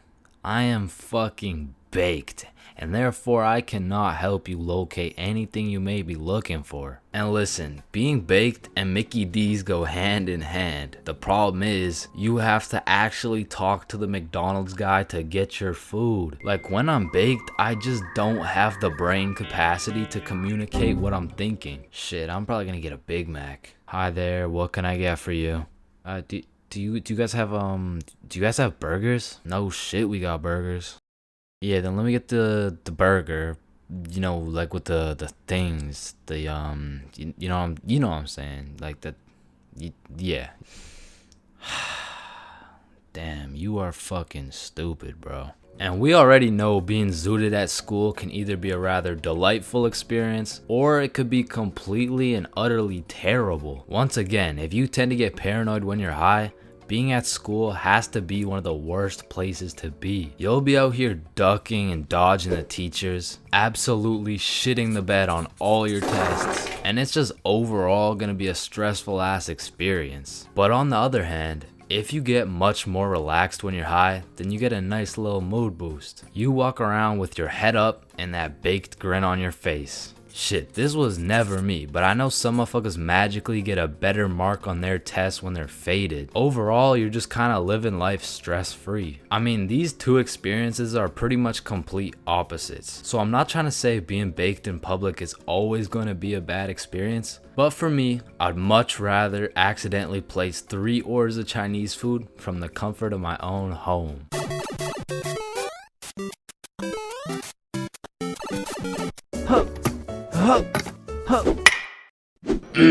Pain. I've felt pain. He's felt pain. That dude's felt pain. What? No, I haven't felt any pain. We've all felt pain, because you know what they say, the only things truly guaranteed in life is death and pain. Wait, what about taxes? Wait, what? Is this chains for real? No. And I hate to be all controversial here, but pain? That shit hurts, bro. Specifically, the little shit that just does 1 damage has no business hurting so bad. Like stubbing your toe or biting your tongue or fucking paper cuts. Like that shit shouldn't even hurt, bro. It's paper. It's not scary. Oh, shit. And I still remember the first time in my life I ever took some real damage and felt some real pain. And it was back when I was 4 years old. Which meant I was still learning the controls of life and shit. Like, yeah, I could run, but it was low-key like watching a dude play Fall Guys. If he was drunk and fried and asleep. But regardless, one day I was bored doing 4-year-old shit, and then I seen my arch nemesis, a fucking chair. And I instantly knew what had to be done. I had to assert my athletic dominance by running and jumping over this chair. So I take a deep breath, I run up, jump, and clear this chair clean as hell. Now keep in mind, I was 4 years old, so that was probably the coolest shit I'd ever done in my entire life. So you know I had to show my mom to make her proud of the man I've become. Hey mom, watch this. What the hell are you doing, Chains? Hey man, just watch and learn. Oh shit.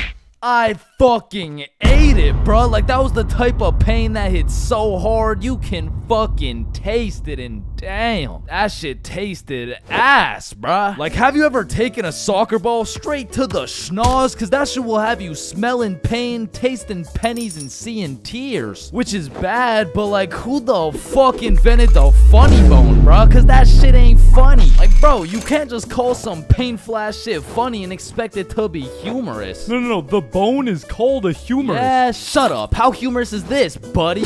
Not humorous. Yeah, that's what I thought. And in fact, I think it's the opposite of humorous. Like, yo, did you guys know 1 in 4 dudes is gay? Wait a minute. Gee, I sure hope it's Owen, cause he's sexy as hell. Y'all hit the funny bone too? Yeah, I did. If I had a pain tier list that went from shit ain't nothing to I'd probably rate hitting your funny bone a solid. It's the same as stubbing your toe real hard. Like, you just need a moment to take a few deep breaths and say a few slurs, and that shit just heals itself. But if we're looking at some top tier, brutal, agonizing, excruciating pain, getting kicked in the balls. Now, for you 19.8% female audience, I know you might not be able to understand what this feels like. So let me just give you a quick overview. Imagine having balls, right? Now imagine getting kicked in them. That shit hurts like a bitch. I remember one time in grade 6, me and my homies were playing a good old game of soccer. And we were playing with the big homie.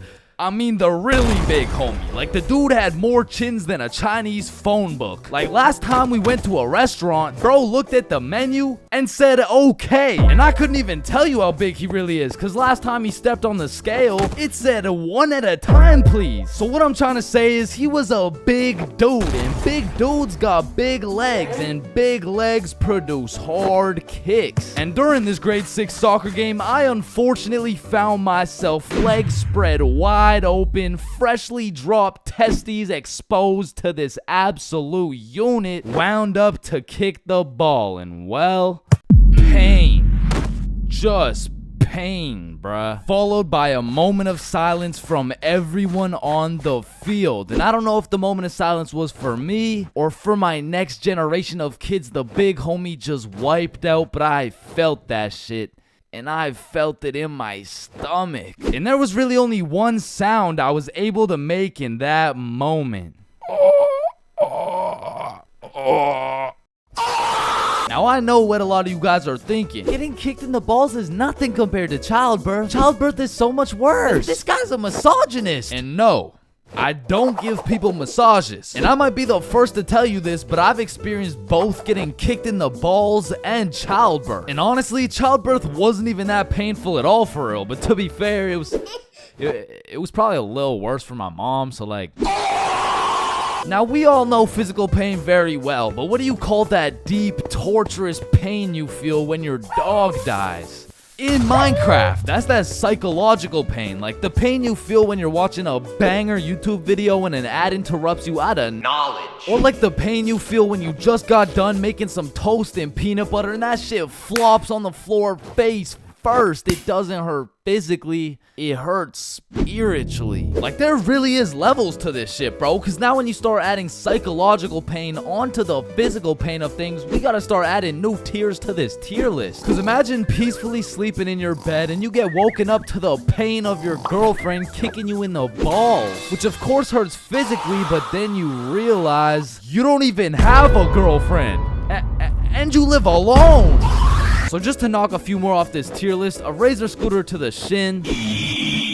Stepping on Lego is a solid. Now getting socked in the face is an interesting one, because that shit can range anywhere from all the way to getting the Sonic rings knocked out of you. And if that shit's a good enough punch, you might not even feel anything.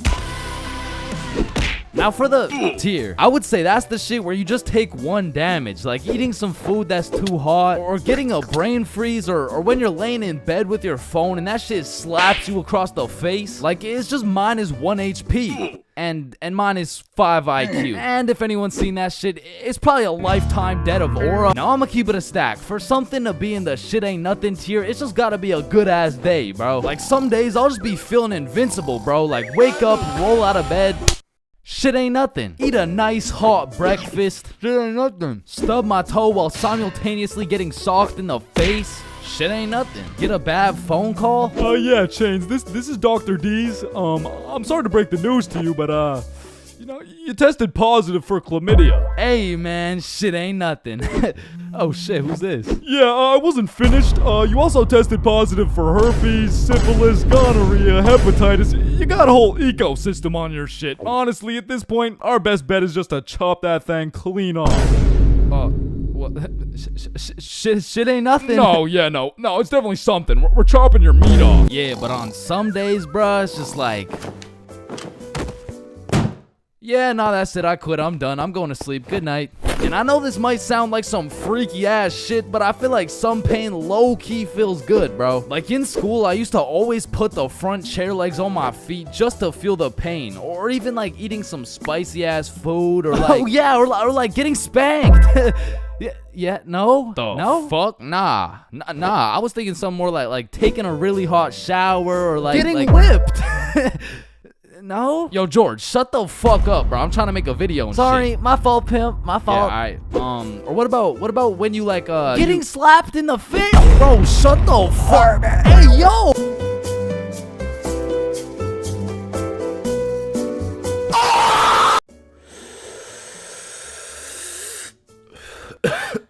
Space isn't empty. It contains everything that exists. Hey, bro, you think this mirror's good? Nah, it's in used condition. What do you mean? Walmart doesn't sell used mirror? Oh, we're using it right now.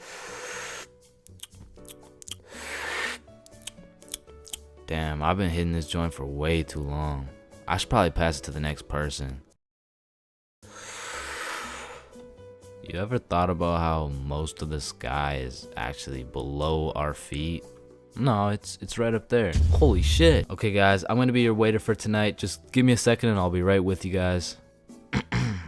We are the waiters. Bro, what are you talking about? No, think about it. If we're waiting for the waiter, then we are the waiters.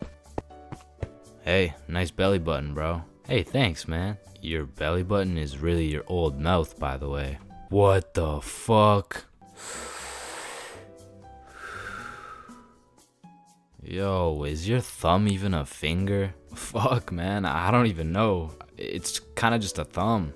So if your thumb isn't a finger, then there is no middle finger. Hold up. If you were the first person in the world to break 2 world records, then that would be a world record. So you'd be the first person to break 3 world records. But then that would make it 4 world records. And that would make it 5 world records. Holy shit. Then it would be 6 world records. Man, who the fuck named this shit a chair? Like why a chair? Hey bro, I got you a milkshake. Oh, thank you, man. Does a straw have 1 hole or 2? Obviously it's 2. No, but what if it's just like 1 long hole? What's the point of life? If you get a bigger bed, you have more bedroom, but you have less bedroom, you know, like bedroom, like. Can I get a ice cream cone? No, fuck you, the ice cream machine's broken. Man, that's not fair. Well, life isn't fair, buddy, so what do you want? But if life isn't fair to everyone, then isn't life just kind of fair? Like, I just don't get it. Like, chair. Why is it a chair? You know, it could have been like anything. So your nose grows every time you cap. Yeah, what about it? So what if you just said your nose is going to grow? Well, that would be a lie, so then it would grow. Try it. My nose is going to grow. Yeah, I told you. But now that it grew, it's not a lie. Whoa. Bro, I'm way too baked right now. Here, eat an orange, it helps. Nah, hold up.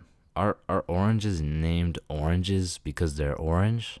Or is orange called orange because oranges are orange? Just eat the fucking orange. Boys, we got the pizza. Let's go. Sir. Why the fuck is the pizza box square? Like, if the pizza is circle and a slice is a triangle. Yo, who the fuck invited this kid? Yo, can you pass the lighter really quick? Yeah, I got you. Wait. When you light your lighter gets lighter until your lighter is so light that your lighter won't light. Damn, that motherfucker's spitting right now. It just seems weird. Like, why the fuck is it a chair? There's levels to friendships. I mean, you could have known your homie since you were 2 years old. You could have lived together. I mean, you could have survived the whole zombie apocalypse together. But shit, the truth is, you haven't truly experienced brotherhood until you and your homie have participated in a 2-man mission. Like, just look at Kobe and Shaq, man. That type of chemistry can only be achieved by running a 2-man. Shit, I bet these motherfuckers were running 2-mans every night. And you already know Kobe was laying down that Mamba mentality while Shaq had his girl kneeling. But for those of you who may be wondering, Chains, what the hell is a 2-man mission? Well, I'm glad you asked. It's quite simple, really. It's when you're gonna link with a girl, but you bring your homie and she brings her homie. And what this does is it sets an environment when you and your homie can dribble, pass, alley-oop, and ideally dunk that shit. Now, don't get me wrong, it's simple, but not easy. I remember my first 2-man mission like it was yesterday. It took place when I was in grade 7. And it started when my friend Joe hit me up like, yo, bro, I'm going to this girl Sophie's house and her friend Ava's there. You trying to pull up? And I was like, am I trying to pull up? Hell yeah, I'm trying to pull up. So we show up to her house, and I'm new to this whole thing. So I'm sitting there like, what now? We could watch a scary movie. Yeah, let's do it. I'm down. Well, actually, personally, I'm not a big fan of scary movies. Man, shut the fuck. So we're watching this scary movie, and to be honest with you, it was simply the best scary movie I'd ever seen in my entire life. So I was really getting invested in this plot. And Ava's like, oh my god, I'm scared. And that shit went way over my head. Well, why? It's not even at the scary part yet. And then only 30 minutes into the movie, Joe and Sophie are like, yo, we'll be right back. Oh, okay. Do you guys want me to pause the movie? Nah, it's all good, bro. And you see, what Joe just did right there was a calculated move. In basketball terms, he just set an ISO. So now it was 2 1v1s. And the situation was absolutely perfect, but the problem was, I actually liked the fucking movie. And that violates rule number 3 in section 7 of how to pull off a successful successful two-man. Never give a fuck about the movie. Cause the truth is, the movie length is like the shot clock. If you end up actually watching the entire movie, you failed the mission. But I had no clue, and to be honest, I didn't even know what a two-man was at the time. So I got some popcorn and I was just watching the movie. But when the climax of the movie was about to come around, I did something that violated every term and agreement of the two-man mission. I went over to Joe and Sophie like, hey guys, quick, you're gonna miss the best oh, fuck. And I missed the climax of the movie, but shit, I seen a climax. And needless to say, Joe never invited me to a two-man mission since. But you know I had to redeem myself, even if it was 3 years later when I was in grade 10. It was a Saturday night, and me and Bob were looking for something to do. And I'm gonna keep it a stack with you, bro. I had no motion. Like, my Snapchat was drier than a Popeye's biscuit, bro. But lucky for me, Bob had a roster. And I'm talking an all-star lineup of girls who just want Bob on their body. And I don't blame them. I mean, shit, I got Bob on my body right now. And you can too at chainsclub.shop. That's right, we got hoodies, shirts, beanies, socks, keychains, stickers, you name it. And starting at the price of $4.20, Bob can be all yours. Or if you want me, I wouldn't mind being on your keychain or something. Treat me like white teeth. So as I was saying, me and Bob were bored. So Bob hits up this girl named Avery like, what are you doing right now? And she's like, just chilling. Who you with? My friend Alice. Let's link. I'm with my homie. Okay, is he cute? Cute as hell. Okay, come over. And I'm excited as fuck, so we get Bob's sister to drive us to Avery's crib, and as we pull up to her house, I remember a crucial detail that I'd been forgetting this whole time. I was scared of the hoes, bruh. And as we walked up to her door, I was starting to get flashbacks of me and Joe's two-man, where Joe tossed up an alley-oop for both of us, and I blocked his shot, metaphorically and literally. And as I'm psyching myself up, Bob calls Avery to tell her we're here, and she's like, so, my parents are asleep, so you're gonna have to come in through my window. Shit. So we walk around the side of the house to Avery's room, and lucky for us, there's this big-ass window, and I'm like, yo, can you open it so we can get in? And she's like, it is open. Bro, only this tiny ass rectangle in the top left was open at a 60-degree angle. But that was our only way in, so I helped Bob up and through the window. But now I gotta get up there, and I'm bigger than Bob, so I put my head through, and I'm trying to slowly creep into the room, and then I lean just a little too far, and I'm headed face first onto Alice's hardwood floor. And listen, Bob has come in clutch many times. He saved me from drowning, coyotes, getting in trouble, but out of all these things, I'm most grateful for Bob catching me as I fell through this fucking window, because drowning and dying would have been pretty bad, like boo-hoo, rip chains, you know what I'm saying? But imagine falling through a window and eating shit face first in front of the hose. Like, I would have preferred the drowning, bro. But after that close call, I was a little flabbergasted, you know what I'm saying? But Alice has the audacity to ask me this loaded ass question like, oh hey, what's your name? Me? Yeah, you. The name's for real.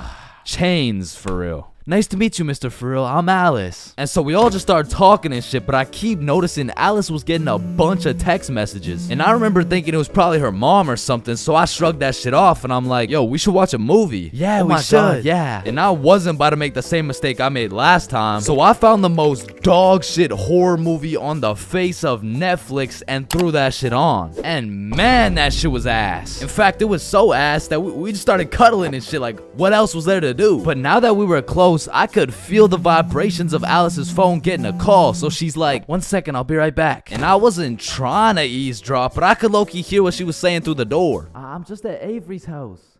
We're watching a movie. Oh my god, okay, that's fine. Okay. But when she comes back, she puts a pillow between us. Like the same type of shit two dudes do to make sure they don't fuck in their sleep. And I'm trying to piece everything together, and as I'm coming to the conclusion that this girl has a boyfriend, I hear footsteps coming towards the door. And when the door opens, I'm fucking bamboozled to see a 60-year-old man who looks furious. And I'm just hoping this isn't Alice's boyfriend, because if it is, we got bigger problems on our hands. But as I seen the way this man looked at Bob, I realized he's Avery's dad. And Bob wasted no time jumping out that fucking window. But for me, let's just say that shit wasn't very elegant, because I got stuck for what felt like 5 minutes making eye contact with this grown-ass man. Well, what are you trying to seduce my dad or something? Like get the fuck out. And I'm not gonna lie, we we ran, bro. And once we made it home, me and Bob were relieved. But when I go to check my phone, I got a little notification on Snapchat. And I'm expecting it to be Alice or maybe even Team Snapchat or something, I don't know. But I sure as hell wasn't expecting it to be a motherfucker named Ryan Donaldson. And Ryan must have woke up on the wrong side of the bed this morning, cause he's like, what the fuck did you do, dude? So I hit him back with a, who dis? And he's like, Ryan Donaldson. Yeah, no, I can see your username, bruh, but I have no clue who you are. I'm Alice's boyfriend, bitch. And Ryan got his shit hit with an instant block, bro. And so the moral of the story is, if you're gonna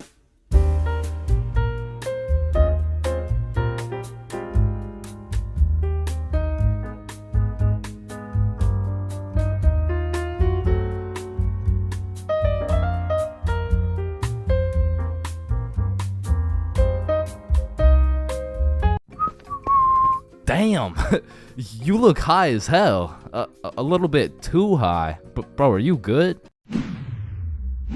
Damn, I've been there, bro. But don't worry, I know just what you need. Wait, what's that over there? Shit, are you still high?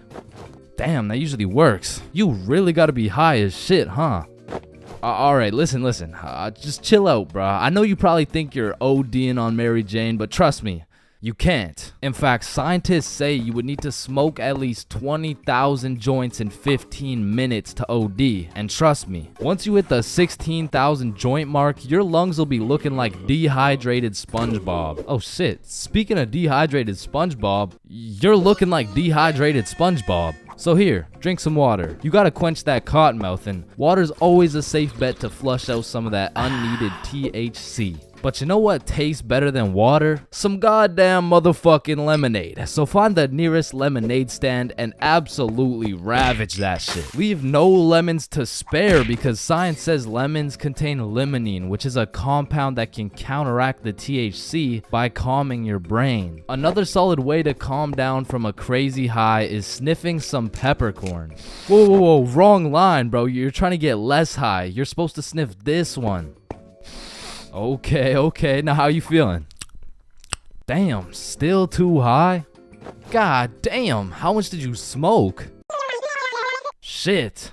Oh, I know just what you need. A DAP pen. No, listen. This is no regular DAP pen. This is a CBD pen. Now, when you take a hit of this bad boy, the CBD compounds in your brain will sit in the chair the THC would have sat in, meaning the THC can no longer infiltrate your brain and convince you there's somebody in your walls. Plus, the CBD can help you chill out a little bit. So here, take a hit. Oh, fuck. Wrong one. My fault. Here's the CBD one. Okay. Now, before I keep telling you everything you should be doing, it's pretty important to hit you with a few common mistakes motherfuckers make when they get too high. Do not attempt any of the following. Call an ambulance. Call your mom. Smoke more. Eat oranges. Watch horror movies. Cook with oil. Start a fire. Going into a public setting where speaking is necessary. Spend your life savings on food. Operate heavy machinery. Convince yourself you're the only real human person on the planet and everyone else is really just an AI programmed to pretend like humans, and everyone you've ever known wasn't even really a human, including your mom, your brother, your homie, or driving. Don't drive. Now, generally, if you avoid all these dumbass ideas, you should be chilling. So now that we got that out of the way, the best way to ride out a high is to gather all the finest munchies in the game, which include but are not limited to ice cream, sweet heat Doritos, Cheetos, pizza, some Mickey D's, milkshakes, Reese's peanut butter cups, pizza rolls, chicken strips, any sort of fruit, and of course, Cinnamon Toast Crunch. And once you've prepared a meal fit for champions, you can then throw on some absolutely amazing top tier YouTube content. Or if you're really trying to get invested, a cartoon. Now, choosing a cartoon is gonna feel like one of the most important decisions of your life, so I'm gonna let you know right now, just choose anything, bro. Your high ass could sit and watch Cocomelon for hours, so just choose a safe bet, like the most goated show of all time.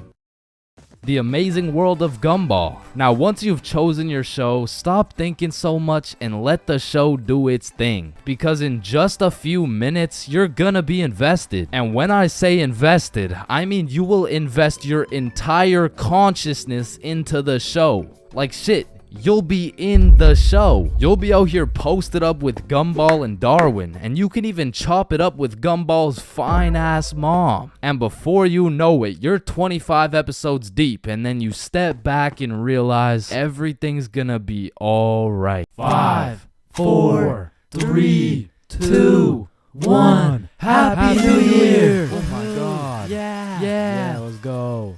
For my New Year's resolution, I'm gonna go on a diet. Nice. Oh, and I'm gonna quit vaping. Let's do it. Oh, and I'm gonna go vegan. Nice. And I'm gonna stop beating mommy. Oh. 3 days later. Man, fuck the diet. Right? I didn't even want to go vegan anyways. Wait, guys. Where's Jonathan? Alright, I'm gonna keep it a stack. This New Year's resolution thing is a whole lot of bullshit. Some goddamn buffoonery. A heaping pile of fucking horse cut. Like, don't get me started on these New Year, new me motherfuckers, man. Like, dyeing your hair and getting another piercing doesn't change shit. Now you're just broke, depressed, and lonely in a different font. And I'm not gonna pretend like I don't see you motherfuckers in the gym for the first 2 weeks. Like, come on now. You and I both know as soon as you get out of this gym, you're about to pick up a large strawberry milkshake, a Big Mac with no pickles, and a side of chicken nuggets, and it's disgusting. But Chains, how do you know down to the exact specifications of the order? Cause shit, I'm about to get the same damn thing. Because the devastating truth is a new year doesn't change jack shit. And if you're watching this in 2022, I'm really not trying to kill the hopes and dreams of 2023, but let's be honest. If you really wanted to be jacked, you would start working out, bro. Like, I hate to be the bearer of bad news, but the earth orbiting the sun one more time isn't gonna get you any bitches, bro.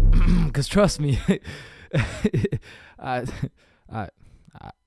would know. Now, as a stick man like myself, I can't fuck with New Year's resolutions because it's always the same shit. Like 3, 2, 1, Happy New Year's. Oh, hey man, Happy New Year's. Well, what's your New Year's resolution? Oh, it's 1080p. What about you? Oh yeah, same. But did you see Ethan, bro? Nah, what's his? Yo, he's got 4K. Yo, what's up, dudes? Oh, look at the quality on this guy. Damn, wait, do you hear that noise? Yeah, what is that? Oh shit, it's Chains. He got 480p again. Shit. Oh fuck! Why is it 480p again? God. Damn. That whole New Year's resolution bit was unfunny as fuck. Like corny as shit. Well, speaking of corny jokes, New Year's seems like the time when motherfuckers feel like it's okay to start whipping out the most overused and unfunniest jokes of all time. Oh, hey Chains, watch this. Happy New Year. Hey Chains, I haven't seen you since last year. So you know how it's gonna be 2020 soon, right? Yeah, what about it? Well, I got 2020 vision. Now, I know it sounds like I'm on some bahumbug shit, but New Year's does have a lot of great things about it. Like the parties, the fireworks, the parties. And so you may be thinking, Chains, why are you like the Grinch of New Year's resolutions? Why do you hate New Year's resolutions so much? Well, the truth is, my hatred for New Year's resolutions dates way back to 2016. It was December 31st. New Year's Eve, 11:59 p.m. This was the very day when a young, hopeful Chains decided my New Year's resolution would be to acquire a girlfriend. I tried and I tried, but as 2022 comes to an end, my girlfriend remains unacquired. Oh, fuck!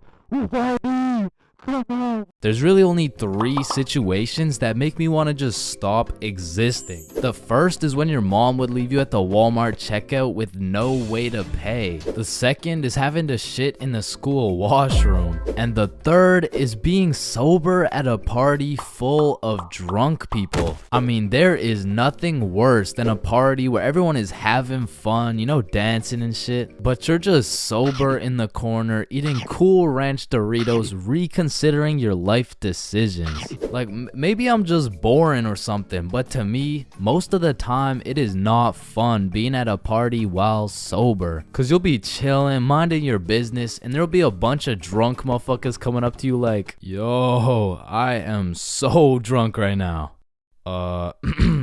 Nice. Yeah, bro. I drank so much. Nice. Because when you're drunk, there is no thought process. You're just blissfully unaware of the fact that you can't dance. But that vodka will have you in the middle of the dance floor like... However, when you're sober, you are actually aware of how stupid some of these drunk people look. Like, you can just take a look around and you'll see a bunch of motherfuckers doing shit they're gonna regret when they're sober. Damn, look at her. Yo, he's gonna regret that for sure. And look at this dude. What? Wait, Billy. What the fuck are you doing? I'm twerking on the walls like Peter Parker. No, what the fuck? Being at a party while sober has me feeling like that one dude who's always like, yo, where the hoes at?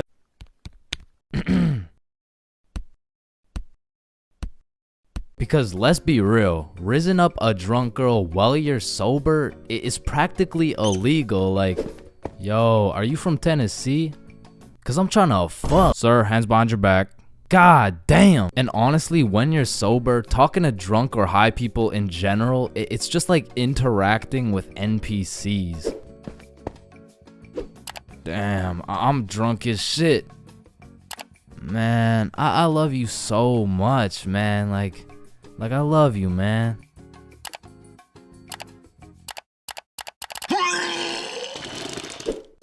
Damn, bruh. I'm zooted as fuck.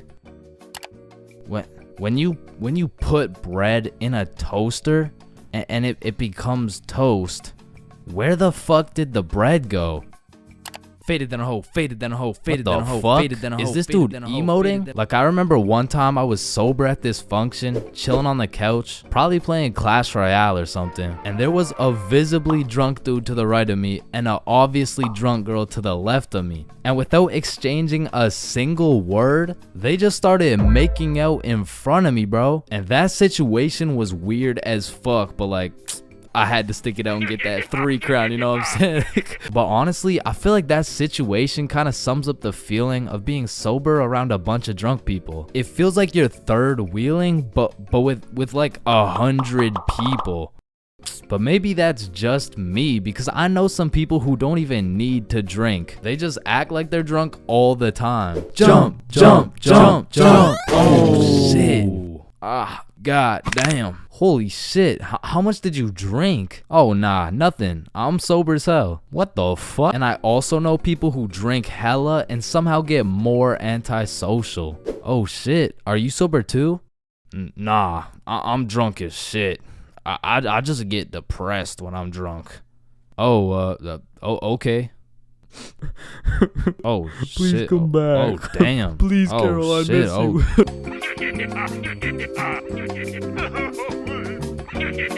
Chug, chug, chug, chug, chug, chug. Yo, bro, you're no crazy, Just bro. one more. No Chill. way. Yeah, Oh, let's shit. go. Are you good? Damn.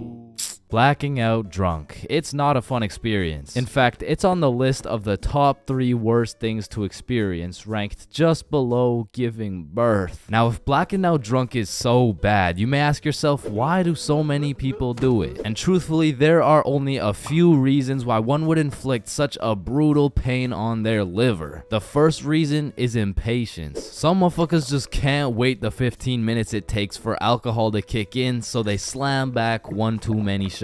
And when that shit hits, that shit hits. Or secondly, peer pressure. I mean, to be fair, you will look cool as fuck for those 3 minutes where you're down in a bunch of vodka, until you're lonely, gurping into the toilet, reconsidering your life decisions. Or because it's yet another Valentine's Day, you will spend locked away in your room, drawing little stick men on your computer because you get absolutely zero bitches. Wow, so relatable, am I right? But if you've never been blackout drunk before, let me explain what it's like so you'll never have to experience it. Phase 1 I like to call smooth sailing. This is where you got a few drinks in you, but you're still chilling, or as many like to say, you're tipsy. But say as you're observing your surroundings, you make an astounding discovery and find out the function has Hennessy. That shit will take you straight to phase 2. Sauced. At this point, you're just drunk, bro. You're doing some fuck shit, you're saying some fuck shit, and Lord knows you're probably thinking some fuck shit. Some symptoms that you're in phase 2 will include sunglasses appearing on your face, the sudden urge to steal traffic cones, hitting the nay-nay, staring in the bathroom mirror for 10 minutes and saying, damn, I'm drunk as fuck. Now, it's at this phase whether you decide you're gonna have a cool, fun night, or if you're gonna end up looking like Nate Robinson. Like when you're offered more alcohol, don't drink that shit. I repeat, do not drink that shit. Hey, do you want some of my drink? Fuck no. Do you want a sip of my— Aw, shit. You done fucked up. That's the type of shit that will have you in phase 3, which I like to call, shit, I don't feel so good. Ugh. As you can tell by the name, this is where shit starts to go downhill. You go from having a jolly old time to quivering on the floor with your liver fighting for its life. And this is the moment when your memory starts cutting out. You can remember some things here and there, but half of the night simply vanishes. And to be honest, that's gotta be for the better, bro, because I don't know if you wanna remember the pain of being in the downwards dog position while vomiting your guts out. It's not a fond memory. But to get to phase 4, god damn, the function would have to have a lot of fucking Hennessy. In order to get this drunk, you gotta be going through some shit. You gotta be in Spain without the S. You gotta be in Champagne without the sham. You gotta be going through some cock and ball torture without the cock and ball part. Or you gotta make a pretty big miscalculation, bro. Either way, you ingested enough alcohol to kill several farm animals, and this is roughly what you're gonna remember. Nothing, bro. You're not gonna remember jack shit. Pretty much 30 seconds after laying eyes on that juicy bottle of Hennessy, you teleported into your bed with a crazy headache and no recollection of what the fuck just happened, which takes you straight into stage 5. Grief. You go on your phone to ask the homies what happened last night, and the very first thing you see in the group chat leaves you frightened, appalled, in disbelief. You thought I was feeling you? That nigga munch. Now, I don't know what gremlin takes over your body when you're blackout drunk, but there is no reason I should be throwing my shit back like Ice Spice well on video. Like, it's cool behind closed doors and all, but in public? The fuck? And I understand that consuming enough alcohol to make you forget the night completely has horrible effects on your body and kills an unholy amount of brain cells, but like, that's really not even the worst part, bro. Like, my brain can take one for the team, but my dignity, if I see one more video of me dropping that shit to the floor, I'm done, bro. That's it. You wake up the next morning not remembering a single thing, but as you see more videos, read more text messages, collect more data and evidence from that night, you begin to piece together the puzzle of a night that should not be remembered, leaving you in grief. But that's not all, no. Phase 6 is pain, cause you don't even want to feel the extent of a blackout hangover. That shit will have you feeling like you got hit by a bus, and shit, you might have actually got hit by a bus, you wouldn't know. Shit will have you feeling like one of those musty old chihuahuas. Now, I don't know exactly what it feels like to be one of these things, but all I know is you don't want to be one of those musty old chihuahuas. I mean, it's not fun waking up all shaky with a throbbing headache and the urge to just stop existing. And every single time you black out drunk, you tell yourself, I'm never getting this drunk ever again. Until the moment you realize the function has Hennessy.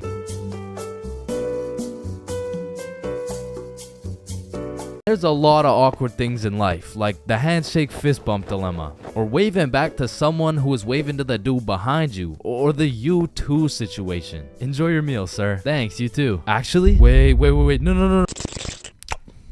But on this long list of things that will keep you up at night, I feel like school dances lands itself in the top 3, bro. Cause it's like, is it a party or is it a school event? Are we hitting a Dougie or are we just standing awkwardly in the corner? There's just too many questions, bro. Like another question, who the fuck hired this guy to be the DJ? Like, I don't know how much they pay this dude, but it can't be anything over 50 bucks. I remember at my first middle school dance, I seen the DJ walk in with all his gear and shit, and I thought, damn, look at those big ass speakers. This dude knows what he's doing for sure. Hey, Stickman Middle, are we ready to turn up? Yeah, let's go. 1, 2, 1, 2, 3, let's go.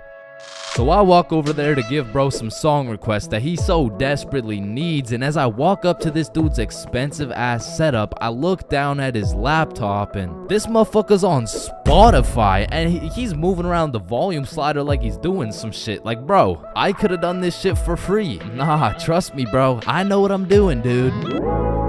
Want a break from the ads? Now, to be honest, it was really the middle school dances that had me fucked up. Like, you took a bunch of self-conscious, prepubescent little kids and threw on some music and told them to dance with each other. Like, shit, of course they're gonna start hitting those Fortnite emotes, bro. That's all they know how to do. Like, these grade 6s are fresh out of elementary school. There's no way you'll catch one of these youngins asking a girl to dance. Like, they're still scared of catching cooties, bro. Or what about the grade 7s? These kids were straight menaces. Like, I remember at my grade 7 dance, there was a duo. We'll call them Greg and Roderick. Greg and Roderick would run up on some unsuspecting students, and Greg would slide behind him on his hands and knees, and Roderick would casually strike up a conversation. And just when the poor guy was expecting it least, Roderick would shove his ass, causing the unsuspecting victim to trip and eat shit. And they went around to damn near everyone pulling this shit, until one time they messed with the wrong dude. Hey bro, it's just a prank. Now, grade 8s. These boys are damn near in high school. They don't dance. It'll ruin their street cred, bruh. Instead, they prefer mosh pits, rap, EDM, fucking smooth jazz. It doesn't matter what song. These grade 8s will be relentlessly jumping up and down for no apparent reason. And soon, these grade 8s will turn into freshmen. All that street cred they once had,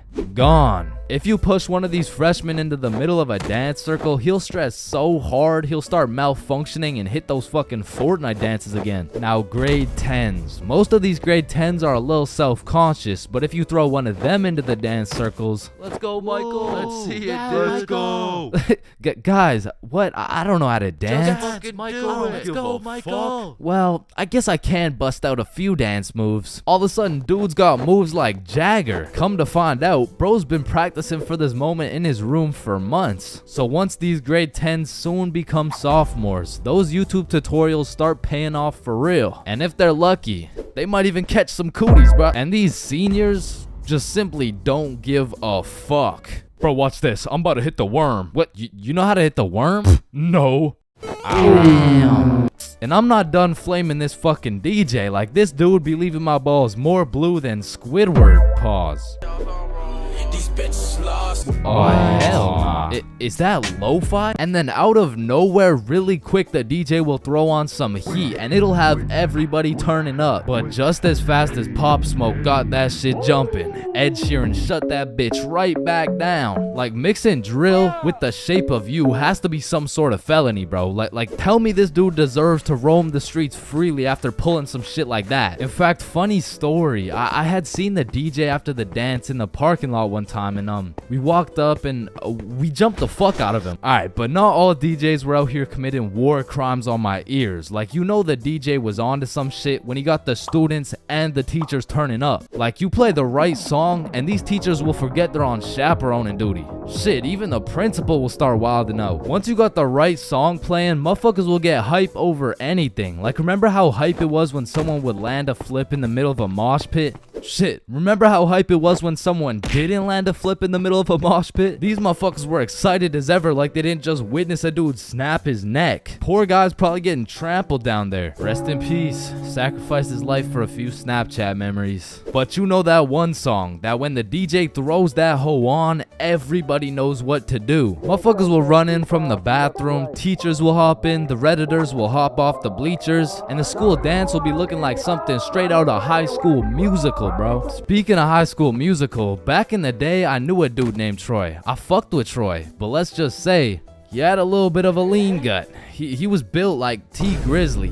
Nah, fuck that. He was built like DJ Khaled. And I remember this dude, Troy, was just coming off a school suspension, but for whatever reason at the dance, this motherfucker must have been looking for another one. Cause Troy came up to me talking about how he was gonna beat Jordan Johnson's ass at the dance tonight, and honestly, I ain't believing him. So once the dance came around, he was beefing JJ every chance that he got, until soon JJ wasn't gonna stand for it. Now a school dance is simply the best time for a school fight to take place. For the dude who wins.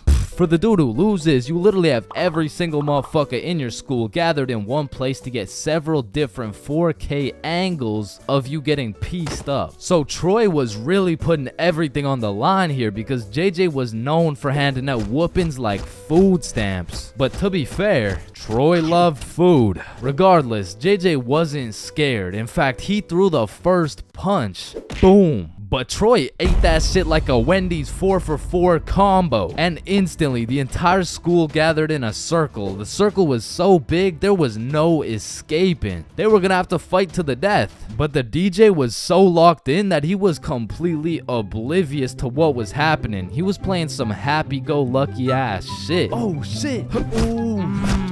Damn. Yo, get his ass. Let's go. Beat his ass, JJ. Yo, I'm Jordan Johnson. Now, the moral of that story is don't get into a fight at the school dance.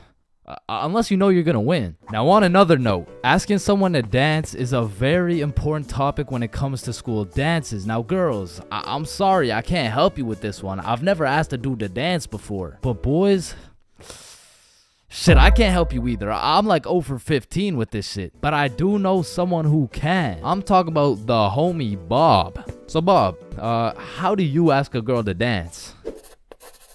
Watch and learn. Is this motherfucker moonwalking right now?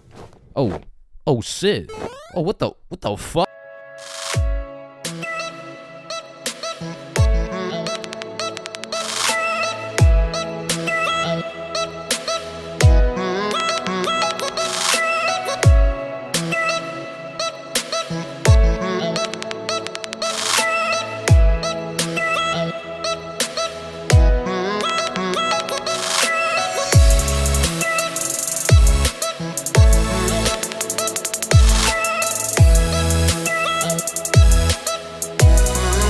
Being absolutely faded in math class is one thing, but pulling up to school while you're hammered, wasted, absolutely plastered is simply a different ball game. Cause there's lots of people who can properly utilize that Mary Jane on a daily basis. For example, tattoo artists. In fact, I feel like majority of tattoo artists would say, it helps me work better, dude. And I would happily trust this man to do his best work knowing he's baked as shit. However, if this dude was wasted, it's a little bit of a different story.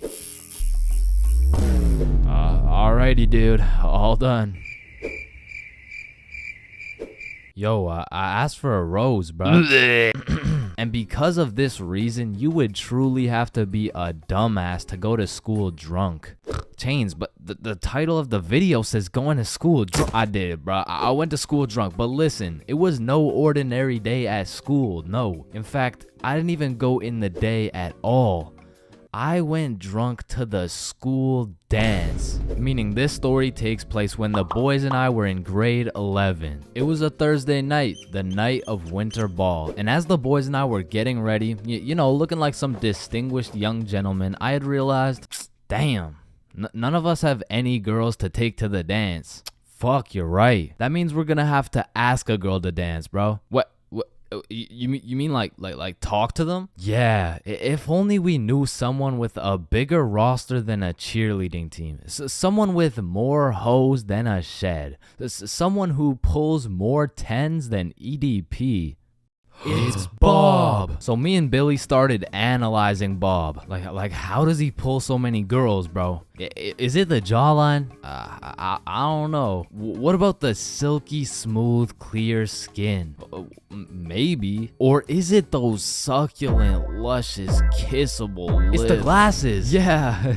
the glasses. Yeah. So we stole Bob's entire flow in the hopes this would put an end to my drought of bitches. So we check ourselves out in the mirror, and then we hop into Billy's whip. We throw on some Rihanna to get us hyped, and before we knew it, we had arrived at school. Now, to really paint the picture, it was a Thursday at 8 p.m. And on this Thursday at 8 p.m., Billy pops his trunk to pull out 2 bottles of vodka. Now, if you were unaware, it was currently a Thursday at 8 p.m. on a school night, and we were headed into our school. Now, logically, I should have simply denied the alcohol, but I'ma keep it a buck. The whole idea of walking up to a girl and asking her to dance was really giving me the heebie-jeebies. I mean, my palms were sweaty, my knees were weak, and arms were heavy, so I took a big old chug of that liquid courage in order to ease the nerves a little bit. And shit, Billy must have been feeling the same way, because Billy was down in that shit like it was water. And right after we consumed enough alcohol to kill a baby elephant, I got a notification on my phone.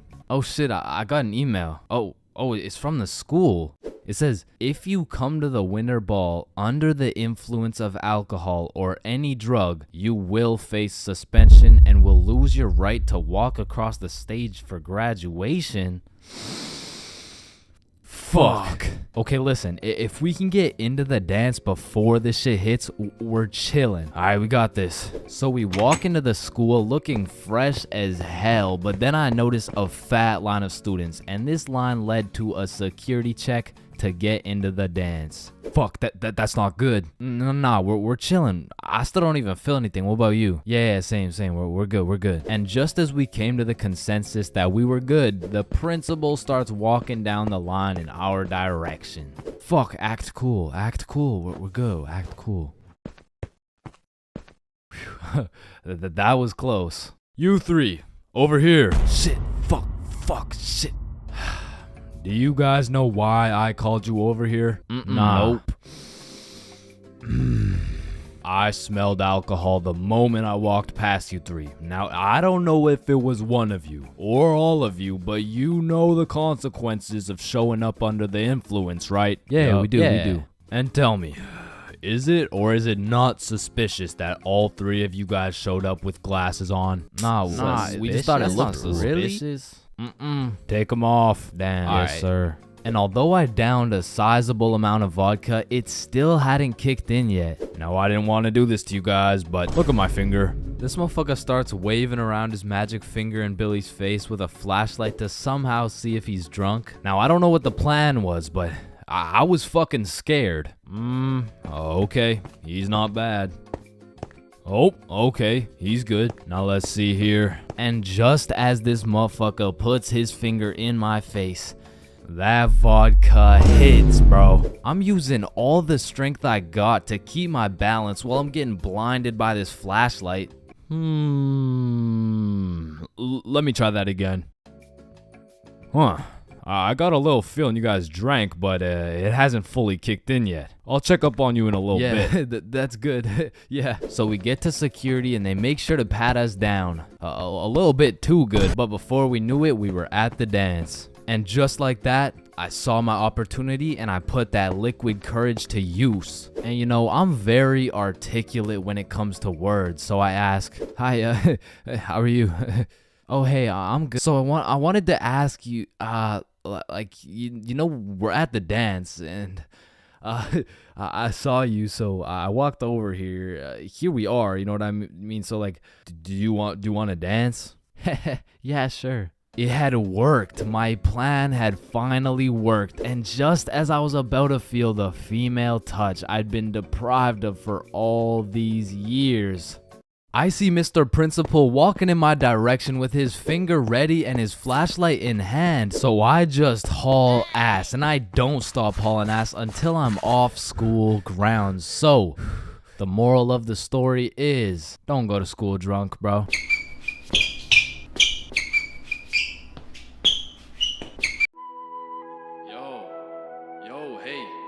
Yo, wake up. Bro, wake up. Hey, man. What? Who are you? Dreams. We all have them whether you remember them or not. And at one point in our lives, we've all dreamt about the same shit, bro. Like your teeth falling out, or running through your school butt booty naked, or being reincarnated as a chicken laying eggs. But when you really step back and think about what sleeping is, it's mad weird, bro. Like, imagine an alien crash landed on Earth and saw a bunch of motherfuckers sleeping, like... Yo, why is everyone dead? Oh, no, they're not dead, they're just sleeping. Man, what the fuck is sleeping? Yeah, so basically they just play dead for 8 hours and live false realities in their heads and shit. Strange. Yeah, like you see this guy, he's probably dreaming about sunshine and rainbows. Get down! Or you see this dude, he's having a nightmare for sure. Oh, and this dude, yo, this dude's definitely fucking, bro. I'm a caterpillar. Damn, that's crazy. Now, we all know there's only 3 questions in life that have yet to be answered. What's the meaning of life? What's Obama's last name? And why do we dream? Dude, it's all your subconscious talking to you, man. You just gotta find the true meaning of each dream, dude. Bro, what the actual fuck could this possibly mean, bruh? You're autistic. Anyways, the craziest part about dreams is the fact you're the one telling the story and you're the one listening to that shit. My dumbass still falls for the plot twist every time, bruh. I'll never forget this one dream I had back in grade 6 where me and my 2 homies were walking. Don't know where, don't know why, but as we're walking, a dude in a big white van pulls up talking about, "Hey, if you kids come in my van, I'll give you some candy." Shit. I mean, I'd come in your mouth for the whole bang. So obviously, we hop in, and the driver looks absolutely cracked out, talking about, "Hey kids, eat this candy." And so we unwrap this piece of candy, and it's literally just a razor blade, bro. Like, he didn't even try and hide that shit. Nah, I think I'll have to pass on this one. Alright, okay, then eat this piece of candy. Nah, this is a perk 30. You got any Reese's cups? Yeah, nah, I got Reese's cups. Here. Sir, this is just a Glock covered in peanut butter. Alright, fine, take this. Shit, okay. So we eat this unsuspicious looking candy and instantly start tripping balls, bruh. Like, the van is deforming, we're seeing rainbows and shit, and worst of all, we see this big ass grin on the driver's face. And I don't remember exactly what he said, but he said some crazy shit like, "Get ready, I'm coming for them cheeks." Nah, it was more like "Looks like your private square just went public." Okay, no, that wasn't it either. It was okay, it was something more like "You boys ever had your buns stuffed like a meat mountain from Arby's?" Yeah, I can't remember exactly what he said, but all I know is if we didn't act fast, we were getting our cheeks snatched up, bro. So Billy's like, "Yo, quick, call your dad." So I'm rushing to start calling my dad, and this is the most dream logic shit ever, cause I don't even got a dad, bruh. And this is where my own brain hit me with the meanest plot twist I never saw coming. Cause as I'm calling my dad, the driver's phone starts ringing, bruh. Bomba Club. Now, I don't remember the rest, but the fact my own brain hit me with some Star Wars Darth Vader type plot twist, god damn, bro, that shit was a movie. But still, I probably got my shit touched, so I'm gonna have to leave this as a B-tier dream, bro. B-tier? What the fuck could possibly be worse than a crackhead tickling your pickle, bro? B-tier dreams. Now, those motherfuckers could be their own torture method, bro. These are dreams that just have you stuck in an infinite time loop doing the same shit over and over and over and over. And C-tier, bro. Now, lucid dreams. Lucid dreams are deadass just playing life on creative mode, bro. Cause in my long life, I've only had 3 lucid dreams, and every single one of them was lit as fuck, bruh. Now the problem is I can only start lucid dreaming when my original dream is just a little too strange. Like, "Hey, you're cute. Can I get your number?" What? You want my number? Yeah. Yo, I must be lucid dreaming. Ow, what the fuck? Shit, it's so real, bro. I can do anything. I can probably fucking fly. Alright, Chains, this is not a dream. You're under arrest for battery and assault. But for real, my first lucid dream started when I was posted up in a basement with Michael Jackson. Yo, aren't you supposed to be, like, dead and shit? Oh shit, I must be dreaming. And so to test the waters, I start spawning in random shit on the spot, and this is the moment I realized the possibilities were endless, bruh. I could do whatever I wanted, and so I spawned in a honey pack, and I spawned in Lola Bunny, and I S tier. Lucid dreams are S tier, bruh. Wet dreams are too.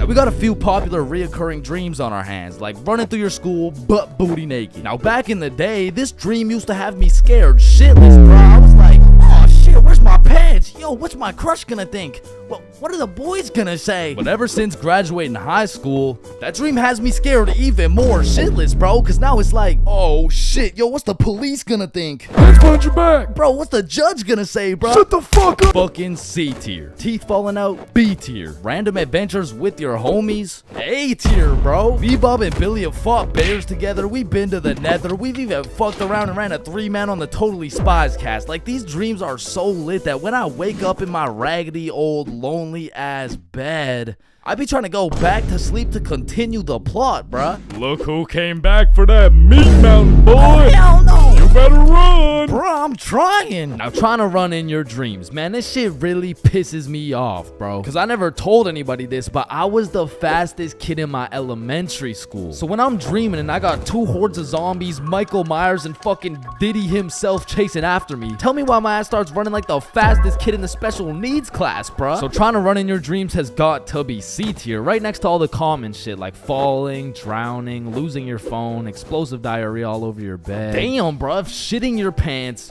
fever dreams, and being butt booty naked around a bunch of minors is C tier. What the hell is D tier, bro? Sleep paralysis. This might be the scariest thing that can possibly exist, bruh. You're telling me at 4 a.m. I could open my eyes, unable to move, while struggling to breathe, and start seeing demon shadow figures while hearing screams in the distance, bruh. Fucking Z tier, bro. What the fuck? Now I'm grateful I never had to experience that shit, cause the fact that while you're paralyzed, you'll start to see the scariest thing your brain could possibly imagine is beyond me, bro. Knowing me, I'd be there enjoying my beauty sleep, dreaming of me and the boys playing fucking Mario Kart or some shit, and I would open my eyes stunned, unable to move, when slowly a devious creature begins revealing itself out of the closet, casting a shadow over top of me until I can see exactly what it is. Looks like someone ordered a meat mountain.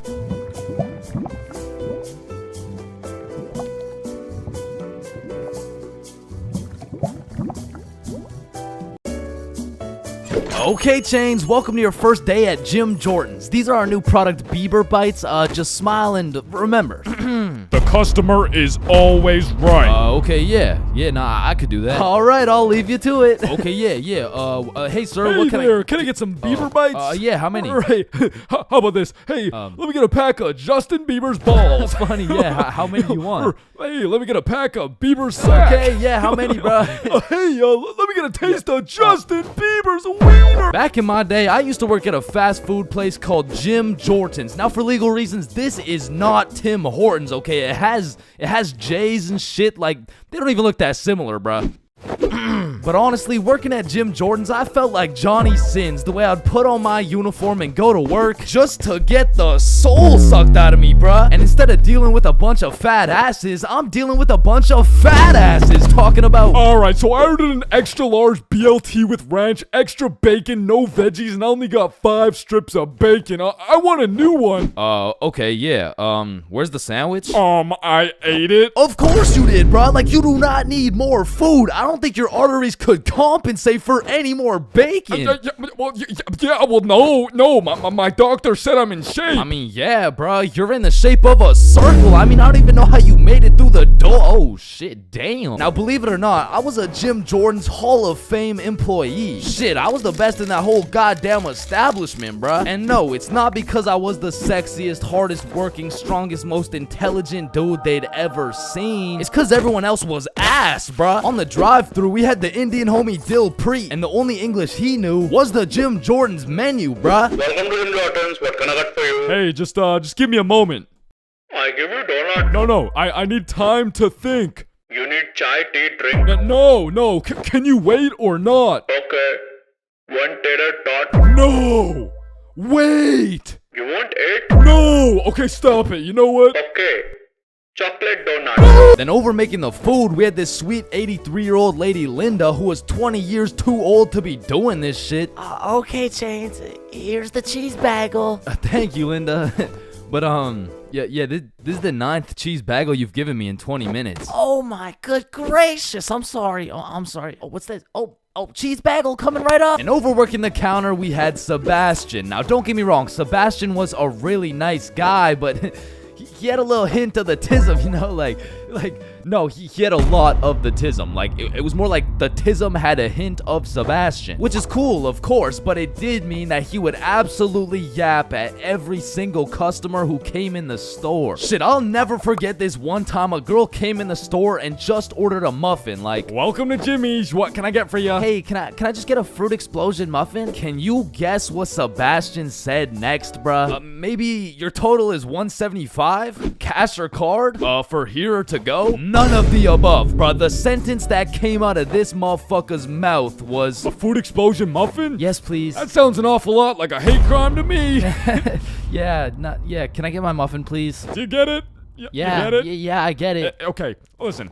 It's like, You really okay, don't need to explain. Explosion, okay? Sir, you it's don't- like if you took a bunch of gay people. So that's Sebastian. And over on drinks, we had this dumbass 15-year-old who's always spilling and shit. That was me. Yeah, that was me. I was ass too, but like I was still the best by default though. So the point is, our Jim Jordan's crew was looking like a group of clumsy villains from a Disney movie. But just because we were all really ass at our jobs doesn't mean we were useless. Because if there's one thing we knew how to do, it was making people's days even worse than they already were. You pull up to our drive-thru all happy, just wanting a small coffee? Shit, you're leaving with a small hot tea and some suppressed anger you'll probably bring home and let out on your wife and children. You pull up to our drive-thru just wanting a breakfast sandwich? You're leaving with nothing because we ran out of eggs and cheese and bread and the breakfast and the sandwich. You pull up to our drive-thru pissed off, complaining about how there's not enough mayo in your wrap? Bro, you're leaving with a wrap filled with super special secret Sebastian sauce. So I'm sure you could probably tell, but we had to do a lot of customer service and talk our way out of a lot of mistakes. And by we, I mean me, bruh. I was the designated customer service dude, because before it was me, it was Dilpreet, and that shit would usually go something like, "Hey, I just took a bite out of my chicken wrap, and it literally tastes like someone busted a nut in that shit." A nut? Yes, someone busted a nut in my goddamn food. You want a donut? No! And then before Dilpreet, it was Linda. "Hey, I just took a bite out of my chicken wrap and it literally tastes like someone busted a nut in that shit." Oh my heavens, that's horrible. I'm sorry, I'll get you a refund right away. Thank you. Hello? Hello. Welcome to Jim Jordan's. What can I get for you? God damn it. And before Linda, it was Sebastian. "Hey, I just took a bite out of my chicken wrap and it literally tastes like someone busted a nut in that shit." Oh yeah, that was me. Now, of course, our elite Jim Jordan's crew had a manager, Magnus. Now, Magnus was strict as hell, but she would only show up like once a month. But whenever she did show up, she was running this Jim Jordan's like it was the military or some shit. Because usually I'd be 54 minutes into my 30-minute break playing Clash Royale. But when Magnus was there, bruh, shit, I'd clock into my break, make eye contact with her, shit my pants, and then clock right back out. She was so intimidating that whenever she would show up, I would never spill a drink. Sebastian used real mayo. Dilpreet spoke fluent English, and Linda would be so stressed out she'd forget to forget. She was running this place so much like the military, she had my ass waking up at 4:30 every day. And when Magnus was teaching me to do customer service, she really loved to say, "The customer is always right." So of course I listened, but it was low-key a crazy statement, because honestly, the customer is never right, bro. It doesn't even matter what we're talking about. It could be like, "Hey, how you doing?" "Hey, I'm doing good, can't complain. I mean, it's a nice sunny day outside and all." Damn, this chicken wrap is good as hell. I am 100% sure nobody busted a nut in this.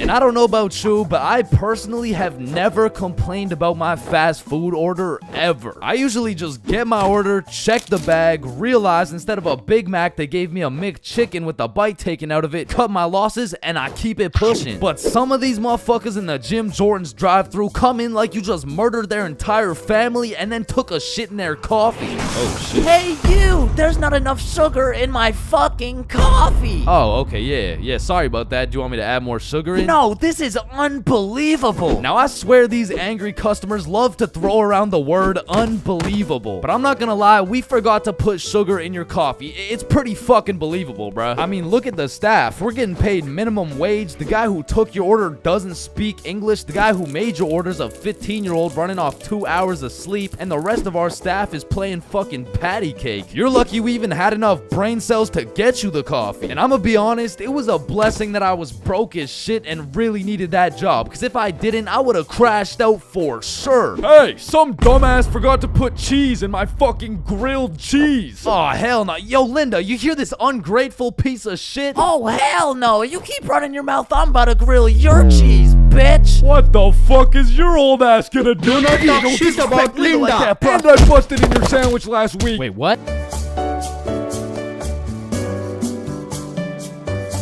High school, the only place you'll find nerds and jocks chilling in the same room, where there's fight clubs and book clubs in the same building, where you can find the plug selling something and the school thought giving dome all in the same bathroom, and surely one of the few places you can pursue your educational prowess and take it off that Benjamin in the same institution. High school, man. Love it or hate it, it's quite the experience. And although every single person will have a different experience at high school, there are some things you are guaranteed to encounter. Like the PE sweat, the nerd, that one strict ass teacher, the teacher's pet, the redditor, the predator, the chill teacher, the plug, the stoner, that one motherfucker who walks like this, the class clown, the band kid, the kid who just never shows up, the hot Cheeto girl, that one sexy ass kid who he got all the girls and you know what I'm saying, he was like super cool, the bathroom fiend, the oh my god I almost failed that test, I did so bad, oh shit same, I got a 51%, what about you?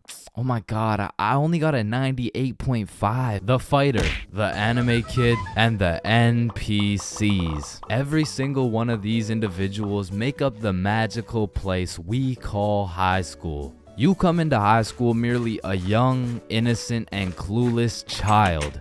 But you leave even more clueless than before, bro. Like when we learned about pie in math class, my dumb ass thought I was in culinary arts for 2 goddamn weeks. And that is pie. Chains, are you listening? Yeah, we're learning about pie. Then recite pie.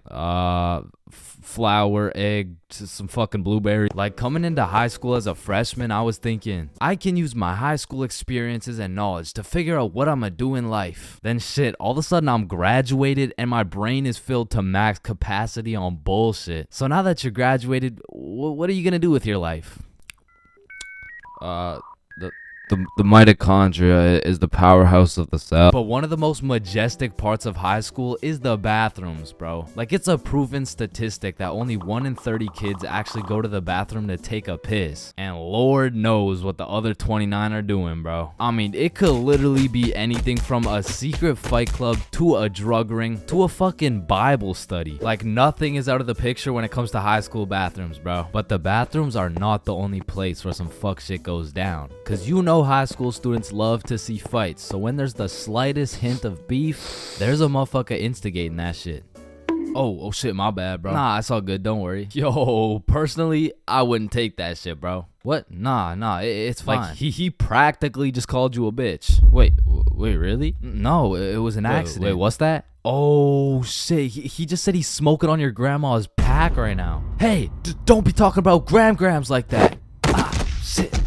But tell me why when some entertaining shit happens, I just happen to miss school that day. Like I'll go every day of the month, but I get sick for 1 day? Damn, I'm glad as fuck I'm not at school right now. Yo. Holy shit, Chains, where are you? I'm in my bed right now, why? Ooh. Jeremy and Tom are running the ones right now.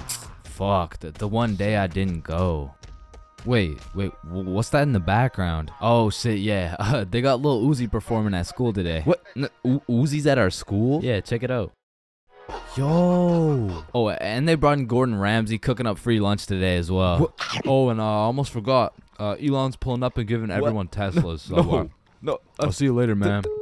But listen, high school is nothing like these movies paint it out to be. Like, all these movies portray the same shit, where Victoria and her goon squad make fun of Ruby, and where Chad and the football team shove Arthur in a locker. Like, I've only seen a motherfucker get shoved into a locker once in my life, and to be honest, I couldn't even see much of it. I mean, it was pretty fucking dark in that locker, bro. But for real, in high school, you don't have to worry about some big body taking your lunch money or some football kid slapping the books out of your hand. The worst thing you'll encounter on your average day at school is your local Redditor. I don't know how they do it, but somehow every joke they make is so unfunny that it just ruins my day, bro.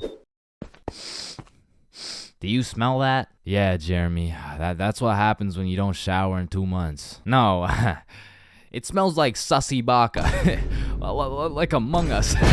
But not to confuse Redditors with Discord mods. I mean, they're pretty much the same thing, but Discord mods shower even less. To be honest, there is truly only one thing mustier than a Discord mod, and that's the cafeteria food, bro. I mean, this food is completely and utterly ass. Like, somehow these motherfuckers manage to get the food cold and the drinks warm. Like, how the fuck does that shit happen? And my high school would serve some daily specials, and to be honest, that shit was unidentifiable. Like, you'd see this pile of mysterious substance, and I'd ask the person who made it what it is. Like, what's the special today? You're holding it right now, dumbass. No, but like, what is it? Oh, I don't fucking know. And my school refused to pay people to make good food, so they had students making all the food. So you'd be eating a burger and look up at the person making them, and they'd just be casually scratching their ass. And even with all this free labor, tell me how these motherfuckers have the audacity to be charging $6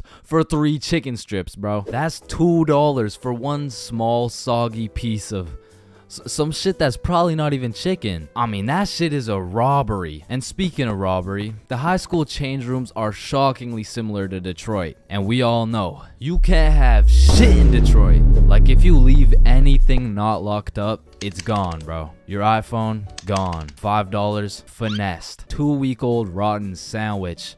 Someone's taking that shit. And to be honest, even if you lock that shit up, it's still at high risk. Like, let me paint the picture a little bit. This is PJ. PJ locks all his beloved belongings in his good old PE locker before heading to play some soccer. After scoring a hat trick, PJ comes back to the change room to reacquire his belongings, only to find out someone took PJ's whole goddamn locker. PJ was devastated. Until he remembers, he can check the school's security cameras. Yeah, take a look. Yeah, take that shit, take that. Yeah, we'll. PJ never got his shit back. Now, I don't know about your guys' high schools, but mine was equipped with security cameras everywhere, covering every square inch of the school. But these cameras had the resolution of a fucking toaster. Like, you could have a motherfucker commit a heinous crime. He could proceed to put his face in the camera, state his government name, address, and date of birth, and you would still have no clue who did it, bro. And of course,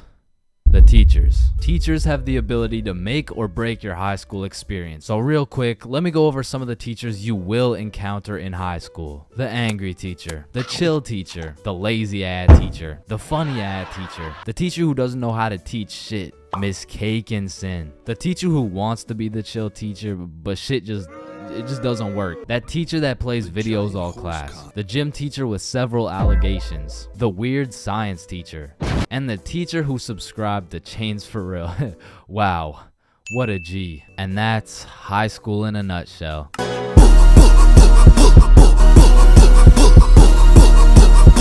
Fulcrum, come in. Faded in the hole, faded in the hole, faded in the hole, faded in the hole, faded in the hole. Damn, bro. We gotta get as high as this dude. Facts. How does this motherfucker get so baked? I don't even know. Let me check. Oh, here. Yup. Just getting faded in a hole out here at the fucking goddamn Burger King, you feel me? About to take my first Smackington off the Benjamin. Damn, it looks like we gotta hit the Benjamin in a Burger King. Yo, what the fuck is a Benjamin? I don't know, but I'm trying to find out. Yo, how's it going? Yeah, we're good, but I was looking to buy a Benjamin. Damn, you dudes are about to take a trip to Benjamin City, huh? Yeah, we're about to hit the Benjamin and things of that nature. Awesome. Here you go, Yodi gang. Thanks, man. Oh, and dudes, but between you and me, there's a Burger King next door, if you know what I mean. Oh, thank you. Alright, so I guess we just walk in this bitch and start hotboxing this Burger King. Bro, isn't that illegal? I don't fucking know.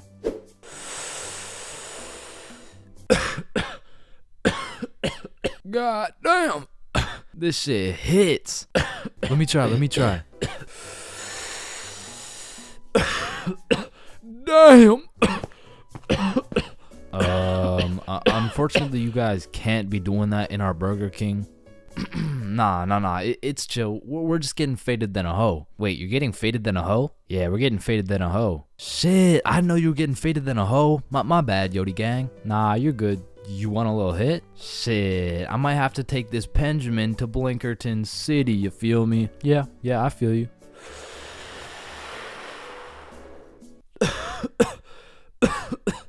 Damn, this Benjamin rips harder than a hoe.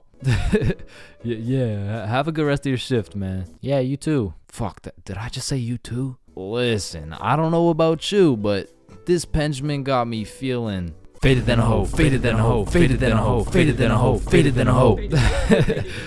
Wait, are you hearing what I'm hearing? Oh shit, is that? It can't be. Need I say more, Yodi gang? Holy shit, it's him! Damian Luck 925. I am the original Fulcrum. Fulcrum, come in. Yup. Yodi gang, you feel me? No way, we were literally just hitting the Benjamin in this Burger King. Double Benjamin City session, shall we? Double Benjamin? Damn, bro, we gotta try the double Benjamin.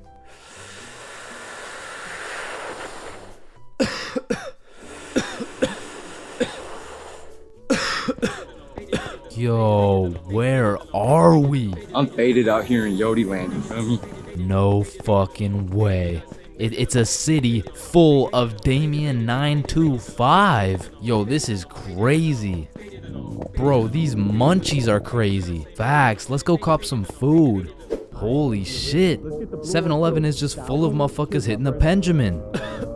The whole goddamn store is hotboxed. Yo, quick, buy the Doritos before I pass out. Oh, fuck. Hey, wake up. Wake up, hey, please wake up. I just... Hey, it's gonna be okay, just got 5 things to say. Yeah, what is it? What is it? Faded than a hoe, faded than a hoe, faded than a hoe, faded than a hoe, faded than a hoe. Need I say more? Hey, but you gentlemen have a good rest of your day. My first time eating magic mushrooms. Now this story takes place on a spooky Halloween night. And of course, when you're young, Halloween is about dressing up and getting candy from strangers.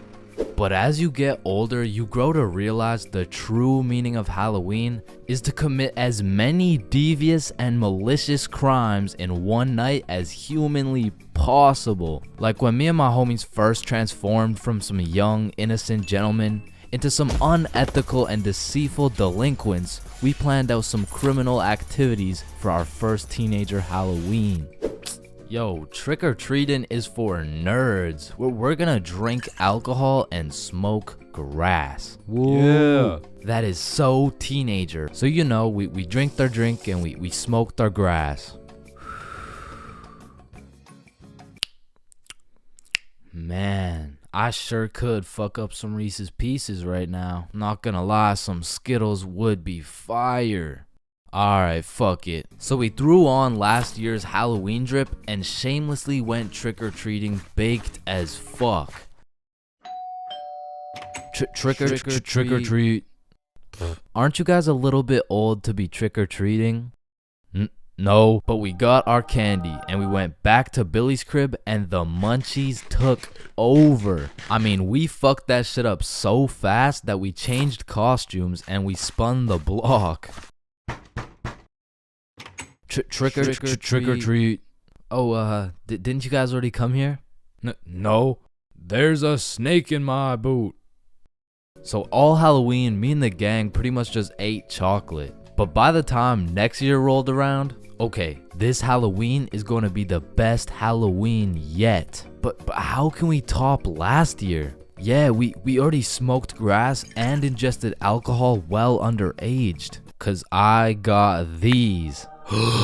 This dude Billy whips out a handful of shrooms. And honestly, Billy didn't even need to convince us, cause me and Bob were trying to have the best Halloween ever. So we split it up and we all down a sizable amount of magic mushrooms for our first time. And let me tell you, there are many smooth ways to consume some magic mushrooms. One being the pizza technique, as well as the good old PB and Shroom Sammy. However, we had smoked and we had drank before, but magic mushrooms were completely out of our expertise. So we just choked them shits down raw. And it was strange. It tasted like I just ate earth if earth was dry as fuck and like chewy. But about 20 minutes after eating the shrooms, Billy has a genius idea.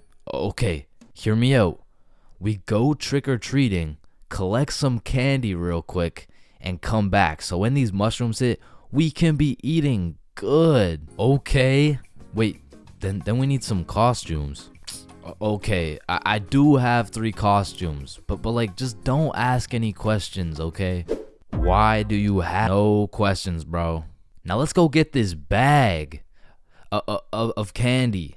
So we're mobbing around the neighborhood in some gangster Teletubby suits. And we roll up to the first house like, trick or treat. Oh, you guys are so cute. And we were banging out house after house.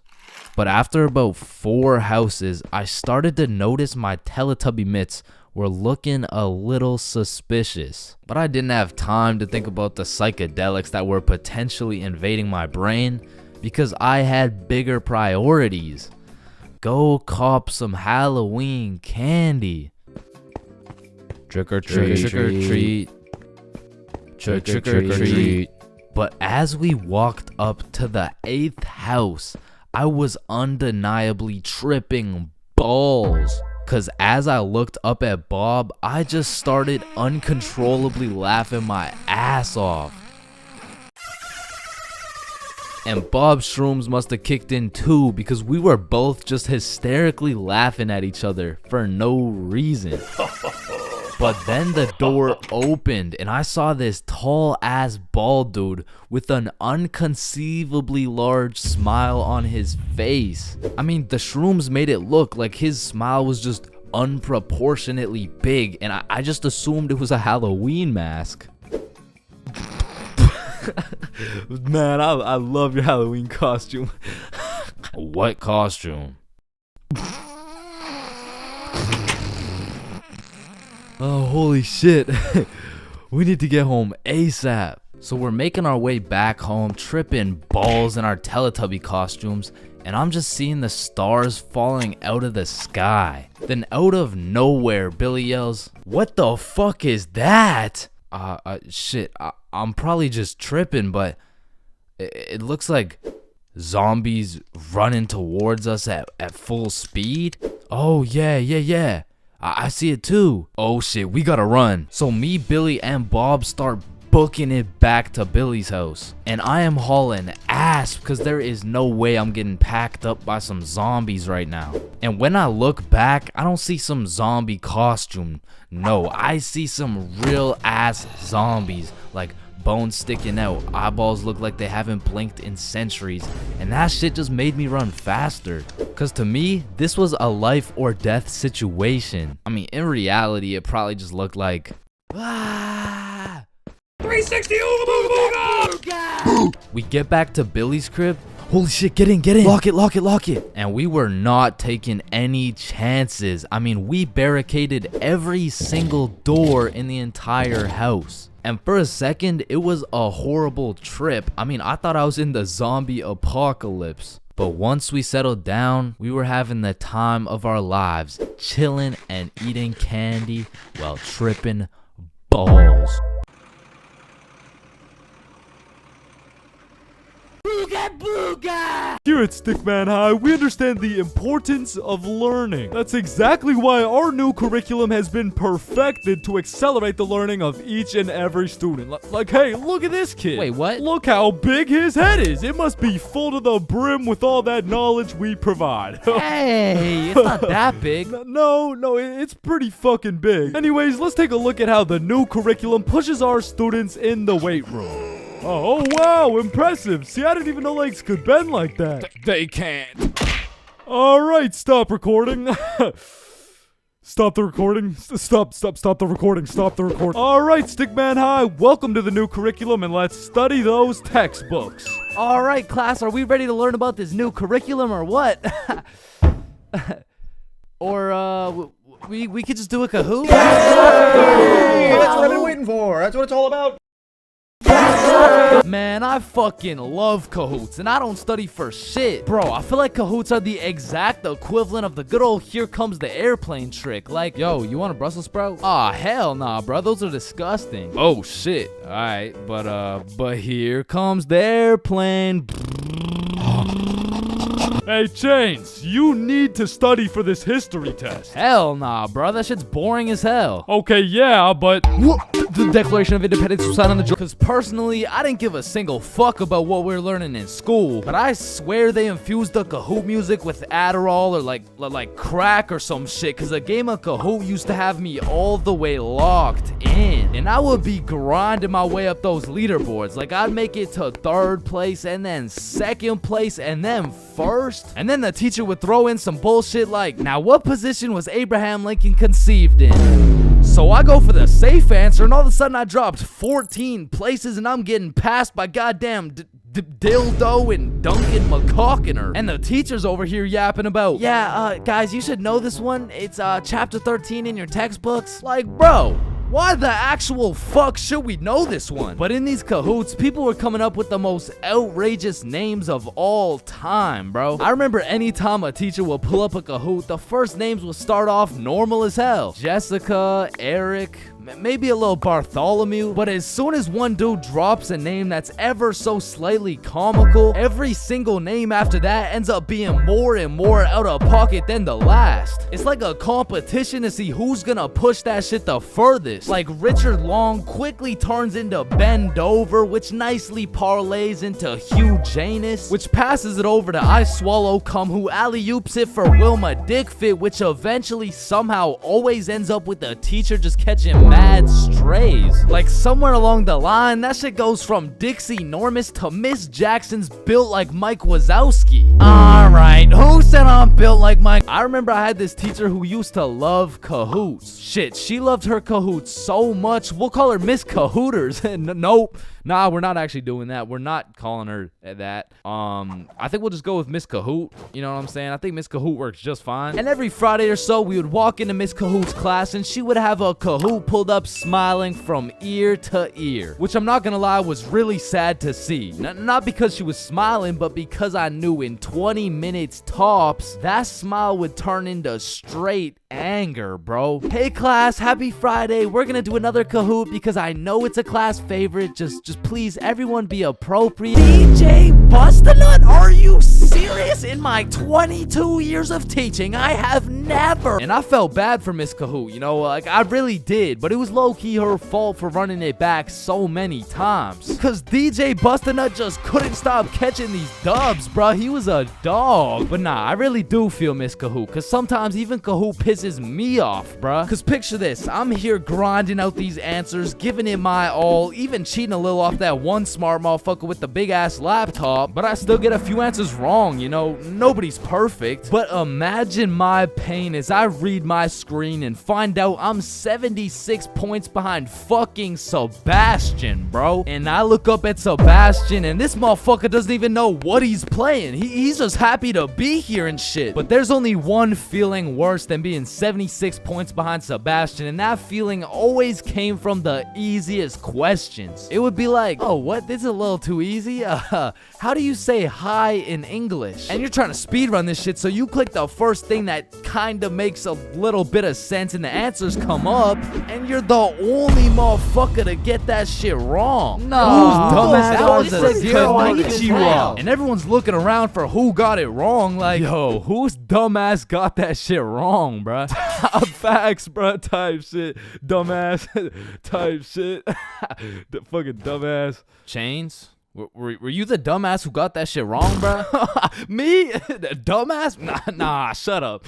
Shut the fuck up. Nah. It was probably it was probably Sebastian, bro. Just look at that motherfucker. And I feel like there's only 7 types of people in class when you're playing a Kahoot. And the first is Dover. Bend over. We all know him and we all love him. He's got a smart name but not a smart brain. He might get the first answer right, but then he falls off the face of the leaderboards, never to be seen again. But on the leaderboards, we got Genius George, because George actually studied the material like a well-prepared and studious nerd, bruh. Because George was the type of dude to be like, calculate for the common denominator. Oh man, this one is too easy. Like, bro, if you don't shut the fuck up, I'm about to commonly dominate that ass. No, it's called a denominator. Oh, I know. And I swear every game of Kahoot had that one person who took their sweet time to answer every single question. Like, it could be 1 + 1, and this motherfucker would be 30 seconds deep into the question. Like, okay, 1 + 1. Is it a trick question? No, just answer the question. Oh, okay. 1 + 1 equals... The answer's 2, dumbass. Okay, can I use a lifeline and phone a friend? Alright, chat. How do we kick Jasmine out of the lobby? And then we got Flying Fuck Frederick. And Flying Fuck Frederick doesn't give a flying fuck. Dude will give his best shot at the first question, and then he's aborting mission and playing some goddamn Clash Royale. And then there's always that one dude yelling out the wrong answers. Alright, what's the biggest mountain in the world? Ooh, I know this one. Chains. It's blue, bro. Trust. Oh, shit, bet. Wait, no, I meant red. Sorry, my tongue slipped, bro. My bad. Bro. Oh, and it looks like Chains is off the leaderboard. Everyone, let's point our fingers and laugh at him. And we got the radiating Redditor. And I say radiating because that boy is radiating the most profuse body odor known to man. And I don't know, maybe it's all a part of their strategy to win, because that shit throws you off your game, bro. They'll be invading your nostrils with a concoction of Doritos, Skibbity Toilet, and Badussy. And if you've ever played against a Redditor in a game of Kahoot, you may be wondering, yo, how is this dude getting every answer right while sitting back drinking Mountain Dew watching Best Sigma Moment compilations? And the answer is he's cheating, bro. And not the normal kind of cheating either. This dude's using a Kahoot bot to get every answer right. And now you may be thinking, nah, why would someone cheat on a Kahoot, bro? It's not that serious. And that's facts, but the thing is, the prize was a gummy bear, and this dude can't leave no calories behind. And then we got the casual Kahooters. Fuck, I gotta stop saying that shit, bro. I was trying to say we got the people who just play the game. They got normal names, they guess some right, they guess some wrong, but at the end of the day, they probably still get their shit yelled at, all because DJ Bustinut couldn't stop catching these dubs. Alright. Man, sometimes this world can be a little cold. It can get a little gray, but there is nothing that can bring more excitement and vibrance to your life than having a crush. I mean, it gives you something to wake up for, something to smile for, someone to impress, and someone to be absolutely crushed by, leaving you more depressed than ever before. Which is when you get a new crush. I mean, crushes make the world go around. Everyone's had a crush at some point in time. And sometimes that shit gets too serious. I mean, I've had homies prepared to throw away their entire lives just to impress their crush, bro. Oh my god, look at these big weights. I wonder if anyone's strong enough to lift these. Oh my god, look at this big jump. I wonder if anyone's athletic enough to make. Oh my god, look how creepy this cave is. I wonder if anyone's brave enough. Oh my god, look how tall this building is. I wonder if anyone could stick the landing. I said, I wonder if anyone could stick the land. Oh. Ew, did he just die? Oh my god, I'm getting the ick. Nope. Just getting a few extra reps in. Man, I remember my first crush like it was yesterday, bro. She was 5 years old. But I was 5 years old too, right? Like, so it wasn't actually yesterday, you know, it's a saying, but we were both 5 years old, and I remember sliding in smooth as hell. Yo, shorty, you like Legos? Yeah. How about you and me go Lego my ego? What does that even mean? Shit, I don't even know. I seen it in a commercial once. And after that day, me and Rose hung out all the time. We'd be playing Legos, we'd link up at recess, and I couldn't help but let her know how I truly felt. Hey Rose, I like you. Oh, I like you too. And that shit had me thinking, damn, this life shit is easy as hell. I'm barely 5 years old and I already got a wife to raise my kids. Little did my dumbass know life wasn't all sunshine and rainbows, cause when I came to class the next day, I saw Rose playing Lego with another dude. And that was the day I realized crushes cause nothing but pain, especially before high school, because let's just think about the 3 possible outcomes. 1, you have a crush on this girl and you decide to tell her, because what's the worst that could happen, man? You guys are right. Stacy? Yeah, I have a crush on you.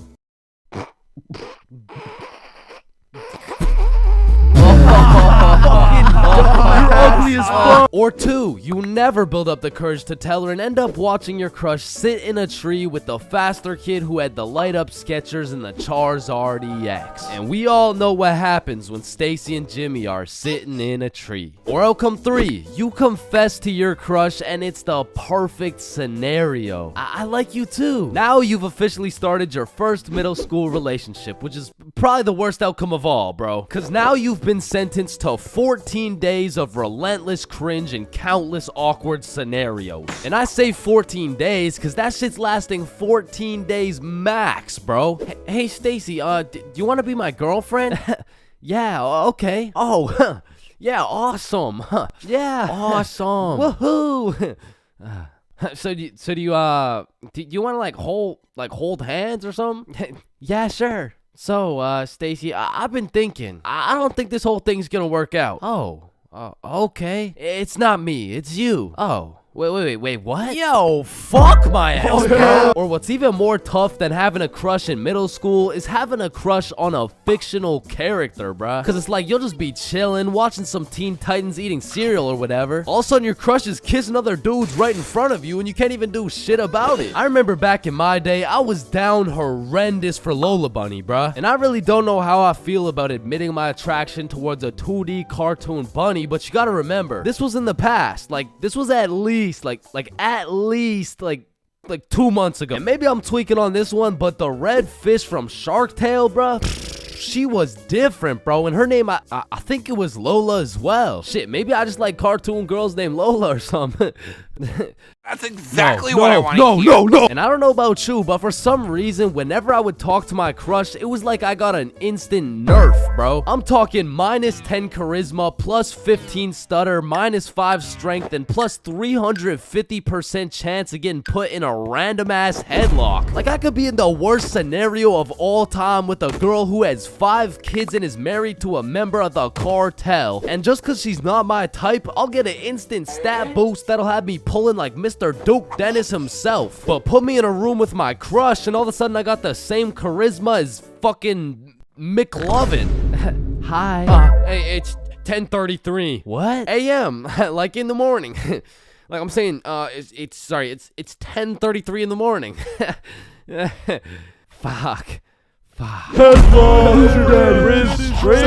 on top of your crush turning you into McLovin, it also leaves you open to the inevitable pain of being embarrassed in front of your crush. And man, let me tell you, there is nothing quite like it. It was a beautiful sunny day and I was in grade 2 wearing my favorite bright blue basketball shorts in math class, gazing out the window at those shiny old monkey bars, excited for recess. And when the bell rang, I hauled my little ass over to those bars and I was swinging like there was no tomorrow. And before I knew it, the whole class was on these monkey bars, which quickly turned into chicken fights, and I wasn't complaining. I mean, hanging from a bar and kicking the living shit out of some toddlers? Sign me up, you know what I'm saying? So I'm in line watching these grade 2 gladiator battles go down until it was my turn, and when I step up to those bars, I look into the crowd and see my crush of 2 weeks, Lexi. And now that Lexi was watching, there was no chance I was about to lose this fight in front of her. But as I look over to see who my opponent is, I realize it's Axel. And Axel was known for being the undisputed chicken fight champion. Legend had it he once took on 3 dudes at once, pause. So I knew going into this, I had to lock the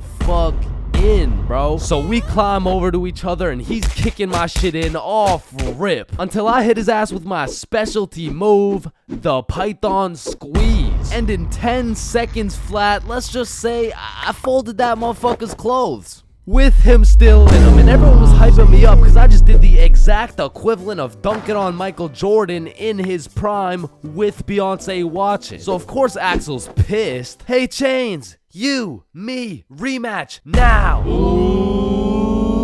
And I look over at Lexi and she looks over at me, and now I can't back down. So we get back in position, climb over to each other, and I go for the Python squeeze again, and this motherfucker Axel just winds up and kicks me in the balls. And I'm not gonna lie, that hefty kick to the dick accessories was the worst pain I had ever felt in my 7-year-old life. But I couldn't just drop and lose to Axel in front of Lexi, so with all the pain and anger I feel radiating from my nuts, I hit Axel with the meanest 20-piece combo in chicken fight history, and he drops. And then he pantsed my shit, bro. And embarrassed, I drop and try to run away, but the shorts around my ankles trip me and I face plant. Face down, tighty whities up, balls in shambles in front of everyone, including Lexi. And some people like to say, oh, it could always be worse, but this time, I don't know,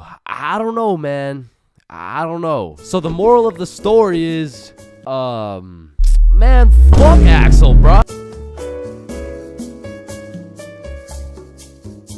There's a lot of things in life that I don't really understand, but if there's one thing I can truly comprehend, it's being grounded. Because in my time, I've served a total of 547 days and 16 hours in the slammer. And through a 1.5 years of extensive first-hand research, I've come to the professional conclusion that getting grounded is straight ass, bro. You're locked in your room with no phone, no computer, like what do you want me to do? Think about my actions?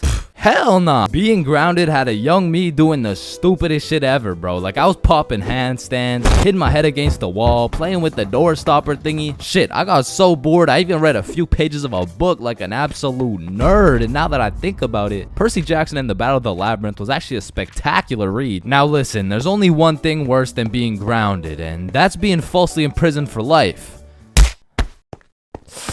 Well, now that I think about it, there's a lot of things worse than being grounded, but one of which is being grounded during summer, bro. There's something about being able to hear all the happy children, the ice cream trucks, your homies having fun, the hoes throwing rocks at your window, asking you to come outside. Well, you just cry yourself to sleep because there never was any hoes throwing rocks at your window asking you to come outside. It's just you, your Percy Jackson books, some used toilet paper, and the existential thoughts in your head questioning if it's even worth it. And listen, I'm sure everyone can pick up on the fact that I'm a really intelligent dude. Smart all around, really, but trust me when I say I wasn't always this smart, bro. In fact, in kindergarten, my dumbass fully believed with my whole heart that being grounded meant your parents would just dig a decent sized hole in your backyard, toss you in, and bury you alive for the time being. And so I'm sure you could imagine my surprise when my OG friend of 5 days said, yeah, I got grounded for 2 whole weeks. Holy fucking shitballs, dude, are you okay? No, man, it's really hard. I didn't get to touch any of my toys or anything. Damn, how long ago was that, man? Oh, I'm still grounded. What? No, you're not. Yeah, dude, I'm grounded right now.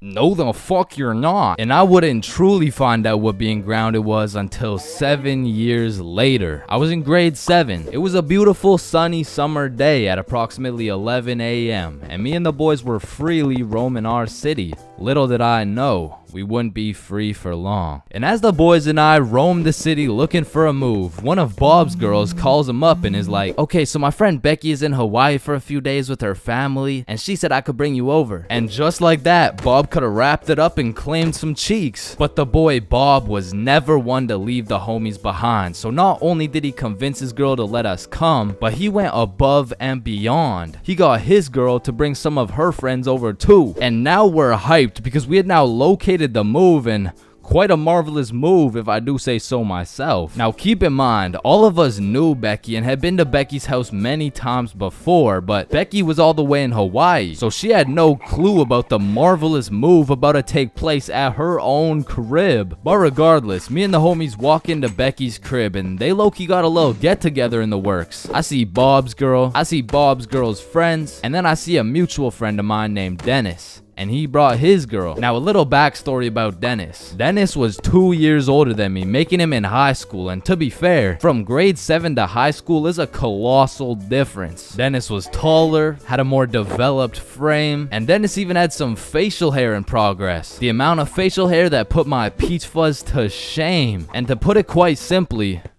Dennis was a menace. But regardless, that's my homie's homie, so I walk up and dap him up. And then everyone heads over to Becky's room. Now keep in mind, Becky had simply invited Bob and Bob's girl to come over, and somehow we ended up being 8 people deep in that joint. And so that means technically the other 6 of us were straight trespassing. So we were all chilling in Becky's room, chopping it up for a good hour and a half until eventually people start exploring her house. Now in Becky's room, it was just me, Bob, Bob's girl, and Bob's girl's friend named Lily. And so we're all just talking until I hear someone yell from the room down the hall, "Yo, Chains, get in here right now!" And I don't know exactly what I was expecting to see as I walked into that bathroom, but it was absolutely not seeing Dennis drop a condom filled with water on Billy's head. And of course I laughed because that's comedy gold right there, but it also made me realize maybe we shouldn't be here dropping condoms on each other's heads. But who was I to tell Dennis what to do? He had facial hair, so he was practically a grown man to my standards. So I just turned around, went back to the room, and continued chilling with Bob. And as we talked, the music progressively got louder and Dennis progressively became more of a menace. And it had got to the point where the speakers were booming and Dennis was lobbing condom water balloons off Becky's balcony. And then one time, Dennis either almost hit or just missed Becky's neighbor with one of these condom water balloons. So this grown man looks down at a condom that seems to have fell from the heavens, then he looks up and sees Dennis scrambling inside the Becky's crib with the speakers blasting music, and then he continued on his way. And we were all just having a fantastic time in Becky's room until we hear the downstairs door swing open, and we all absolutely shit our pants and run onto the balcony. Hey,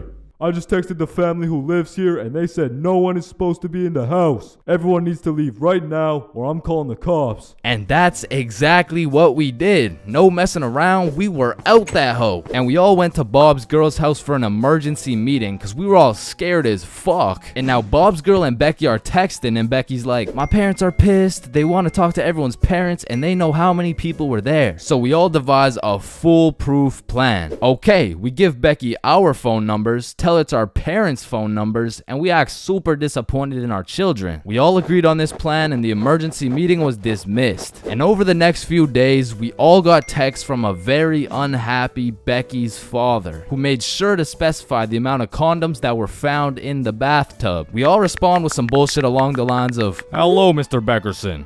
I'm very sorry to hear about the inconsiderate acts of Chains and how he's invaded your home. Rest assured, Chains will feel the wrath of this thick leather belt as it repeatedly beats against his cheeks to discipline him for his heinous actions. Thank you for bringing this to my attention." But come to find out, Lily's dumbass responded with some shit like, "Dear Mr. Beckerson, thank you for letting me know, but Lily did nothing wrong as she didn't know she wasn't allowed there. Plus, she didn't even make a mess or anything, on God. Put some respect on my daughter's name. period. And just like that, our foolproof plan got fucked. And Becky's father texted each of us saying, "You are coming to the house at 3:15 p.m. today, or I'm calling the cops." And shit, looking back, Becky's father was most definitely bluffing. Like, say I didn't go, what was he gonna tell the cops? 911, what's your emergency? Hey, there was 8 kids who invaded my home 3 days ago. Okay, sir, did they break in? No, no. My daughter gave them the key. Sir, why the fuck are you calling 911? There was condoms in the bathtub. But like I said, I wasn't very smart and I didn't have the brain capacity to think that far ahead. So everyone shows up to the house and Becky's father sits us down and makes each of us individually call our parents and explain what we had done. And I went first. Hey mom, so I went to Becky's house the other day, but she was in Hawaii and I wasn't really invited. There was condoms in the bathtub. Needless to say, we all got our shit whooped and I received my very first grounding with a sentence of 1 month in the slammer.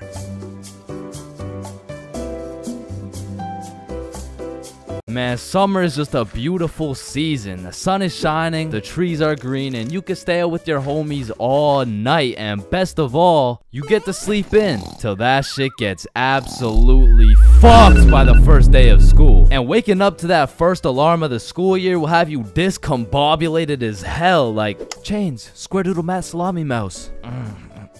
What? You heard me, square doodle mat salami mouse. Wait, huh? Really? Keytor's Claw Bosomorph.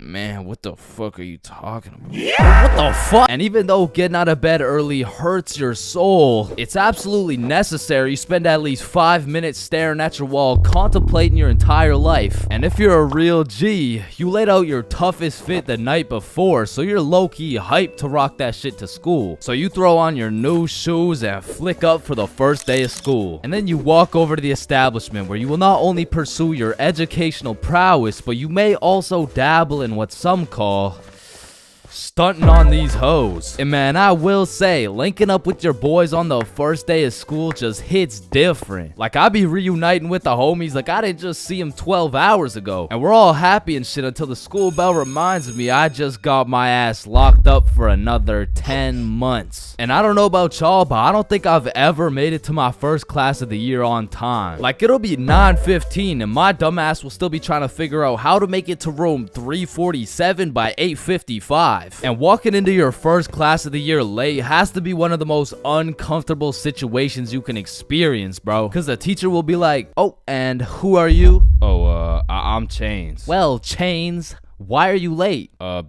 Because the bell rang before I got here." "Alright, whatever. We waited for you before we started introductions." "Oh, no, you shouldn't have." "Well, you're welcome. We just wanted you to feel..." "No, like, you really shouldn't have. Like, I don't want to do this shit." And tell me why all these teachers have been copy-pasting the same icebreaker games since preschool. Like that one where you have to start with an adjective that starts with the same letter as your name. Like, how do you have a group of legal adults in a circle, awkward as hell, talking about, "Hi guys, I'm Super Sarah.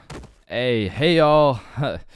I'm Awesome Aiden, and I'm a Marvelous Marvin." Shit, if we don't stop doing these fucking icebreakers, I'm about to joyfully jump off a cliff. And after we're done grinding out icebreakers, these teachers have the audacity to show a whole 50-slide PowerPoint all about them. Like, the fuck? This class is supposed to be the study of math, not the study of your daughter's soccer games, bro. And I'm not even gonna lie, my dumb ass will be out there taking notes, wondering how this 7-year-old's goals per game ratio is gonna help me on my trigonometry test. Then just as soon as you survive all that bullshit, you gotta go to the next class and do that shit again. And by the time you've learned half your teacher's favorite hiking spots and relationship statuses, you're relieved to hear the lunch bell, only to find out the cafeteria's serving straight ass with a side of booty for lunch. And my standards aren't even high. Like, during summer, I was on a seafood diet, as they would say. When I see food, I eat that shit. But when it comes to this cafeteria food, I could even bring myself to smell that abomination they're calling meatloaf. But even though the food was straight dookie, I won't lie, it's kind of nice being back at the lunch table freestyling with the homies. But of course, all good things must come to an end. So the bell rings and I go to depart ways with the homies. Alright, peace out, man. Yeah, see ya, bro. Oh shit, are we going the same way? Damn, yeah, I guess so.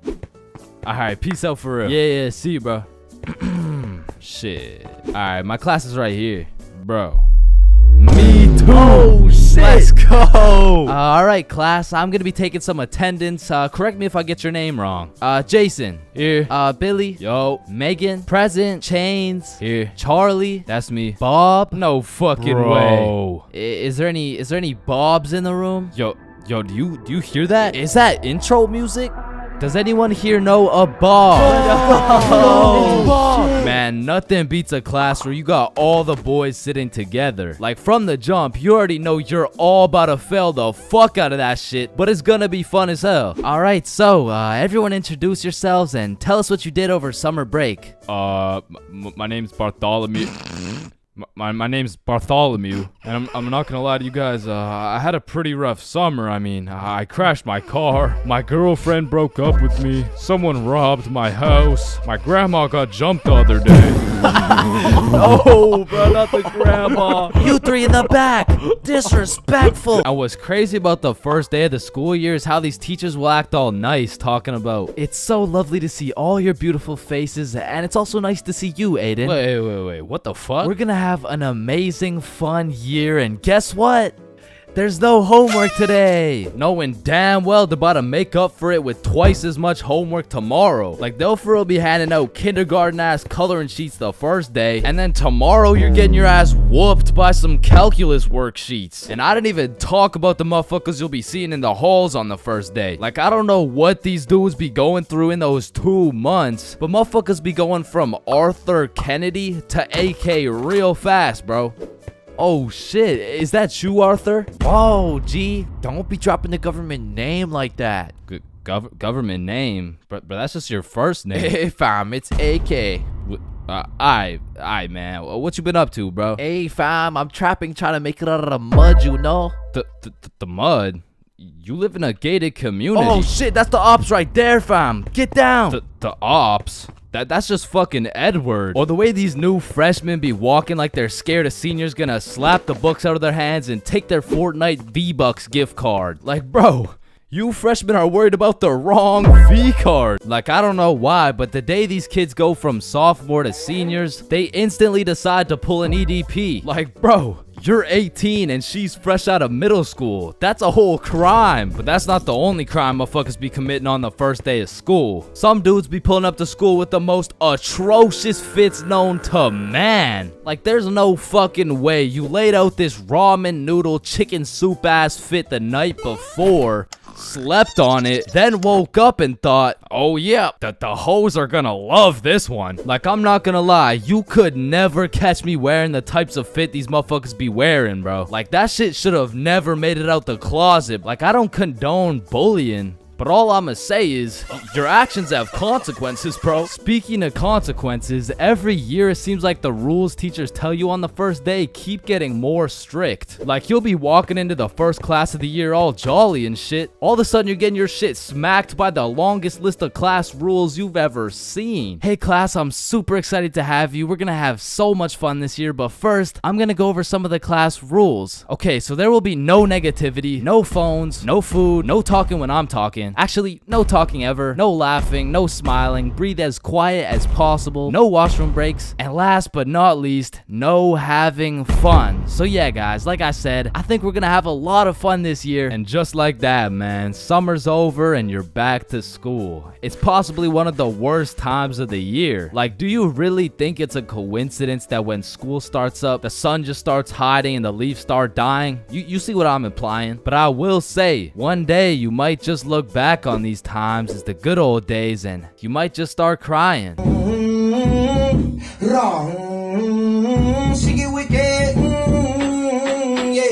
Listen, bro, in this world, there's levels to clout. You could get yourself some Instagram followers, you could stack up a few bands, you could even be famous, but there's only one spot in life that is superior to the rest. A spot so glorious and sought after that they are idolized like no other. It's me, I've got the infinite money glitch. Come on, Jimmy, you know it's me. I need a max win. Man, shut the fuck up, Drizzy. I'm literally Kanye West. Nah, but I'm the top G. Alright, little bro, let's go band for band then. It's me. But I'm the fastest kid in my school. Bro, I don't know who decided speed would be the deciding factor for who's the king of the school, but all I'ma say is that motherfucker's the GOAT, bro, because I was the fastest kid in my school. I was clapping everyone in races, I was breaking track records, and I had all the 9-year-old baddies, man. I wish I could still pull like that.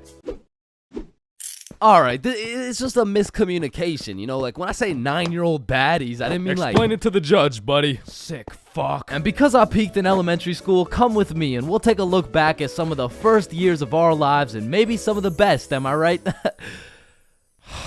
Kindergarten. Coming into kindergarten, kids were either excited or terrified as fuck for their first day. I mean, I would be pretty fucking pissed too if I knew this was the beginning of me being locked up every day for 13 years. But kindergarten was funny as hell because these kids had no clue what was right and wrong, so they'd be saying the most outrageous shit for no reason at all, bro. Hey, buddy with the hat, can you pass me the skin color crayon? I mean, at this age, kids were just walking NPCs, and I can't even blame them. I mean, they haven't developed consciousness yet, bro. Like, at this age, recess consisted of catching bugs, playing on the monkey bars, and fucking eating sand. And I've talked about the high school bathrooms and all the wild shit that happens in there, but to be honest, the elementary school bathrooms blow that shit out the water, bro. Because these kids aren't hitting vape tricks, no. They're hitting toilet trick shots, trying to set some world record for the farthest piss taken from the toilet. And let's just say even Stephen Curry couldn't splash that 3-pointer. So essentially, motherfuckers was just pissing on the ground. Like, you need to walk into that bathroom 110% alert, or else the next thing you know, you're getting that R. Kelly treatment, bro. And I remember my kindergarten had those green, yellow, and red cards to show how good you were that day, but there was always that one kid with the permanent red. I'm talking the teacher didn't even bother to change his shit the next day, because everyone knows as soon as he walks into class, he's doing some fuck shit. For me, it was this kid we'll call Dennis, because he was a menace, bro. He was always loud, always throwing shit, but besides being a menace, he was also a truth speaker, a fact spitter, for better or for worse, because this little guy had no filter. Okay, Leah, you're up first for our show and tell. Okay, I brought my favorite painting of mine. This right here, this one's me, and this is my dog, Peanut Butter. That shit is ass. Dennis, what did we say about saying the truth out loud? I mean, not the truth. I'm talking about, like, he was the only dude I knew who could talk over the quiet coyote. I mean, to this day, if I see one of those things, I just can't I just can't talk over it. I mean, maybe he's gonna eat me. I don't fucking know. But there was one thing that could shut Dennis up, and one thing only. Boy-girl seating arrangements. Dennis always had so much to say until you put him beside Isabel and Leah, and all of a sudden it's like, hey, what are you drawing? Nothing. Aw, is that your dog? Maybe. Shit, he's just like me for real. Like, to this day, you know? Oh shit. And then we go outside for lunch, and don't get me wrong, eating sand for fun was great and all, but as kids got older, everyone started to play games, some of which consisted of tag, manhunt, soccer, basketball, grounders, red ass, kickball, jump rope, tetherball, and what is possibly the most goated game of all time, Foursquare. This game was legendary, bro, but this shit used to get heated as fuck. I mean, kids were making truces, making whole clans, and that right there was real beef. Like, if you caught the ops lacking at nap time, it was on sight, bro. Psst, what? Oh, no, wait. You're a poopy head. But man, crushes were everything in elementary school. Like, if you told anyone you had the smallest crush on a girl, word's getting out fast, and the entire class is gonna be organizing a wedding for tomorrow. But some kids just didn't use their words, like this one girl in my elementary school who most definitely had a crush on me. I mean, once again, I was the fastest kid in my elementary school, so...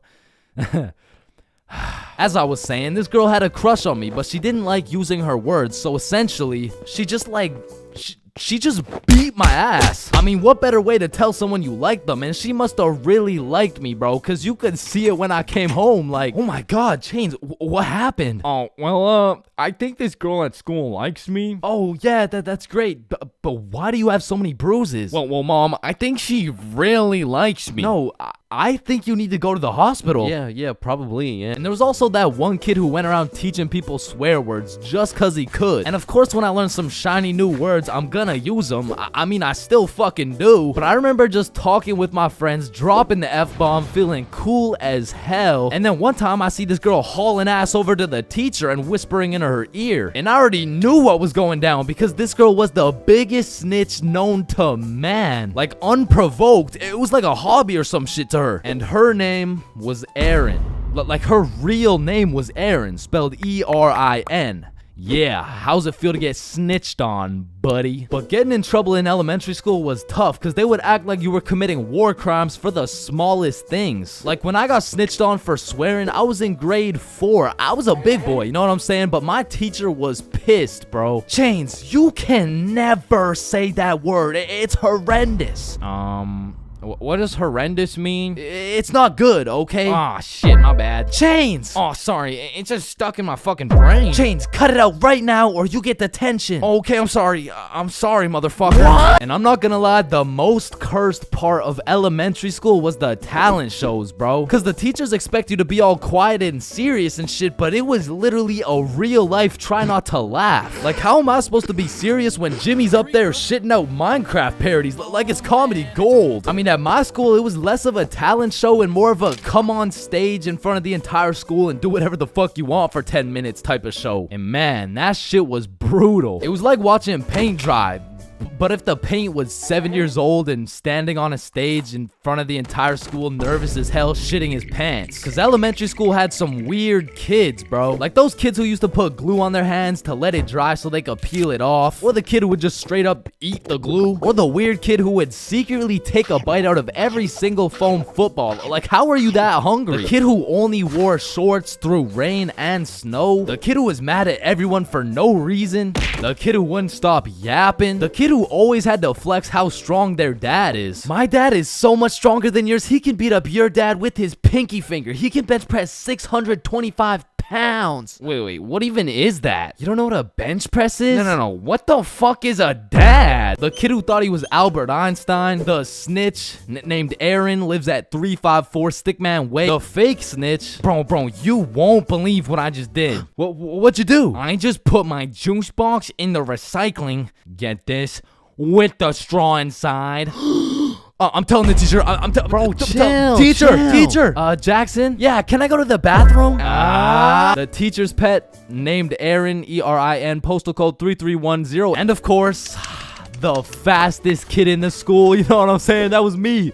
I was him. I was the fastest kid in my... Alright, I already touched on the unspeakable things that go down in the high school bathrooms, bro. But there's only one place on earth that is more foul than those bathrooms. And it's the goddamn locker rooms. That room smells like complete and utter dog shit mixed with Axe spray. Like maybe I just went to school with a whole lot of Discord mods, but the rancid smell of the boys' locker room would contaminate anything in a 50-foot radius. And shit, Lord knows what goes down in that questionable place. Like you'll walk in there and see anything, bro. Motherfuckers will be having fights, chicken fights, group fights, sword fights. Like any laws and rules simply don't apply to the boys' locker room. Motherfuckers will be throwing hands, selling drugs, committing arson, committing several counts of fucking tax evasion. Shit, you name it. It's pretty much a GTA lobby in that bitch. Like I remember one day I walked into PE and my teacher was like, "Hey,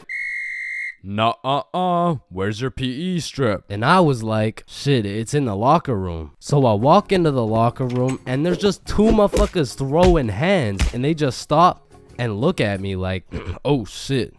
I'm gonna just get my backpack and shit, so yeah. Alright, y'all be safe. And then they just went back to beating the shit out of each other. Now listen, I don't spend too much time in the girls' locker room, but anytime I walk by there, that shit smells like rose petals and rainbows. So I can only imagine there's no group fights, no chicken fights. Hopefully no fucking sword fights. And bro, You deadass can't leave shit in the locker room. Like, if you leave anything not locked up, it's gone. These kids are ruthless, bro. They're snatching your wallet, your phone, your clothes. Shit, they're taking your PB&J sandwich. And the thing is, if you want your PB&J back, you're gonna have to get it back in blood because there's no laws in the locker room. See, if someone snatched my sandwich in math class, I'm turning into 6'9", bro. Mr. Cumminson, Jordan Johnson here, who lives on 123 Stickman Drive, postal code STK53Z, just stole my peanut butter and jelly sandwich my mom made me, so I'ma need his ass suspended. But if you try to tell a teacher about anything that happened in the locker rooms, they don't give a fuck. Mr. Principal, Jordan Johnson just stabbed me and stole my backpack, my phone, my wallet, and my ID. Damn, I'm sorry to hear that. Where did this happen? It was in the locker room after PE. Oh, you said the locker room? You're just gonna have to get it back in blood. Back in blood? What are you talking about? Yeah. I'm not gonna lie. The way you're snitching right now, you kind of look like a bitch. But yo, one time me, Billy, and Bob were coming back to the locker room after some good old dodgeball, and Billy notices a dude rummaging through his backpack. So he's like, yo, what are you doing, bro? But when he turned around, Billy was bamboozled to find out the kid rummaging through his bag, he was special. And there was just this moment of silence.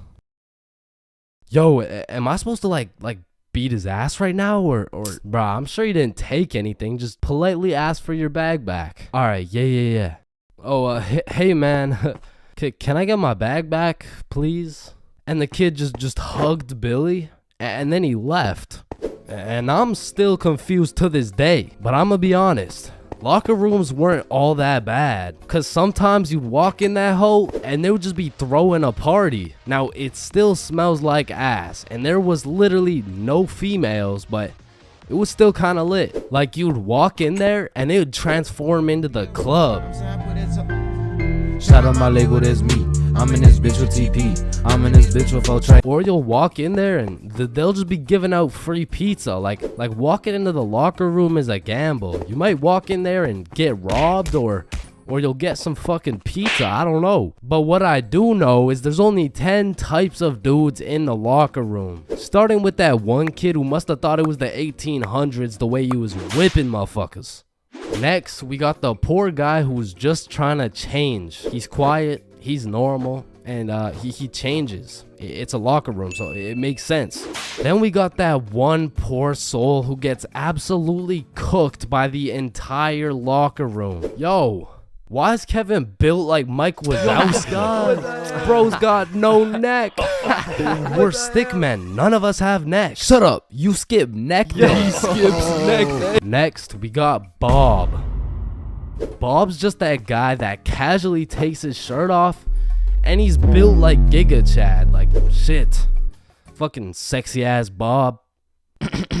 And I don't know why, but there was always that one guy who thought it was a good idea to just whip his nuts out. Unprovoked, uncalled for, completely out of pocket. Like, what do you look like with your nuts out in a room with 30 half-naked sweaty dudes? Like, personally in that situation, I'm keeping my balls in my boxers. Thank you very much. And bro, tell me why there was always one kid who was just dousing himself in Axe spray. And it's always the mustiest motherfucker doing it too. Like, who's gonna tell him that Axe spray doesn't replace taking showers, bruh? And I don't know about your locker room, but for mine, there was always a dude eating. Like, out of all the places on earth, why are you eating in the locker room? Like, for some reason, there's something about eating around a bunch of dudes in their boxers that just doesn't sit right with me. I mean, simply by bringing that sandwich into the locker room makes it contaminated. That sandwich will be tasting like wet dog and Axe spray. And next,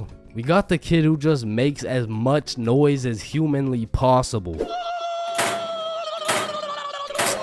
Shut the fuck up. And then there's that one dude who decides he's having a shower. And all power to that guy, but personally, there is no fucking way I'm showering in school. Like, I can't trust this little door to stop these menaces from breaking into my shower. Cause remember, There's no laws in the locker room. Like, it's no jail, but I'm sure if you drop the soap in there, you're gonna get violated. And of course, you got the fiend. There's always a dude fiending for a vape in every locker room. And it's low-key worse in the locker room than the bathrooms. Like, these locker room fiends would do a little bit too much for some nicotine. I've seen them pay $5 for a single hit, and fuck, I don't want to know what they'll do for a hit when they run out of money. And still, I'm not gonna lie, the high school bathrooms get wild. They'll be hotboxed, there'll be fight clubs, but the thing about the bathrooms is a teacher can walk in at any time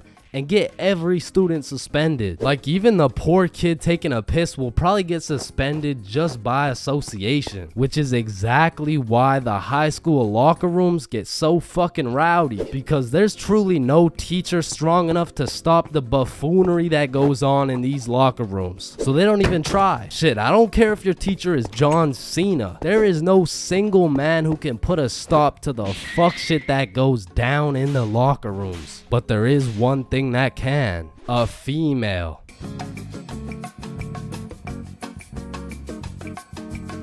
Bro, when I was in middle school, every time I would walk by the high school, the freshmen deadass looked like adults to me, bro. The sophomores looked like tax-paying citizens. I saw juniors as grown men with a wife and kids, and seniors, bro, I couldn't tell the difference between a senior and a senior citizen, bro. And that's because in grade 7, I saw me and all my homies as fully developed, mature, and respectable humans, and that was simply cap. Because now when I look back at a picture of us in grade 7, I see a bunch of little babies, bro. Yada, yada, yada. What does this have to do with stealing a guy's vape? We stole a vape from a senior in high school, and we were in grade 7, bro. And when I say we, I mean Billy. Billy stole that shit, and me and Bob were accomplices. Now, if you ask me back in the day, ChainsFR, you're awfully small, scrawny, weak, ugly, chopped. Okay, sir, what's the question? How do you expect to win this fight against such a bigger opponent? Listen, Joe Rogan, it's not about the size of the dog in the fight. It's about the size of the fight in the dog. Thank you very much.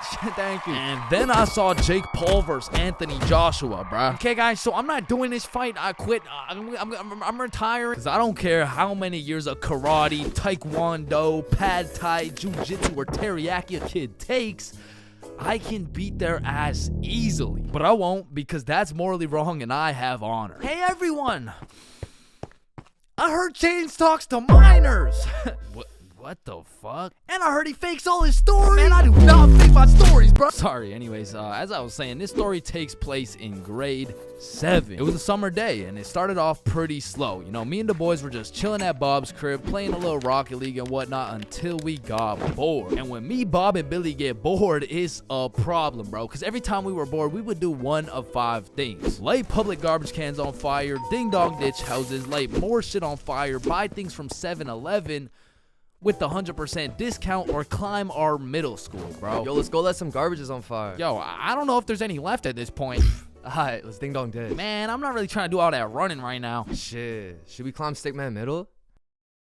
Yes. So we pull up on a scene, shiesties activated. We scan the area for witnesses, nobody. We identify all security cameras and move forward with the plan. So, Stickman Middle rooftop was about 20 feet up, far too high to reach. However, it had a playground with one of those spiderweb johns, and this playground was fenced off, and this fence is what we call the method. So one at a time, we climb up this metal fence, stand on top of it so we were just tall enough to jump and grab the roof, and we pull ourselves onto the rooftop. So Bob and Billy got up first. I jump and get my hands on the rooftop, pull myself up, and the view was insane, bro. Sun setting and everything. So me and the gang are sitting on the roof of our school. Bob brought some of those good old sweet heat Doritos, and we have ourselves a nice little romantic afternoon. When all of a sudden a car pulls up to the courtyard. A dude hops out of the driver's seat. 3 girls hop out of their whip. They're probably 19 or 20, and one of them looks up like, "Hey, what the fuck?" Hey. Yo. Oh shit, how'd y'all get up there? Shit, it's easy. I mean, we just climbed this fence. You want to try? Yeah, okay, yeah. What do I do?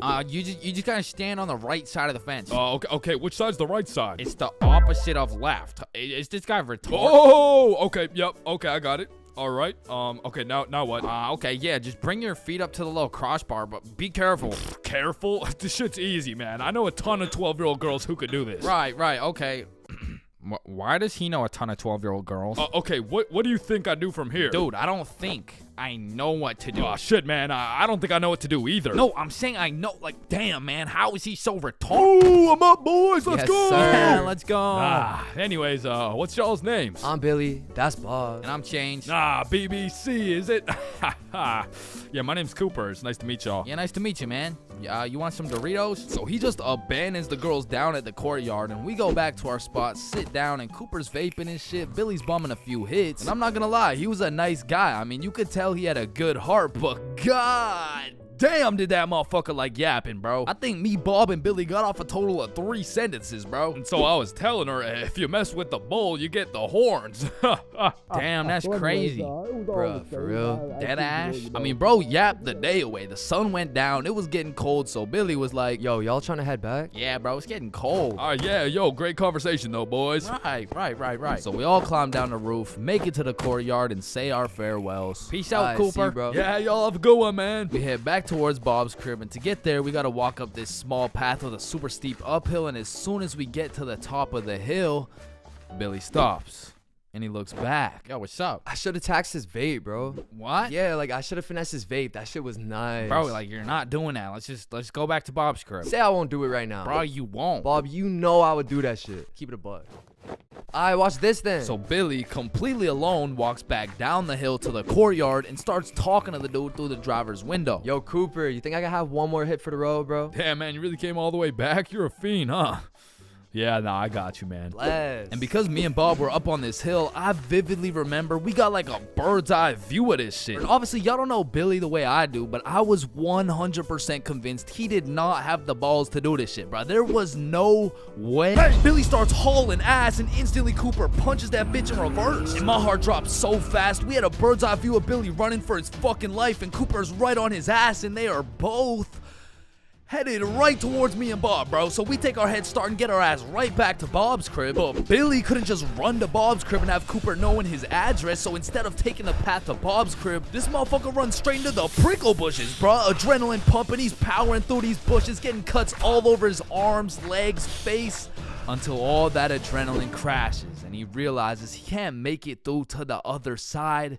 He was stuck. Oh, no. You fucking idiot! Come back down here and give me my fucking vape! So Billy walks back out of the bushes, walks over to Cooper, hands over the vape. The girls in the back are all laughing and pointing and shit. Billy's aura is decreasing by the second, and just as Billy cuts his loss and starts walking away... Hey, yo, come back. What? Bro, the coil's missing from the vape. You owe me $70. I know what school you go to, man. You got a week to pay me back.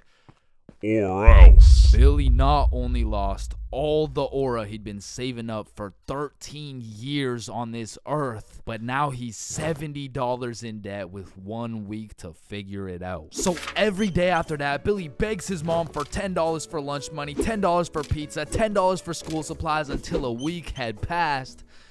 And Billy had his 70 bones saved up. So as agreed upon, me, Bob, and Billy are posted up in the parking lot 1 week after the incident, and just as expected, Cooper pulls up. And this time he's got like 4 shorties in the car. Like, genuinely, how the fuck? So Billy hands over his life savings. Cooper pockets that shit, and with the most shit-eating grin I've ever witnessed, he mutters, "Hey, look, it looks like we got some pizza money for tonight, am I right?" Yeah, look at this dumbass. Billy got scammed, bro. He got his shit rinsed. $70 could have bought this dude like 3 whole vapes, but I mean, truthfully, that's karma. And the moral of the story is, don't steal from people, but more importantly, just don't vape, bro. Yo, Billy just posted his first YouTube video ever. Go check that shit out. Yes, sir. And I just posted a video of me and Chains talking about this story, the raw, uncut, unedited version. So click this link right here if y'all want to tap in. Click that shit. Stole that shit. That's what I do, nigga. Fuck, nigga, I stole that shit. I'm not gonna lie, I think everybody wants to be cool. Like, being cool is just like it's just cool, bro. Like, there's nothing like it. And I know some of y'all are thinking, Chains, with all due respect, bro, how do you know what it's like to be cool? And my answer to that is just look at me, bro.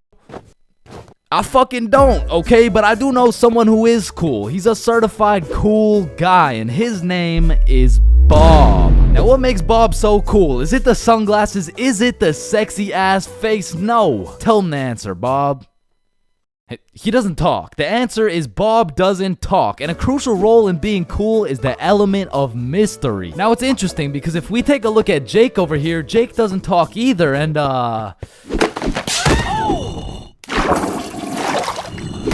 I don't think, I mean, like, me personally, you know, I don't really think Jake's that cool. So that means to be cool, you can't just stop talking. I mean, I remember one time, I thought if I threw in some earbuds and stopped talking to motherfuckers, everyone would see me as some cool, mysterious guy in the shadows. And I'm not even gonna lie, I was walking through the halls feeling like Batman. I could even see the people talking about how cool I was. Come to find out, it was more like, does this kid even talk? Nah, I don't think so. Yo, what's up with this kid? I'm pretty sure he's autistic or something. Because the truth is, there's a very distinct difference between Bob's silence and Jake's silence. I mean, Jake didn't talk because he would probably get his ass beat for literally anything that comes out of his mouth. But Bob, on the other hand, doesn't talk because he doesn't have to talk. Like, watch this.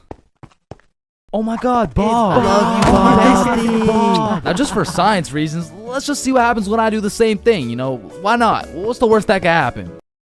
Hello? Can I help you? Oh my god, help. There's this creepy guy. At least she did. Get on the ground. Hands behind your back, buddy. Now, it's important to note that being cool is subjective. Like, for example, some people think I'm cool, you know? Like, in this big-ass world, surely there's someone out there. No, there isn't. Nobody thinks you're cool. Shut up, loser. Okay, well, what I was trying to say is you're gonna find someone cool who I don't find cool, and I'm gonna find someone cool who you don't find cool, and that just leaves us with the question, what is cool? So to answer this question, I need you to think of the coolest dude on the earth, and I'm about to guess, okay?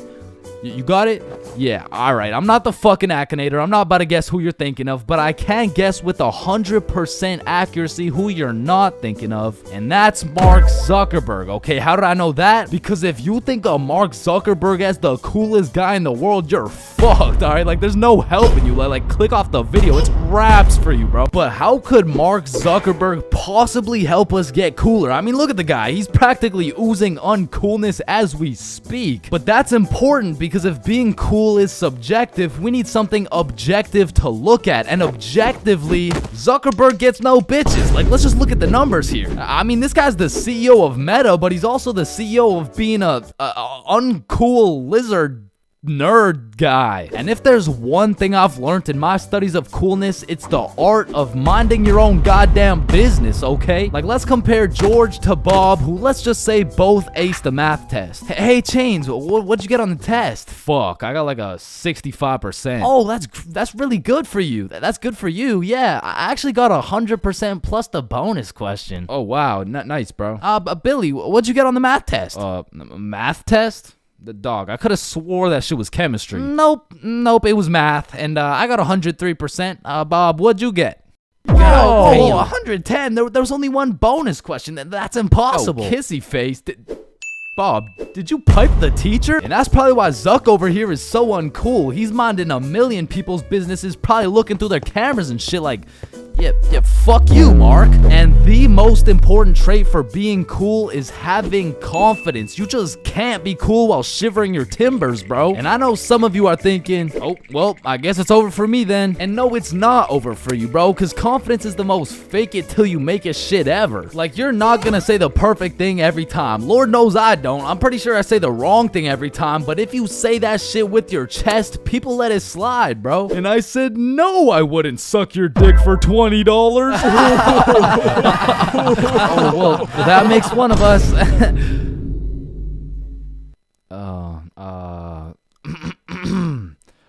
Well, that makes one of us. I love this guy. Now, that's the type of confidence that's gonna take you from a level 1 crook to a level 100 mafia boss. And with that power comes responsibility. Some dudes will become a level 100 mafia boss and start picking on other people because it makes them feel powerful. But a cool guy doesn't yearn for power. He yearns for... fuck, what do you yearn for, bruh? Damn, he's so cool. Now, being cool comes along with being calm and collected. Like, if someone walked up to you trying to fight and you started running away screaming for your life, I don't think anyone's looking at you like, damn, that's one cool-ass motherfucker, bro. Yeah, bro, the way he hit that high note was cool as hell. Shit, maybe I could be like him someday. Now, I'm not saying you gotta go all Jackie Chan on the guy, but you do gotta stay calm and think logically. Like, let's see how cool you are. What would you do in this situation? A, strike first, strike hard, no mercy. B, just walk away. C, give him a little kiss on the forehead. Or D, do the stanky leg. And the correct answer is any of the above, bro, because it's not about what you do, it's about how cool you do it. Except maybe the stanky leg one. I don't think anybody can look cool doing the stanky leg. But doing any of the other options, you could look cool as hell. Like, A, strike first, strike hard. Boom, one punch knockout, that's cold. But if you throw first, miss, eat shit, not cool. B, walking away, you're cool as hell, unfazed. Unless you get jumped from behind and get your ass beat, not cool. C, give him a little kiss on the forehead, assert your dominance, you pretty much just made him your son. But if you miss, well, now you're just kissing a dude, so yeah. Now, even though being cool is all about how you do things, there's a few things that nobody can look cool doing, like riding a scooter, chasing a bus, taking pictures with an iPad, chasing paper in the wind, using VR, washing a cucumber, waving. You look nerdy as fuck, eating a cupcake, tripping, getting out of a restaurant booth, pickleball, and literally anything to do with Starbucks. Hi, can I get a caramel ribbon crunch frappuccino with 2 extra pumps of vanilla and the You're soy? not cool, bro. What? Now let's take it back to the element of mystery for a second, because this is the step that will either have people seeing you as a cool ass dude, or they'll just assume you're shy or possibly on the spectrum, bro. Listen, you gotta talk, bro, or else people have nothing to go off of and they'll start filling in the blanks themselves. Whoa, wait, so I gotta talk to be cool? Yo, Chains, what do I say? Whatever the fuck you want, bro. Oh, wait, really? Yeah, bro, the truth is the key to being cool is being yourself. And I know that shit sounds corny, and it is, but do you think the coolest dudes on earth give a single fuck about what you think?